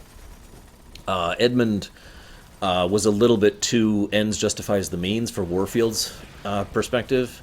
It is also worth noting that Edmund was arguably a better raw tactician than Edmund was. I'm saying Edmund was a better raw tactician than Warfield was because of his ends justify the means thing. But Warfield was a little bit more of a leader, more leaning towards the general side of things. This is well before that paradox. Yes, I do lore runs fairly frequently. In fact, by the way, I am going to be doing a lore run. This is continuing through Heart of the Swarm tonight and tomorrow, and then we're going to continue through Legacy of the Void. So please feel free to join me. I am super hyped for Legacy of the Void. So anyways, like I said, Warfield was one of the two big guys in charge of the Terran Dominion military, led many battles against the Zerg, did a lot of things to basically placate the Zerg. He was actually the general in charge of that mission at the end of Brood War. You remember that one? Where the Dominion attacked the outpost at Char that we defended against. He's done a lot of stuff. Now, Warfield's opinion on Raynor is... I start at 11 a.m. Eastern Standard Time basically every day, so Tuesday 11 a.m. ES time. That's when we're doing it. Yeah, this is a blind lore run, but I know enough about Starcraft that I feel confident in doing a lore run of a game that I've never played before, because I know Starcraft inside and out. Not as well as I know other settings, like Warcraft, Star Wars, and Star Trek, I guess, would be the other one. And maybe a few other settings. I'm getting off topic. Final Fantasy, I know that one too. So... Horace Warfield, he thinks of Raynor as a pirate and a layabout, but not because he's a criminal. And that's one of the things that I actually really like. I really like the fact that he doesn't... I mean, he's prejudiced against Raynor, but not because he's a criminal. It's because he hasn't been doing his part. In Warfield's opinion, Raynor should be like, look, I'm giving myself up for the good of humanity, and let's do it. Because Warfield is a very pragmatic man. You might ask yourself, why is Warfield, a generally good guy, who's a badass, who's a good leader, who is not as ends justifies the means as Edmund Duke was, why is he with Mengsk? And it's not just because of his friendship. It is because the Dominion gets results. Because Warfield knows that as long as he is in charge, he knows that his troops are going to be taken care of. He knows that Mengsk is going to be signing those checks to make sure his troops get all the best hardware and all the best things, and he knows he's going to be out there fighting for the good of humanity. Warfield is not the guy who's in charge of Marsara, going there and murdering civilians in front of a frickin' firing range. That's not his job. He's not the guy who's going off and oppressing the Kelmorian Combine or trying to put the lockdown on Emotion. Oh no, I read the books and read the comics as well. I always, whenever I do a lore run, I try to immerse myself in all of the lore that exists, so I can talk as definitively as possible about everything and how it all ties in together. And I try to explain and elaborate on things. And of course, I do give my opinions, my thoughts, and my analyses on things, so that I can tie things together. But anyways, I do actually have a notebook right here. But I usually just dot down a word. Like, for example, I have a word here that literally just says Mengsk not surprised. Well, it's actually 3 words. So I can talk about that. I have a word here called essence, which was something we've already talked about. Most of this I only need 1 word to jog my memory. I actually have a pretty good memory for lore. So, Warfield has been out there. He has not been the guy who's been the oppressive dictator. He's not the one who has been going back and laying down the law and oppressing the little people and pulling out of Agria in order to abandon those colonists. He's the person who's here on Char fighting the Zerg. He is the person who is out defending humanity. That is why Warfield is with Mengsk. You remember, I hate to bring this up, but you remember how in Mass Effect 3 there was a point made about how Cerberus went out of its way to only give certain people working with Shepard, the members of Cerberus that were idealistic or not evil, or were generally good-minded or good intentioned and whatnot, and how those people would help Shepard to think that Cerberus as a whole was a good organization. That is exactly what Mengsk is doing with Warfield. And I think that's also why Warfield changes his opinion basically like that on Raynor. Because Raynor proves himself through action right in front of his face, and Warfield's like, got it, this is awesome. So yeah, Warfield is awesome. I love the man. I'm very sad about what happens in the future. How you holding up, General? Damn poison. I told those pansy-ass medics to lop off my arm so I could get back to the front. That's the other reason he's awesome. So I'm in pretty bad shape. I've decided to hand over all command to you. I understand. I know that ain't easy for you. Easy? Son, I'm getting off easy compared to what you got ahead of you. To reach the main hive, you'll have to choose between taking out their ground reinforcements or their air support. There ain't time for both. Don't worry, General. I'll deal with the Zerg. First chance you get, head back to the ship and get patched up. That's an order. By the way, if you guys have not voted for whether we do the anti-air mission or the anti-ground mission, feel free to vote. Hang on, let me remind myself which is which. Exclamation point vote 1 is anti-ground. Exclamation point vote 2 is anti-air. So get your votes in if you haven't already. I see the vote is almost tied, as it always is on my stream. Okay, so the other thing I like about Warfield, he's a frontline officer. Okay, Kemek, just keep it in there. I want to hear your thoughts on that. Good night, man. I like the idea of a frontline officer, even though logically it is actually a terrible idea.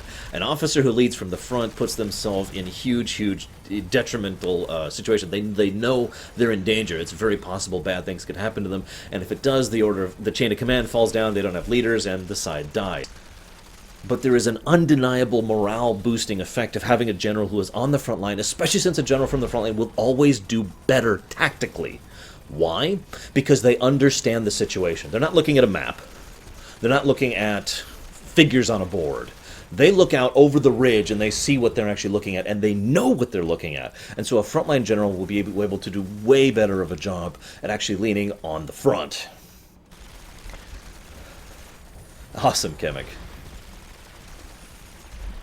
Awesome, Shadow. Not that I will share anything about that. Lock and load, Jimmy boy. These plastic critters just keep coming. What we got here's the biggest turkey shoot in the galaxy.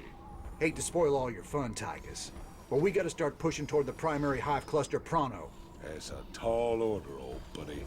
Between them nidus worms on the ground and that swarm of flies overhead, we ain't in no position to push against anything. You're always an inspiration, Tykus.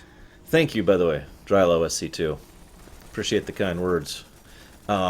And yeah, I'm so hyped for Legacy. I am exploding with hype. Let's go ahead and so you can still check a couple things. You can still do some upgrades here. Not that I need any. You can still do research. Not that I need any. You can still hire mercenaries. You can do this too. This is Kate Lockwell reporting live for UNN. Stunning news tonight as massive numbers of Zerg began pulling back to their main hive on the planet Char. While they aren't giving up the worlds they've conquered, most of the aliens appear to be massing near the fiery planet. What can it mean, Kate? We really don't know, Donnie. We'll keep you posted with any further developments. I know what it means, and it ain't good. Yep. So in case you missed that, the whole of the swarm isn't on Char. Just bits of it are.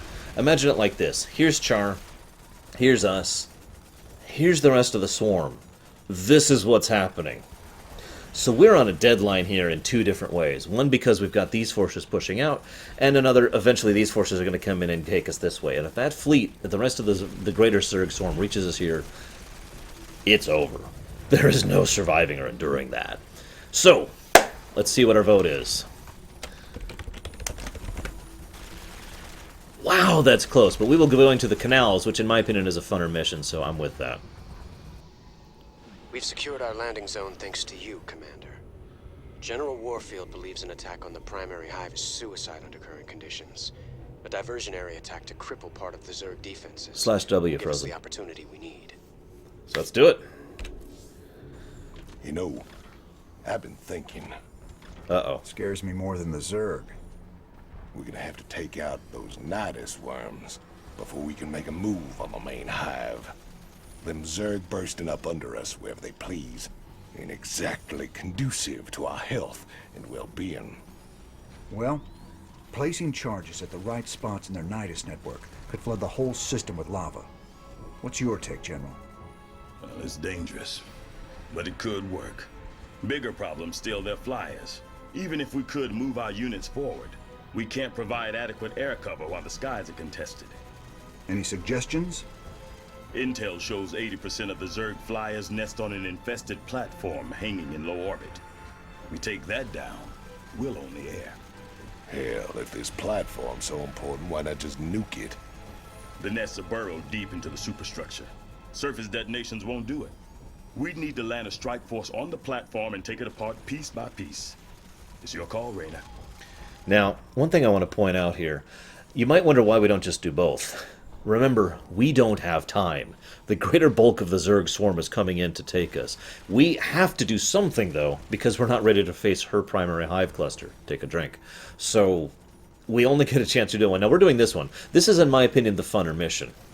It is a hero mission. It's another dungeon-style mission. We'll be controlling Swan and Stetman, believe it or not, in addition to Raynor and Tykus. Yeah, we don't have resources either. We are very strapped for everything here. What we are doing here is basically a Hail Mary. I think we'll talk about the Hail Mary thing in the last mission, because the last mission is basically a timed mission. Long as the Zerg can use this is much funner. Our whole force is under threat. I feel for our flyboys, but shutting down those tunnels has to be our top priority. That's not my assessment, but I will defer. You're the expert here. Good hunting, Commander. Good call, Jimmy. Let's give the Zerg a lesson in how we do things Heaven's Devil style. Fun fact, at this point in time, there's only 2 survivors of the Heaven's Devils. Deep scan analysis has detected 3 fault lines converging beneath this area. Detonation of seismic charges in all 3 locations will redirect lava into the adjacent caverns. I'm sorry, Any Sigma. intel on what we'll be facing down there? Negative, Commander. The intervening rock layers prevent accurate detection of Zerg biosignatures. Caution is advised. There's tons of You're Zerg. gonna need some more boys to carry the charges, if nothing else. I've been in these tunnels before. Yep. The more guys we take, the riskier it gets. Yep. I'd rather bring a smaller, more experienced crew down there than a whole regiment. I might have just the men for you. Some of my best. All decorated combat veterans with lousy discipline records. You'll love them. Sounds good, General. But I got my own crew for this. Besides, does them good to get outside once in a while. Some squads took cover in the tunnels during the landing, so you might be able to find some reinforcements down there. I'll contact you if I detect their transponders. All right. You do that. But I can't guarantee anything. This ain't no rescue mission. Oh, we're gonna rescue him. We're on casual. I'm not sure, Ventures. I'd have to think about that more. Oh yeah, Stetman is very experienced in the field. Okay, so I gotta agree, by the way, the air superiority mission is the correct choice tactically, and it's also what I picked the first time I ever played Wings of Liberty. Air superiority is just too important, especially in a setting like this. But this mission is really fun. So, we got Raynor, Tykus, who's got all sorts of power, Swan, and Stetman, who's the healer. All right, let's keep this quick and easy. Move out, boys. Let's introduce these boys to a little Terran ingenuity. The Mark 12 penetrator round. And of course, you get special abilities to make it funner. Time to man up. What? Oh, we're just moving too Raiders fast. roll. You can count on me. You won't feel a thing. Sounds like a plan. Come on, get him healed. I like Stitman's suit, by the way. Look at that. He's got the 2 healing shields, and he's basically got all of the medic gear on him. He's just strapped into it. Swan, if I could select him, Anytime you're ready. basically just has a little bit of mech gear smacked onto his existing suit. So he's basically just running around in an exosuit. Time. Quit hogging all the fun, Jimmy. Let me try out these shredder grenades. If you insist, boy. What's the plan? Raiders roll. Oh, excuse me. Sounds It's like a more plan. funner. Apologies, segment. You can count on me. Time to man up. You can count on me. I missed. Whatever. So yeah, I'd already be dead if this was on hard difficulty. Raiders roll. Chill for a moment. Time to man up. Just fascinating. Talk to me. I'm a little surprised they gave Stetman energy count instead on of just me. giving him infinite heals.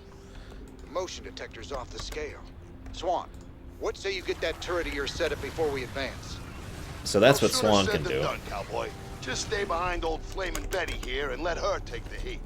Plan. If I have to. Raiders roll. You can count on me.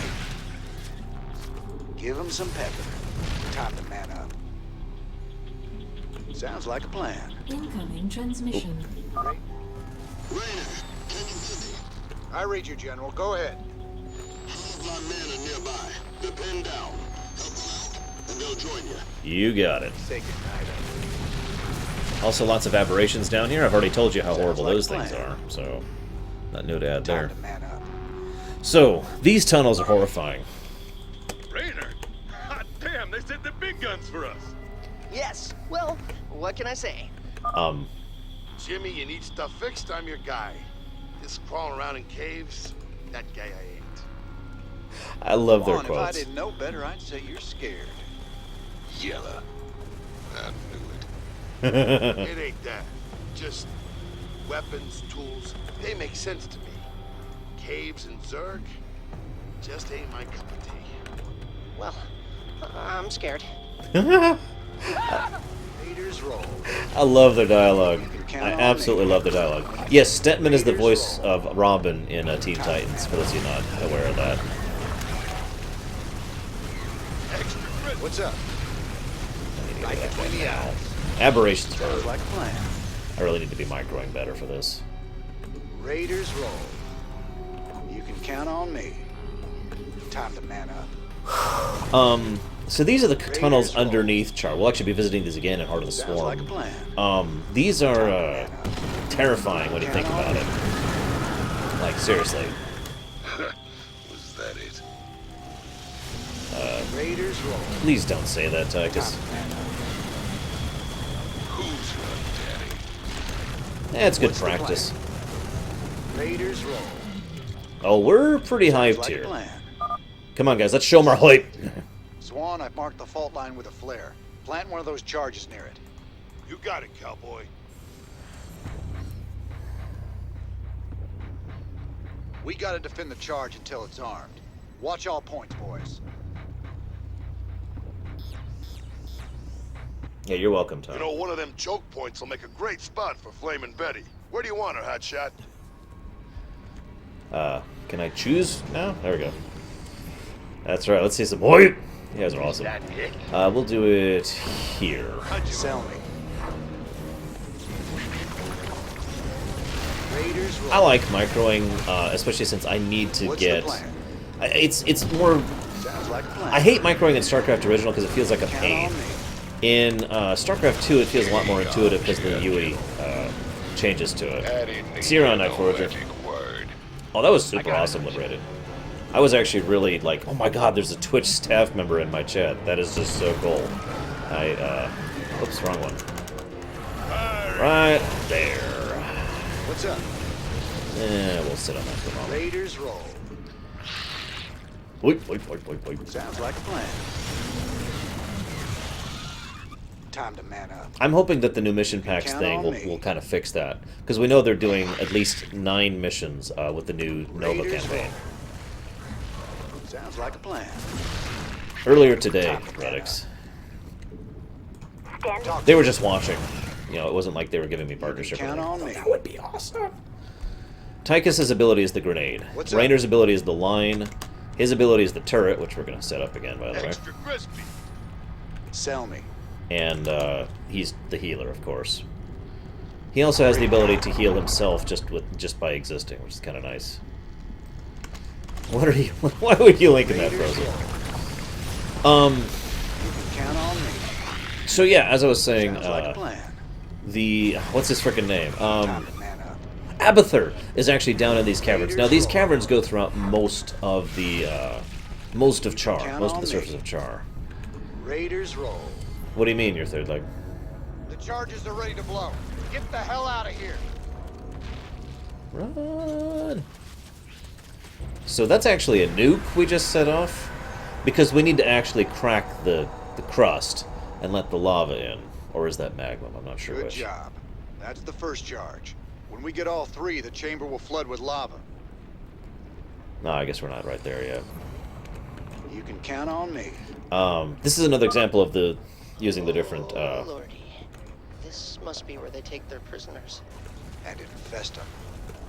There's no helping these guys. We gotta put them out of their misery. Wait, there's no helping these guys. Then why did you choose Hansen? Light them up. Magma, thank you. I can never remember the difference between the two. I know there's a difference. I can just never remember which one's which. Break it down. Damn, you freaks are ugly. Let's waste them. Talk to me. Join. I'd really rather not. You can count on me. What can I do for you? What can I do for you? Ugly suckers down here. Abathur is not actually in this, sadly. We need a good spot to hole up, or we're gonna be served chow. Hey, Alright, we're fine. Sort of. Okay, we're not fine at all. Oh god, we're gonna die, we're gonna die, we're gonna die. Talk to me. Everything's on cooldown. Anyways, Abathur is not in this mission to my knowledge. Please feel free to correct me on that. I've only done this mission like twice. I almost always take the air superiority mission. Time to man up. But I really like the idea of him being here, because they kind of already had the ideas for Abathur going. In fact, they had an entirely separate plotline for Abathur planned, which I will be discussing in the future. Watch it. Banelings. Don't let them get close. Yeah, no kidding. Banelings on a hero mission? There's poison. Incoming transmission. Come in, Rainer. I'm detecting survivors of another squad close by. Find them and rescue them. I'm gonna guess that last part was rescue them. Hell, and I thought we was gonna play poker with them. I'm okay with that. They're behind us. They are? Oh, they are. Holy crap. Stetman, get up there. Get up there. Get up there. Sell me. Great to see you guys. The cavern ahead is full of worms, so we better be careful. Ah, worms. Right. Don't worry, Count on Stetman. me. We'll be fine. Time to man up. Raiders roll. I just want to emphasize something. I don't have a huge amount of lore to share for this section. Move up by 2. We gotta blast them back. Talk to me. Yeah, we got this. Raiders roll. On casual, this is pathetic. Oh my god, we're just pushing through these. Go! Go! We gotta keep moving or they'll crush us. We're going, we're going. This is a nice example of a gauntlet, by the way. Some good gauntlet design here. Time to man up. Come on. There we go. Raiders roll. Hey, Spirit of Memory. What's up, man? Yeah, no kidding, Titans. We got 100 tons of Zerg incoming. Only 100? Jeez. They're sending the little guns after us now. Oh god. Oh god. Yeah, no kidding, Ventures. Can you imagine putting that on your resume? So what have you been doing? Well, I survived in the tunnels of Char, the Zerg tunnels of Char. You're hired!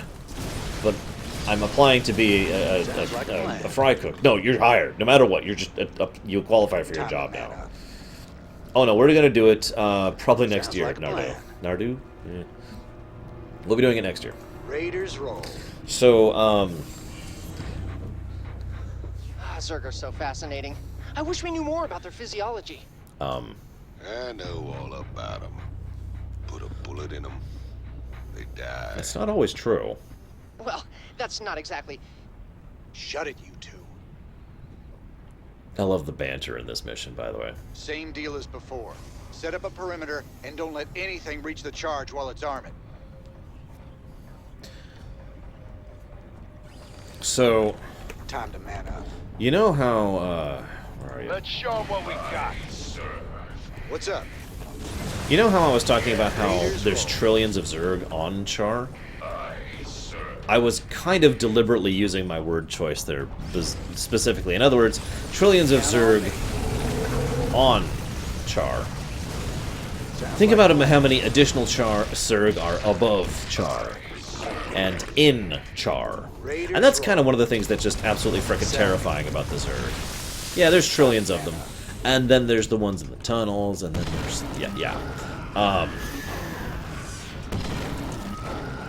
Sounds like a plan. Yeah, we're good for this now. Back up. What's the plan? In case anybody out there had any doubts about the Raiders roll. veracity of the swarm. Again, I want to re-emphasize this. This is the strongest the swarm basically has ever been. It might get stronger as of Legacy of the Void with Kerrigan in charge instead of the Queen of Blades, but they're pretty damn strong Raiders here. roll. You can count on me. Thanks, Deutsch. Raiders roll. Hell, earthquake. That's no quake. It's not an earthquake. It's ultralisks. The main reason they don't bomb it from orbit is the bombs won't reach it. They can't just, like...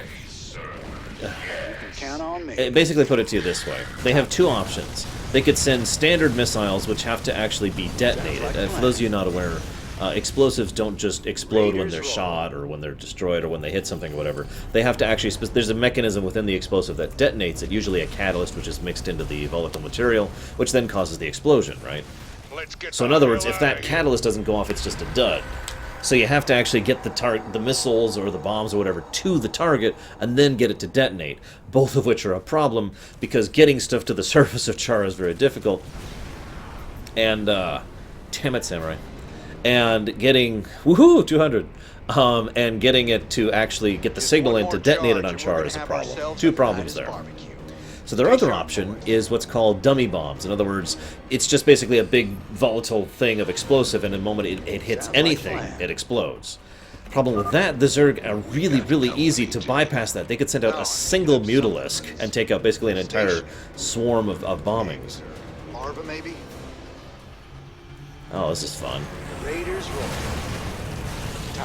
This section, I remember this section. Count on me. Why am I a queen? Fair enough, so why am I a queen? You can count on me. You know, the way those eggs all hatched, it's like they were waiting for us. Yep. There's a strong likelihood that another Zerg creature was controlling them. Yep. Okay, some help here. You can fix whatever it takes. Oh yeah, and they actually mentioned earlier that bombs actually can't penetrate deep enough. So in the absolute worst case scenario, the Zerg could just burrow deep enough, wait out the assault, and then go out and do whatever. Whatever's popping those eggs is gonna be in a world of hurt when I get a hold of them. Incoming transmission. Oh god. The situation is dire. Proceed with extreme caution. The hell is that thing? Over here! Help us! We got your back, guys! Hopefully... Oh, jeez, that's got a lot of health. Thanks, man. I thought we were goners. Here, let's free you Ain't first. safe yet. Yeah, you're not safe on this world. You can count on Am I really samurai? Woo! So, time for our boss. Get that charge deployed. I've got a bad feeling about this place. Yes, Chaos Rider. All set, Just don't get cowboy. infested, When this thing goes off, because we then I'll could just be a burn you. long There's way no from cure. here. I'm with the Protoss. Fire is the cure for infestation, okay? What the hell is that?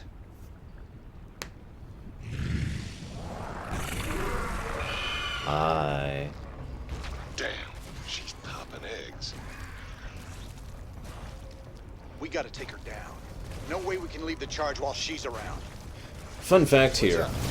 She is actually... There's actually a boss of the other mission, too. Raiders roll. But I like this because, this is a classic raid-style boss fight. She actually spends very little time attacking you, but she is constantly making more things to attack you. So if you have to, in proper difficulties, you have to balance your attention between ensuring that she isn't just overwhelming you with swarms upon swarms of Zerg, and still doing damage to her, because otherwise she'll just eventually overwhelm you. I love boss fight design where you have to split your attention. That's just something I've always enjoyed. Oh yeah, I should be doing microing a bit here. Sorry. Bam. Here's roll. Damn straight. I got it, Hotshot. Right How'd there. you like them apples, huh? What's the plan? Whoa. Sell me. Time to pass. Sounds like a plan. I don't think it's Zagara because we kill her. But that's not really the only reason I think that. My goose is getting cooked. It is certainly someone like Zagara, though. Oh, jeez, her AoE stun is just brutal. Okay. No life signs. She's dead, Jim. Sorry. Us too if we don't get the hell out of here. The charges are counting down, Hotshot. Damn straight we gotta go. Here, Betty'll keep them busy. Go, Betty. Be good, Betty. I'll miss you. That is true. Zagara could be reincarnated. Lord knows she is improved several times in Heart of the Swarm.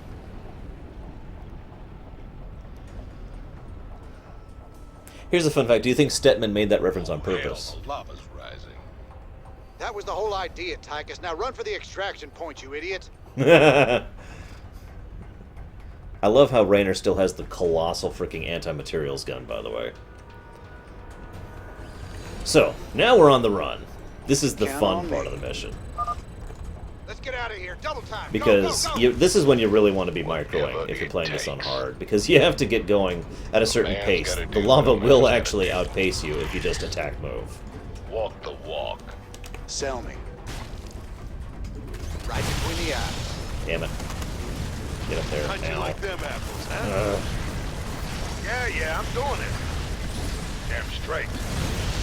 No. Ignore it. Ignore it. I got it, Hotshot. What's the plan? Yeah, I think he is too. I think he totally did the reference on purpose. I love tension missions like this. You ever notice that? Like the escape from the escape from the hybrid mission is a good example of this. I like when the pressure is on and you're like, oh god, oh god, oh god. We could use some help here. We got this. Sounds like a plan.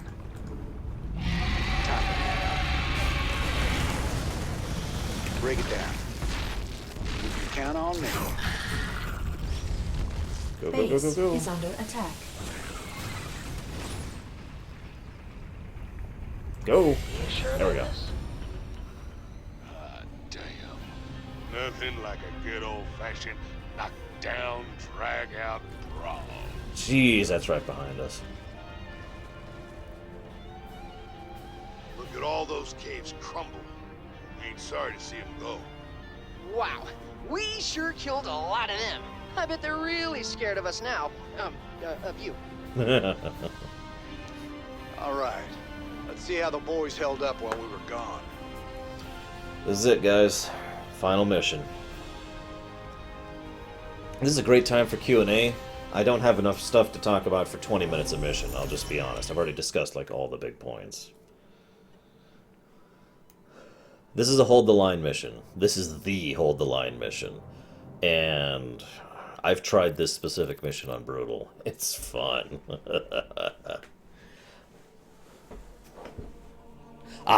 This cutscene was the one made for the gentleman who died in production of Starcraft 2.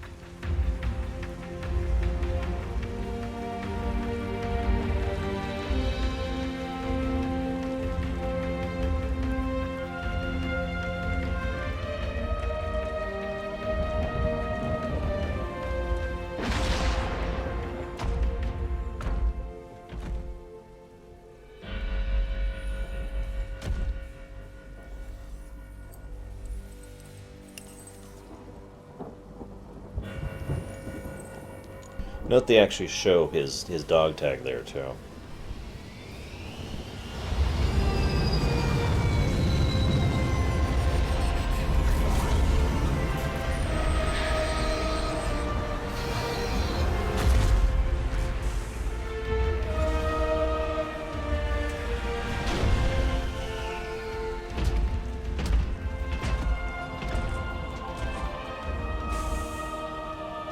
Good to see you on your feet, General.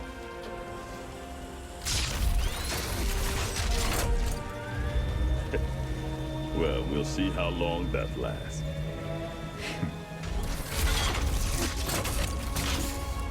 I brought you boys a present.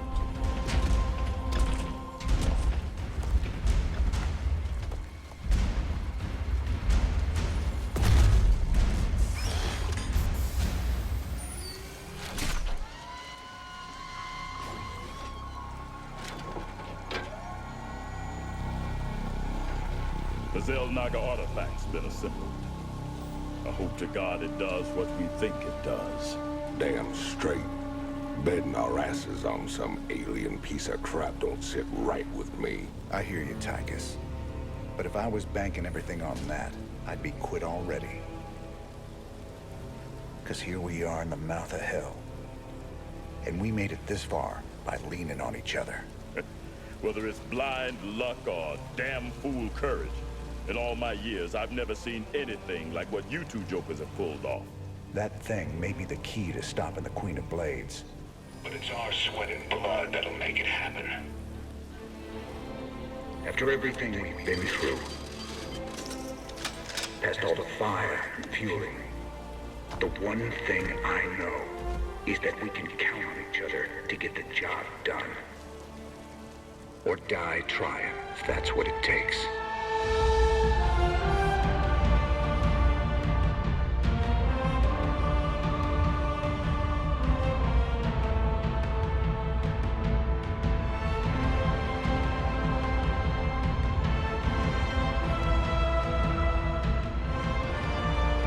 Because some things are just worth fighting for.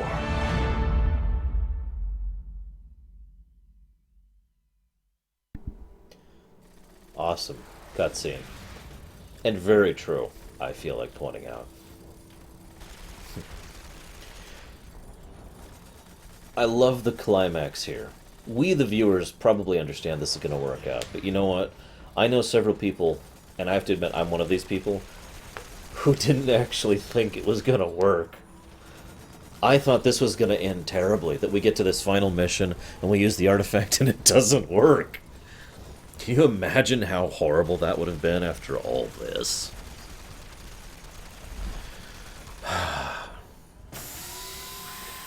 We spent a lot of time hunting down all them pieces. Now it's all together. This thing gives me the willies, something awful. I know what you mean. When I look at it, it's like I can hear voices in my head. Sooner we're done with this thing, the better. Agreed. Right now, this artifact is the most important weapon in the universe. And we're going to use it. I just wish the damn thing came with an instruction manual. For all we know, we could be upsetting the entire space-time continuum. Easy, Tykus. This ain't science fiction.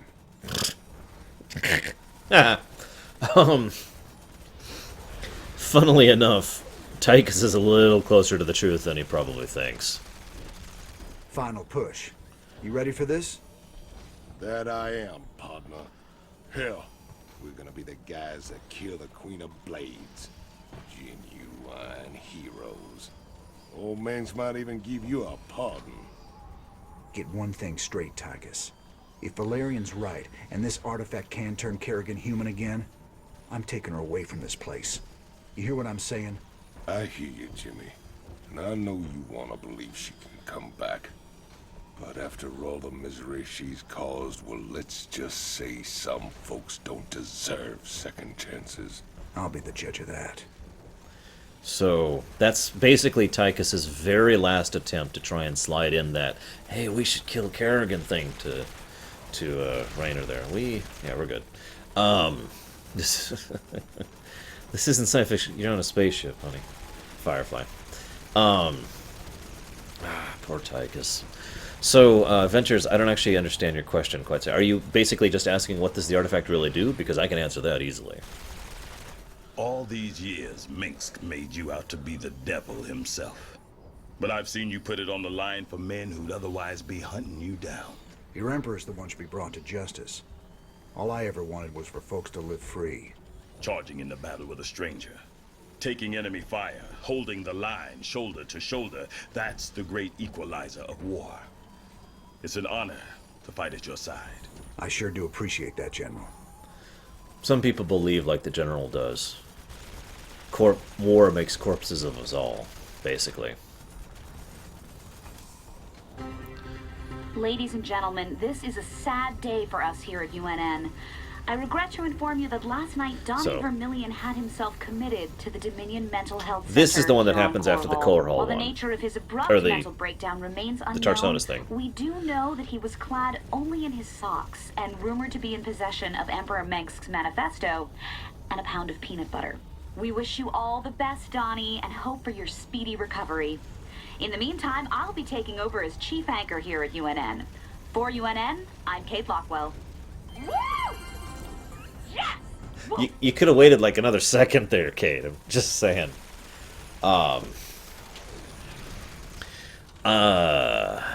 The answer, Venters. Here, I'll just start the mission. This is a long mission, so I got tons of time to talk.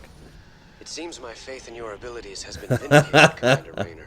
Nice, Now Pietro. the final blow must be struck. Use Pietros? the artifact to neutralize the Queen of Blades Pietrozerg? and bring this bloodshed to an end. Alright, so...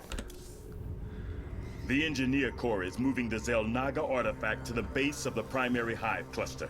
We'll entrench the last of our defenses all around it. Unfortunately, it's going to take some time to charge up the device for a strike against the Queen of Blades. About 30 minutes. Intel provided by the Mobius Foundation suggests that the Zerg will be attracted by the artifact's pulse emanations. Once it's activated, all nearby Zerg will go into a frenzy trying to reach it. There's no way we can beat a sustained Zerg attack with what we got left. The artifact itself may help with that. According to Intel, it can discharge what they're calling an energy nova that should kill any Zerg within its radius. Whoa. You have fun, Lord. It takes time to recharge after each Starcraft use. for life. Otherwise, this would be easy. Hope to see you later, man. You'll have to activate the energy nova manually. Fortunately, it pulses on a subsonic frequency, so we'll be immune to its effects. Oh, good. It's space Good magic. charge or no. I'll take all the help we can get right now, General. Actually, remember, Kerrigan's still this out is there waiting foreshadowing. for us. How could we forget? Seriously. What Zelnaga artifact do we know about that was able to kill Zerg in a large radius without hurting anything else? Do you remember any other Zelnaga artifacts in Brood War and the last Protoss mission that could do something like that? Because I sure as hell don't. In other words, the idea here is that this is the same type of device, same concept. Oh, by the way, I like the design of her primary hive there. Zelnaga artifact. It was good of you to save me the trouble of finding it for myself. Warning. Large Zerg force incoming. I like how she just says large. We're not ready for this many. We'll have to use the artifact.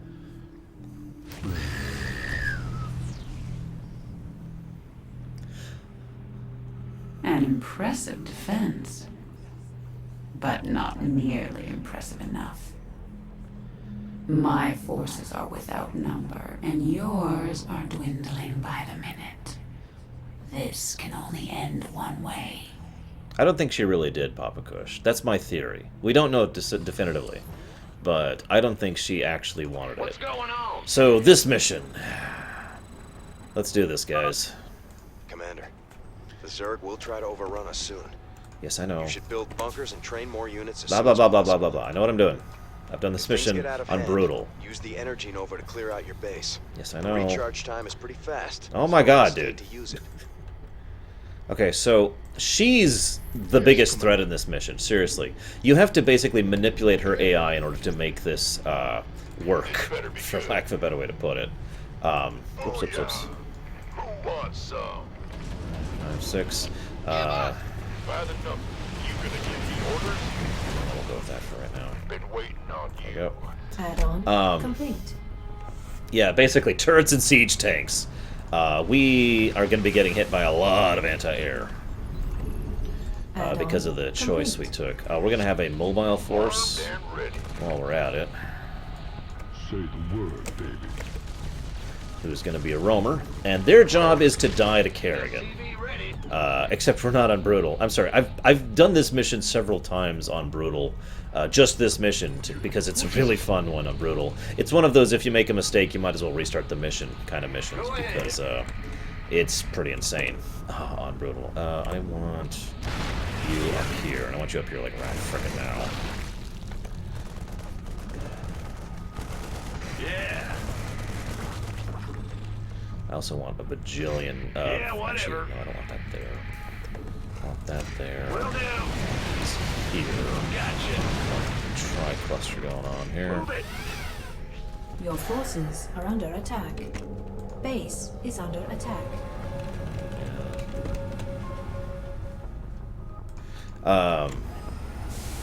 So Venters, in answer to your question, what this thing actually literally does is, okay. Your forces are under attack. For the Swarm. Yes, I will be playing Heart of the Swarm after this. The artifact's energy nova is fully recharged. God, they are not even trying after. I know I'm on casual, but God, I'm so used to being like half dead at this point in time. Your forces are under attack. I don't even know what that means, Alpha. SCVs are under attack. That is entirely possible, Papa Kush. Like I said, we don't know definitively. I only have theories as to why. Okay, the artifact, right? So the artifact, we know for a fact, no pun intended, has the ability to kill specifically Zerg creatures, just Zerg, nothing else. And in so doing, it also takes the energies from them and stores it within itself. This is what is used to resurrect Amon, if you'll recall. Are we good on that? Yeah, we're good on that. Absolutely. How's that? Okay. We're good on that. Your forces are under attack. I'd probably give that one to Queen of Blades. Although, I don't know. I'd have to think about that one. That's not the easiest one in the universe to answer. I'm treating this way too seriously. I need to remember that I'm on casual. Incoming transmission. What? Heads up, sir. I'm detecting a large group of Zerg flyers heading straight for the artifact. Whatever.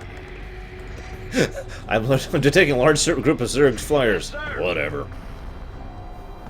Yes, Commander. Base is under attack.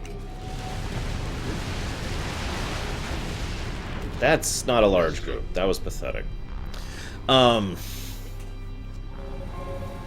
So, the artifact... okay, I'm just going to take my headphones off so I can really concentrate on what I have to say here. The artifact has the ability to kill just Zerg, kill a specific type of creature, basically, and just like the one the Zelnaga Temple did back on Shakuras. And it wipes out all those forces. And we also know for a fact that it draws the energies, the massive amount of energies that's involved in the people it kills, and that was the fuel necessary to resurrect Amon, right? Question: complete. Do you think? Oh shoot! I need an anti-air force like now. Why aren't you on 3? Yes, Commander. Yeah, freaking Guardians. Come on, there we go. Question then for you.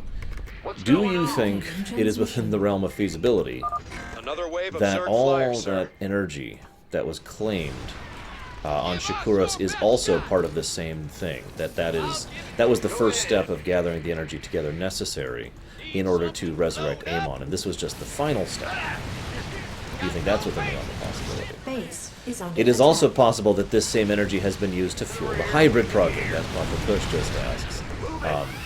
See, the thing is, we have a few holes in the puzzle here, so to speak. We don't actually know several of the definitive facts. I'm only postulating speculation here.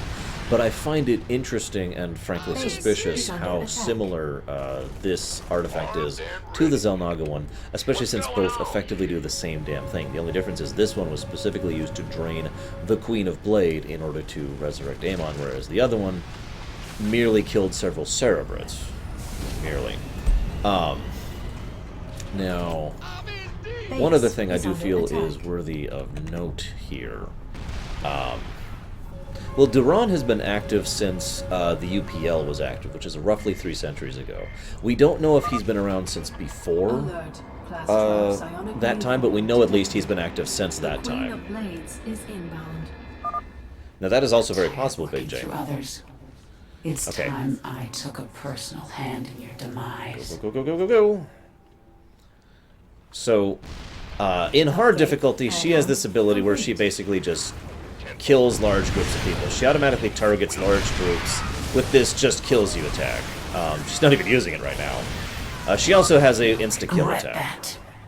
So you want to send like a large group of Marines after her to make her not hit the siege tanks, basically sacrificing the Marines to save the siege tanks. Another wave of Zerg flyers, sir.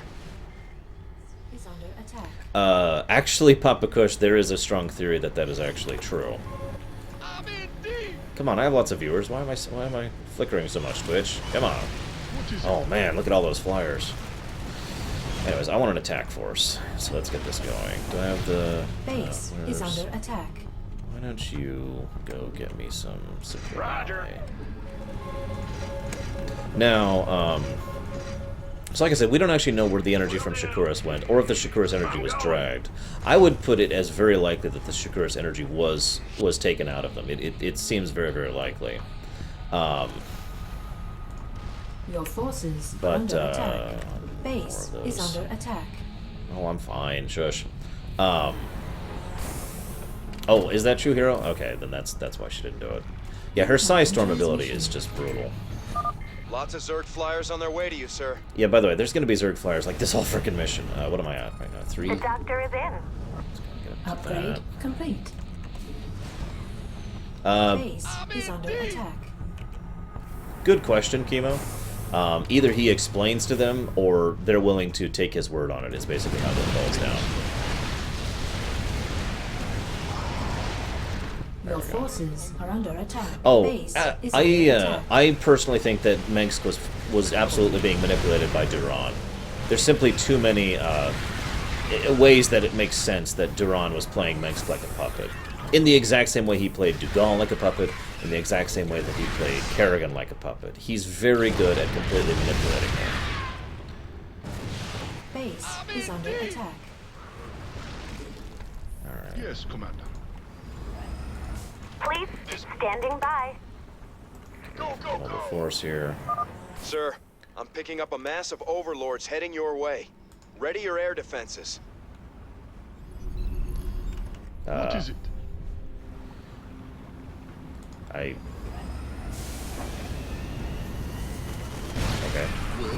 This is really easy on casual. I have never actually done this one on casual. Yes, I know, I'm coming. I had to say this was easy, didn't I? Now they're gonna kill me. So in answers to Venture's question, excuse me, I never got around to that. One of the space magic of the Xel'Naga artifact is very particular in how it functions. Basically, it literally has the ability to distinguish Zerg from anything else, and it just purges the Zerg. So the only thing that's left in Kerrigan is everything else that is not Zerg. Class 12 psionic waveform detected. Crud, I'm not ready for that. Blades has returned. Scour you all from my world. Yeah.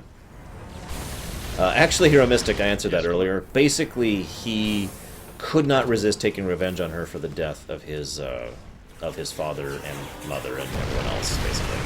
This better be good. Oh, she has no health on casual. She hits like a truck still. Base is under. Kerrigan's gone underground. Pour it on, troops. Basically, she never dies in this. She just kind of... Transmission. Oh my god. Sir, we're tracking a large number of Zerg flyers coming your way. Huh? Bad news? Not really. Base is Although I do under need attack. another bunker up here now. Exactly, Yukon. That's one of the interesting things about it. Because the implication is there that while all of the Zerg is gone, the new is left over. In other words, if I could put it into such terms, it purges the Zerg, but not the hybrid. It does not actually remove the hybrid nature that is added to her. That was the part of her, superior being that she was made into when she was crafted into the Queen of Blades by Abathur. Upgrade complete.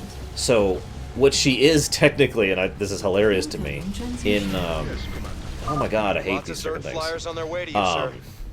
What she is technically when she is Kerrigan is she is a human hybrid, if that makes any sense.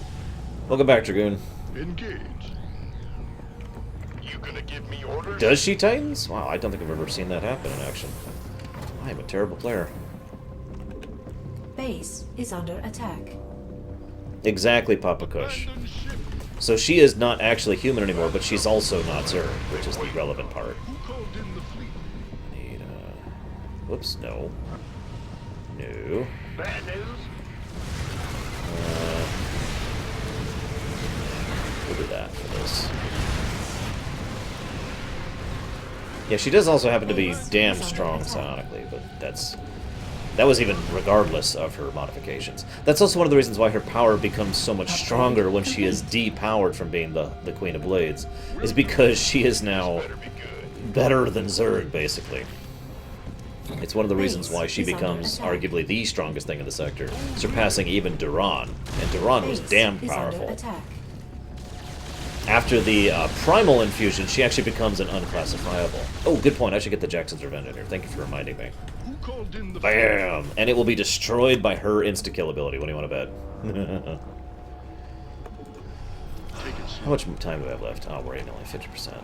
Yeah, this mission takes a while. No! Overlords.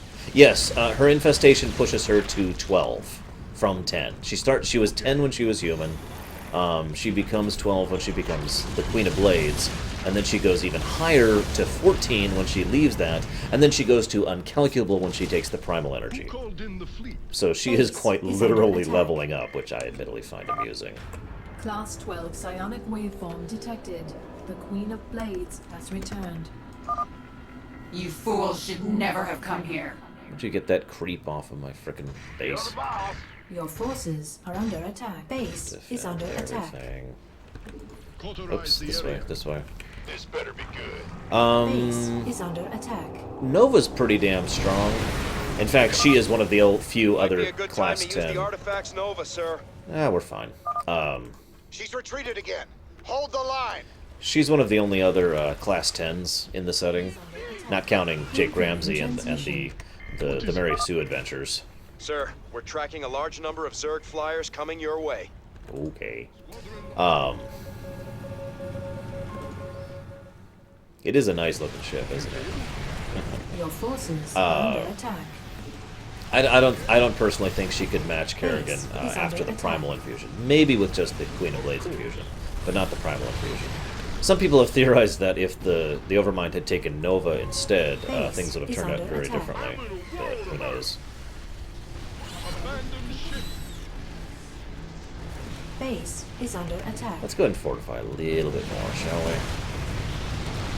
That's negatory. It's What? blocked. Oh, okay. Never mind. Wrong guy. Complete. Actually, let's just do this. Come on. Warning. Class 10 Zerg flyer detected. It's a Leviathan. Holy sh... Check it out. Sir, scanners show the largest Zerg biosignature I've ever seen. And it's headed your way. Hey, Malakara. Probably a dead. If I miss anybody's questions, by the way, it's because I'm an idiot, not because I'm ignoring them. So please feel free to repeat your questions.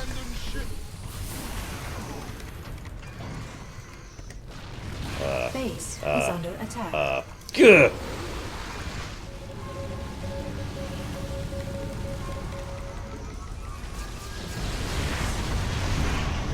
Run!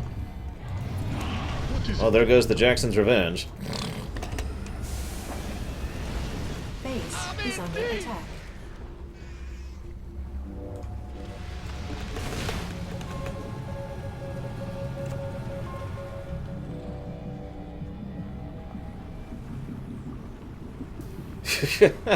Tylerius, most people don't request me to play it on my stream all that much. I've been wanting to play it more, I've just been busy with everything else. Base is under attack. There you are. Incoming transmission. Sorry, Titans. Lots of Zerg flyers on their way to you, sir. Base is under attack. Yeah, Leviathans are absolutely gargantuan. Base is under They're attack. the biggest thing in the individual unit in Starcraft that isn't a Worldship.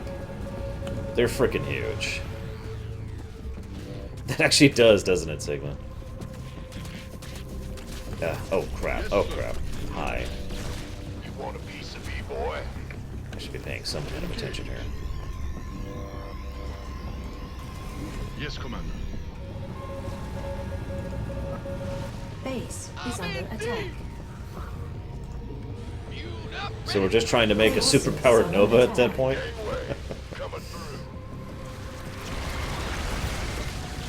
So... Class 12 psionic waveform detected. Yes, I know. She's the Queen ink. of Blades has returned. You fools. You're playing with forces beyond your comprehension. I'm not sure that's true. I actually comprehend what's going on better than you do. Base is under attack. Oh, you mean, like, beyond their comprehension? Okay, yeah, that's totally true. Spear of Adun. Oh, that's a ship I'm really looking forward to seeing, tell you what. She's on the run, man. Let's keep the pressure on. God, every time she hits, I swear to God. This is on casual difficulty, and I'm actually having to try a little bit. This is hilarious. Can you guys imagine what this is like on hard or brutal? I bet you can, because I bet most of you know what it's like. And you're probably thinking, oh God. Base is under And you're attack. having horrible, horrible nightmares about how bad this is. I really need a fast attack squadron to be dealing with this The stuff. artifact's So... energy nova is fully recharged. Yeah, that's great. Why don't we go ahead and blow that? There's actually an achievement for not using the Nova, which is why I'm so disinclined to use it, if anybody's wondering. Because I got into that habit.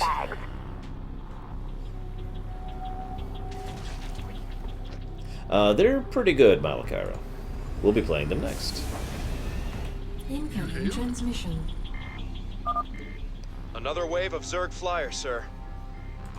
In the rear with the gear. Let's go ahead and reset up here. Like Rate that. awaiting orders. That's right, it did. Are under attack. That is absolutely right. And I am very proud of having that achievement on my actual account. Base I have is no under idea, attack. Dragon Cat. Haven't even thought about it yet. Yes, Commander. Yeah, even on casual, this is a fun mission, I'll admit it. Incoming transmission. Of course I do, Malakara. It's fun. Another wave of Zerg flyers, sir. But only if it's fun. If it's not fun, then it's not fun, and I don't care. One thing I like about this mission, they never stop ramping up. They literally get more and more intense in the assault, the entire mission, basically. Where's my fast attack squadron? There you are. Go ahead, Command. Get over here and kill these bastards. Attack formation. Base is under attack. Vector locked in. The artifact's energy is peaking. Just hold out a little longer. Incoming transmission. What? Base. Lots of Zerg flyers on their way to you, sir.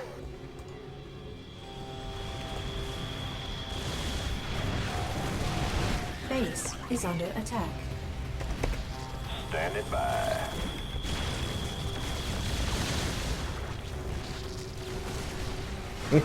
I might do that. I might do the Minx thing. I haven't decided yet. Roger. Coordinates received. Abandon ship. Engage. That's a good point, Petro. The artifact's energy nova is fully recharged. Yeah, that's great. I'm kind of busy. Class 12 psionic waveform detected. This should be her The last Queen of assault. Blades has Let's go and just blow it. I've already done This it. has gone on long enough. No, I don't think that's what's going to happen. Oh, really?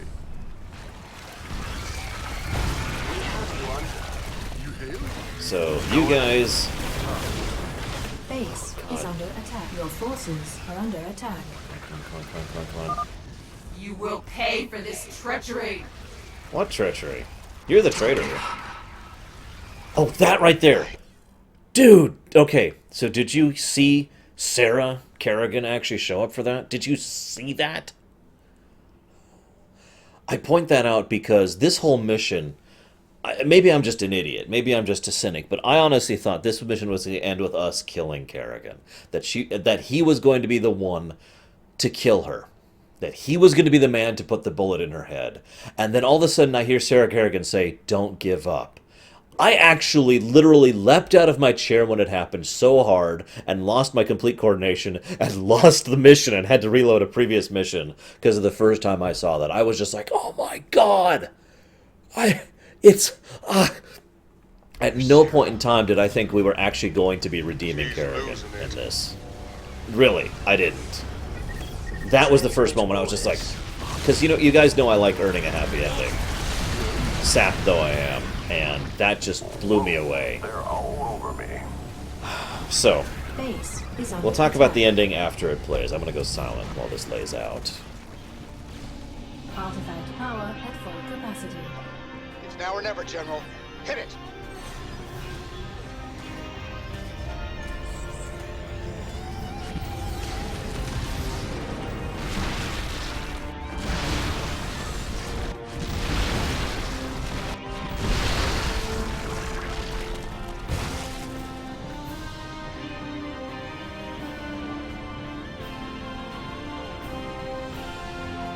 Upgrade complete.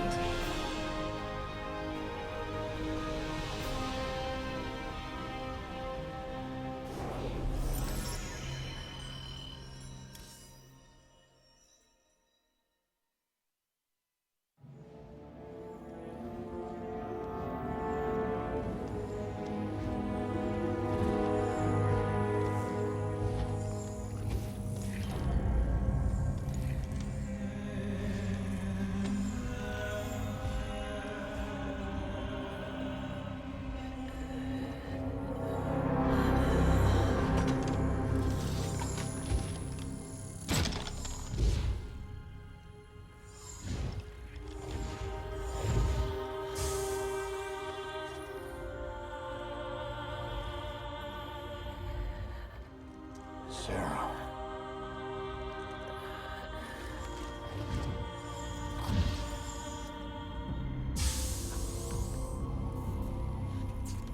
You reading all this? You have your orders, Mr. Findlay. Carry them out.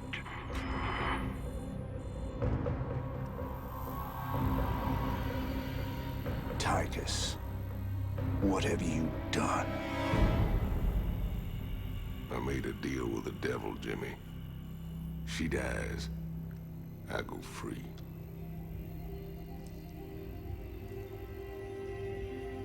We all got our choices to make.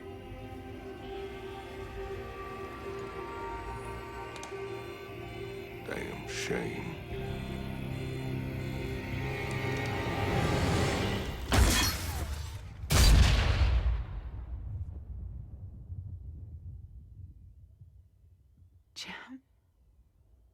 It's okay.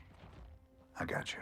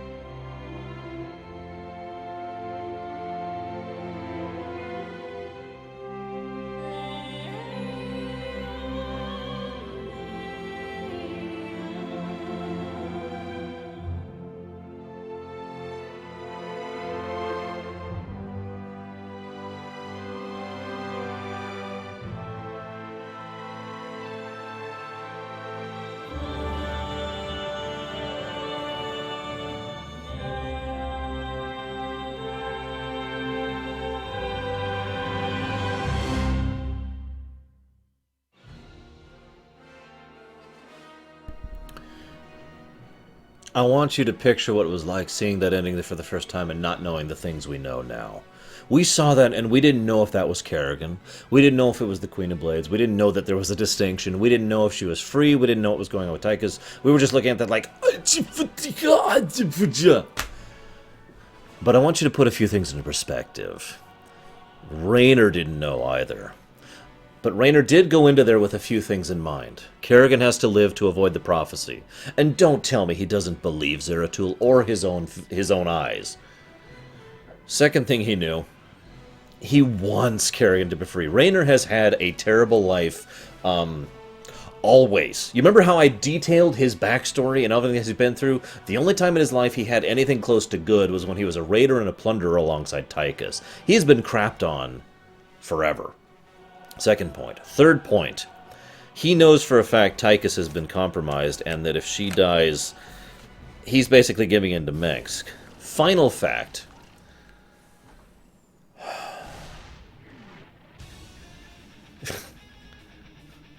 Music. Yeah, let's just escape out of this. The final fact I want to toss to you guys is I agree with what several people said in chat. I think that was a agreement, for lack of a better way to put it, between Tykus and between Raynor. You remember how we talked about how they were talking like best friends? The way they talked, they would basically, they don't have to actually say what they mean. They could infer it. They could tell each other based on their tone, based on their posture. They can communicate non-verbally, right?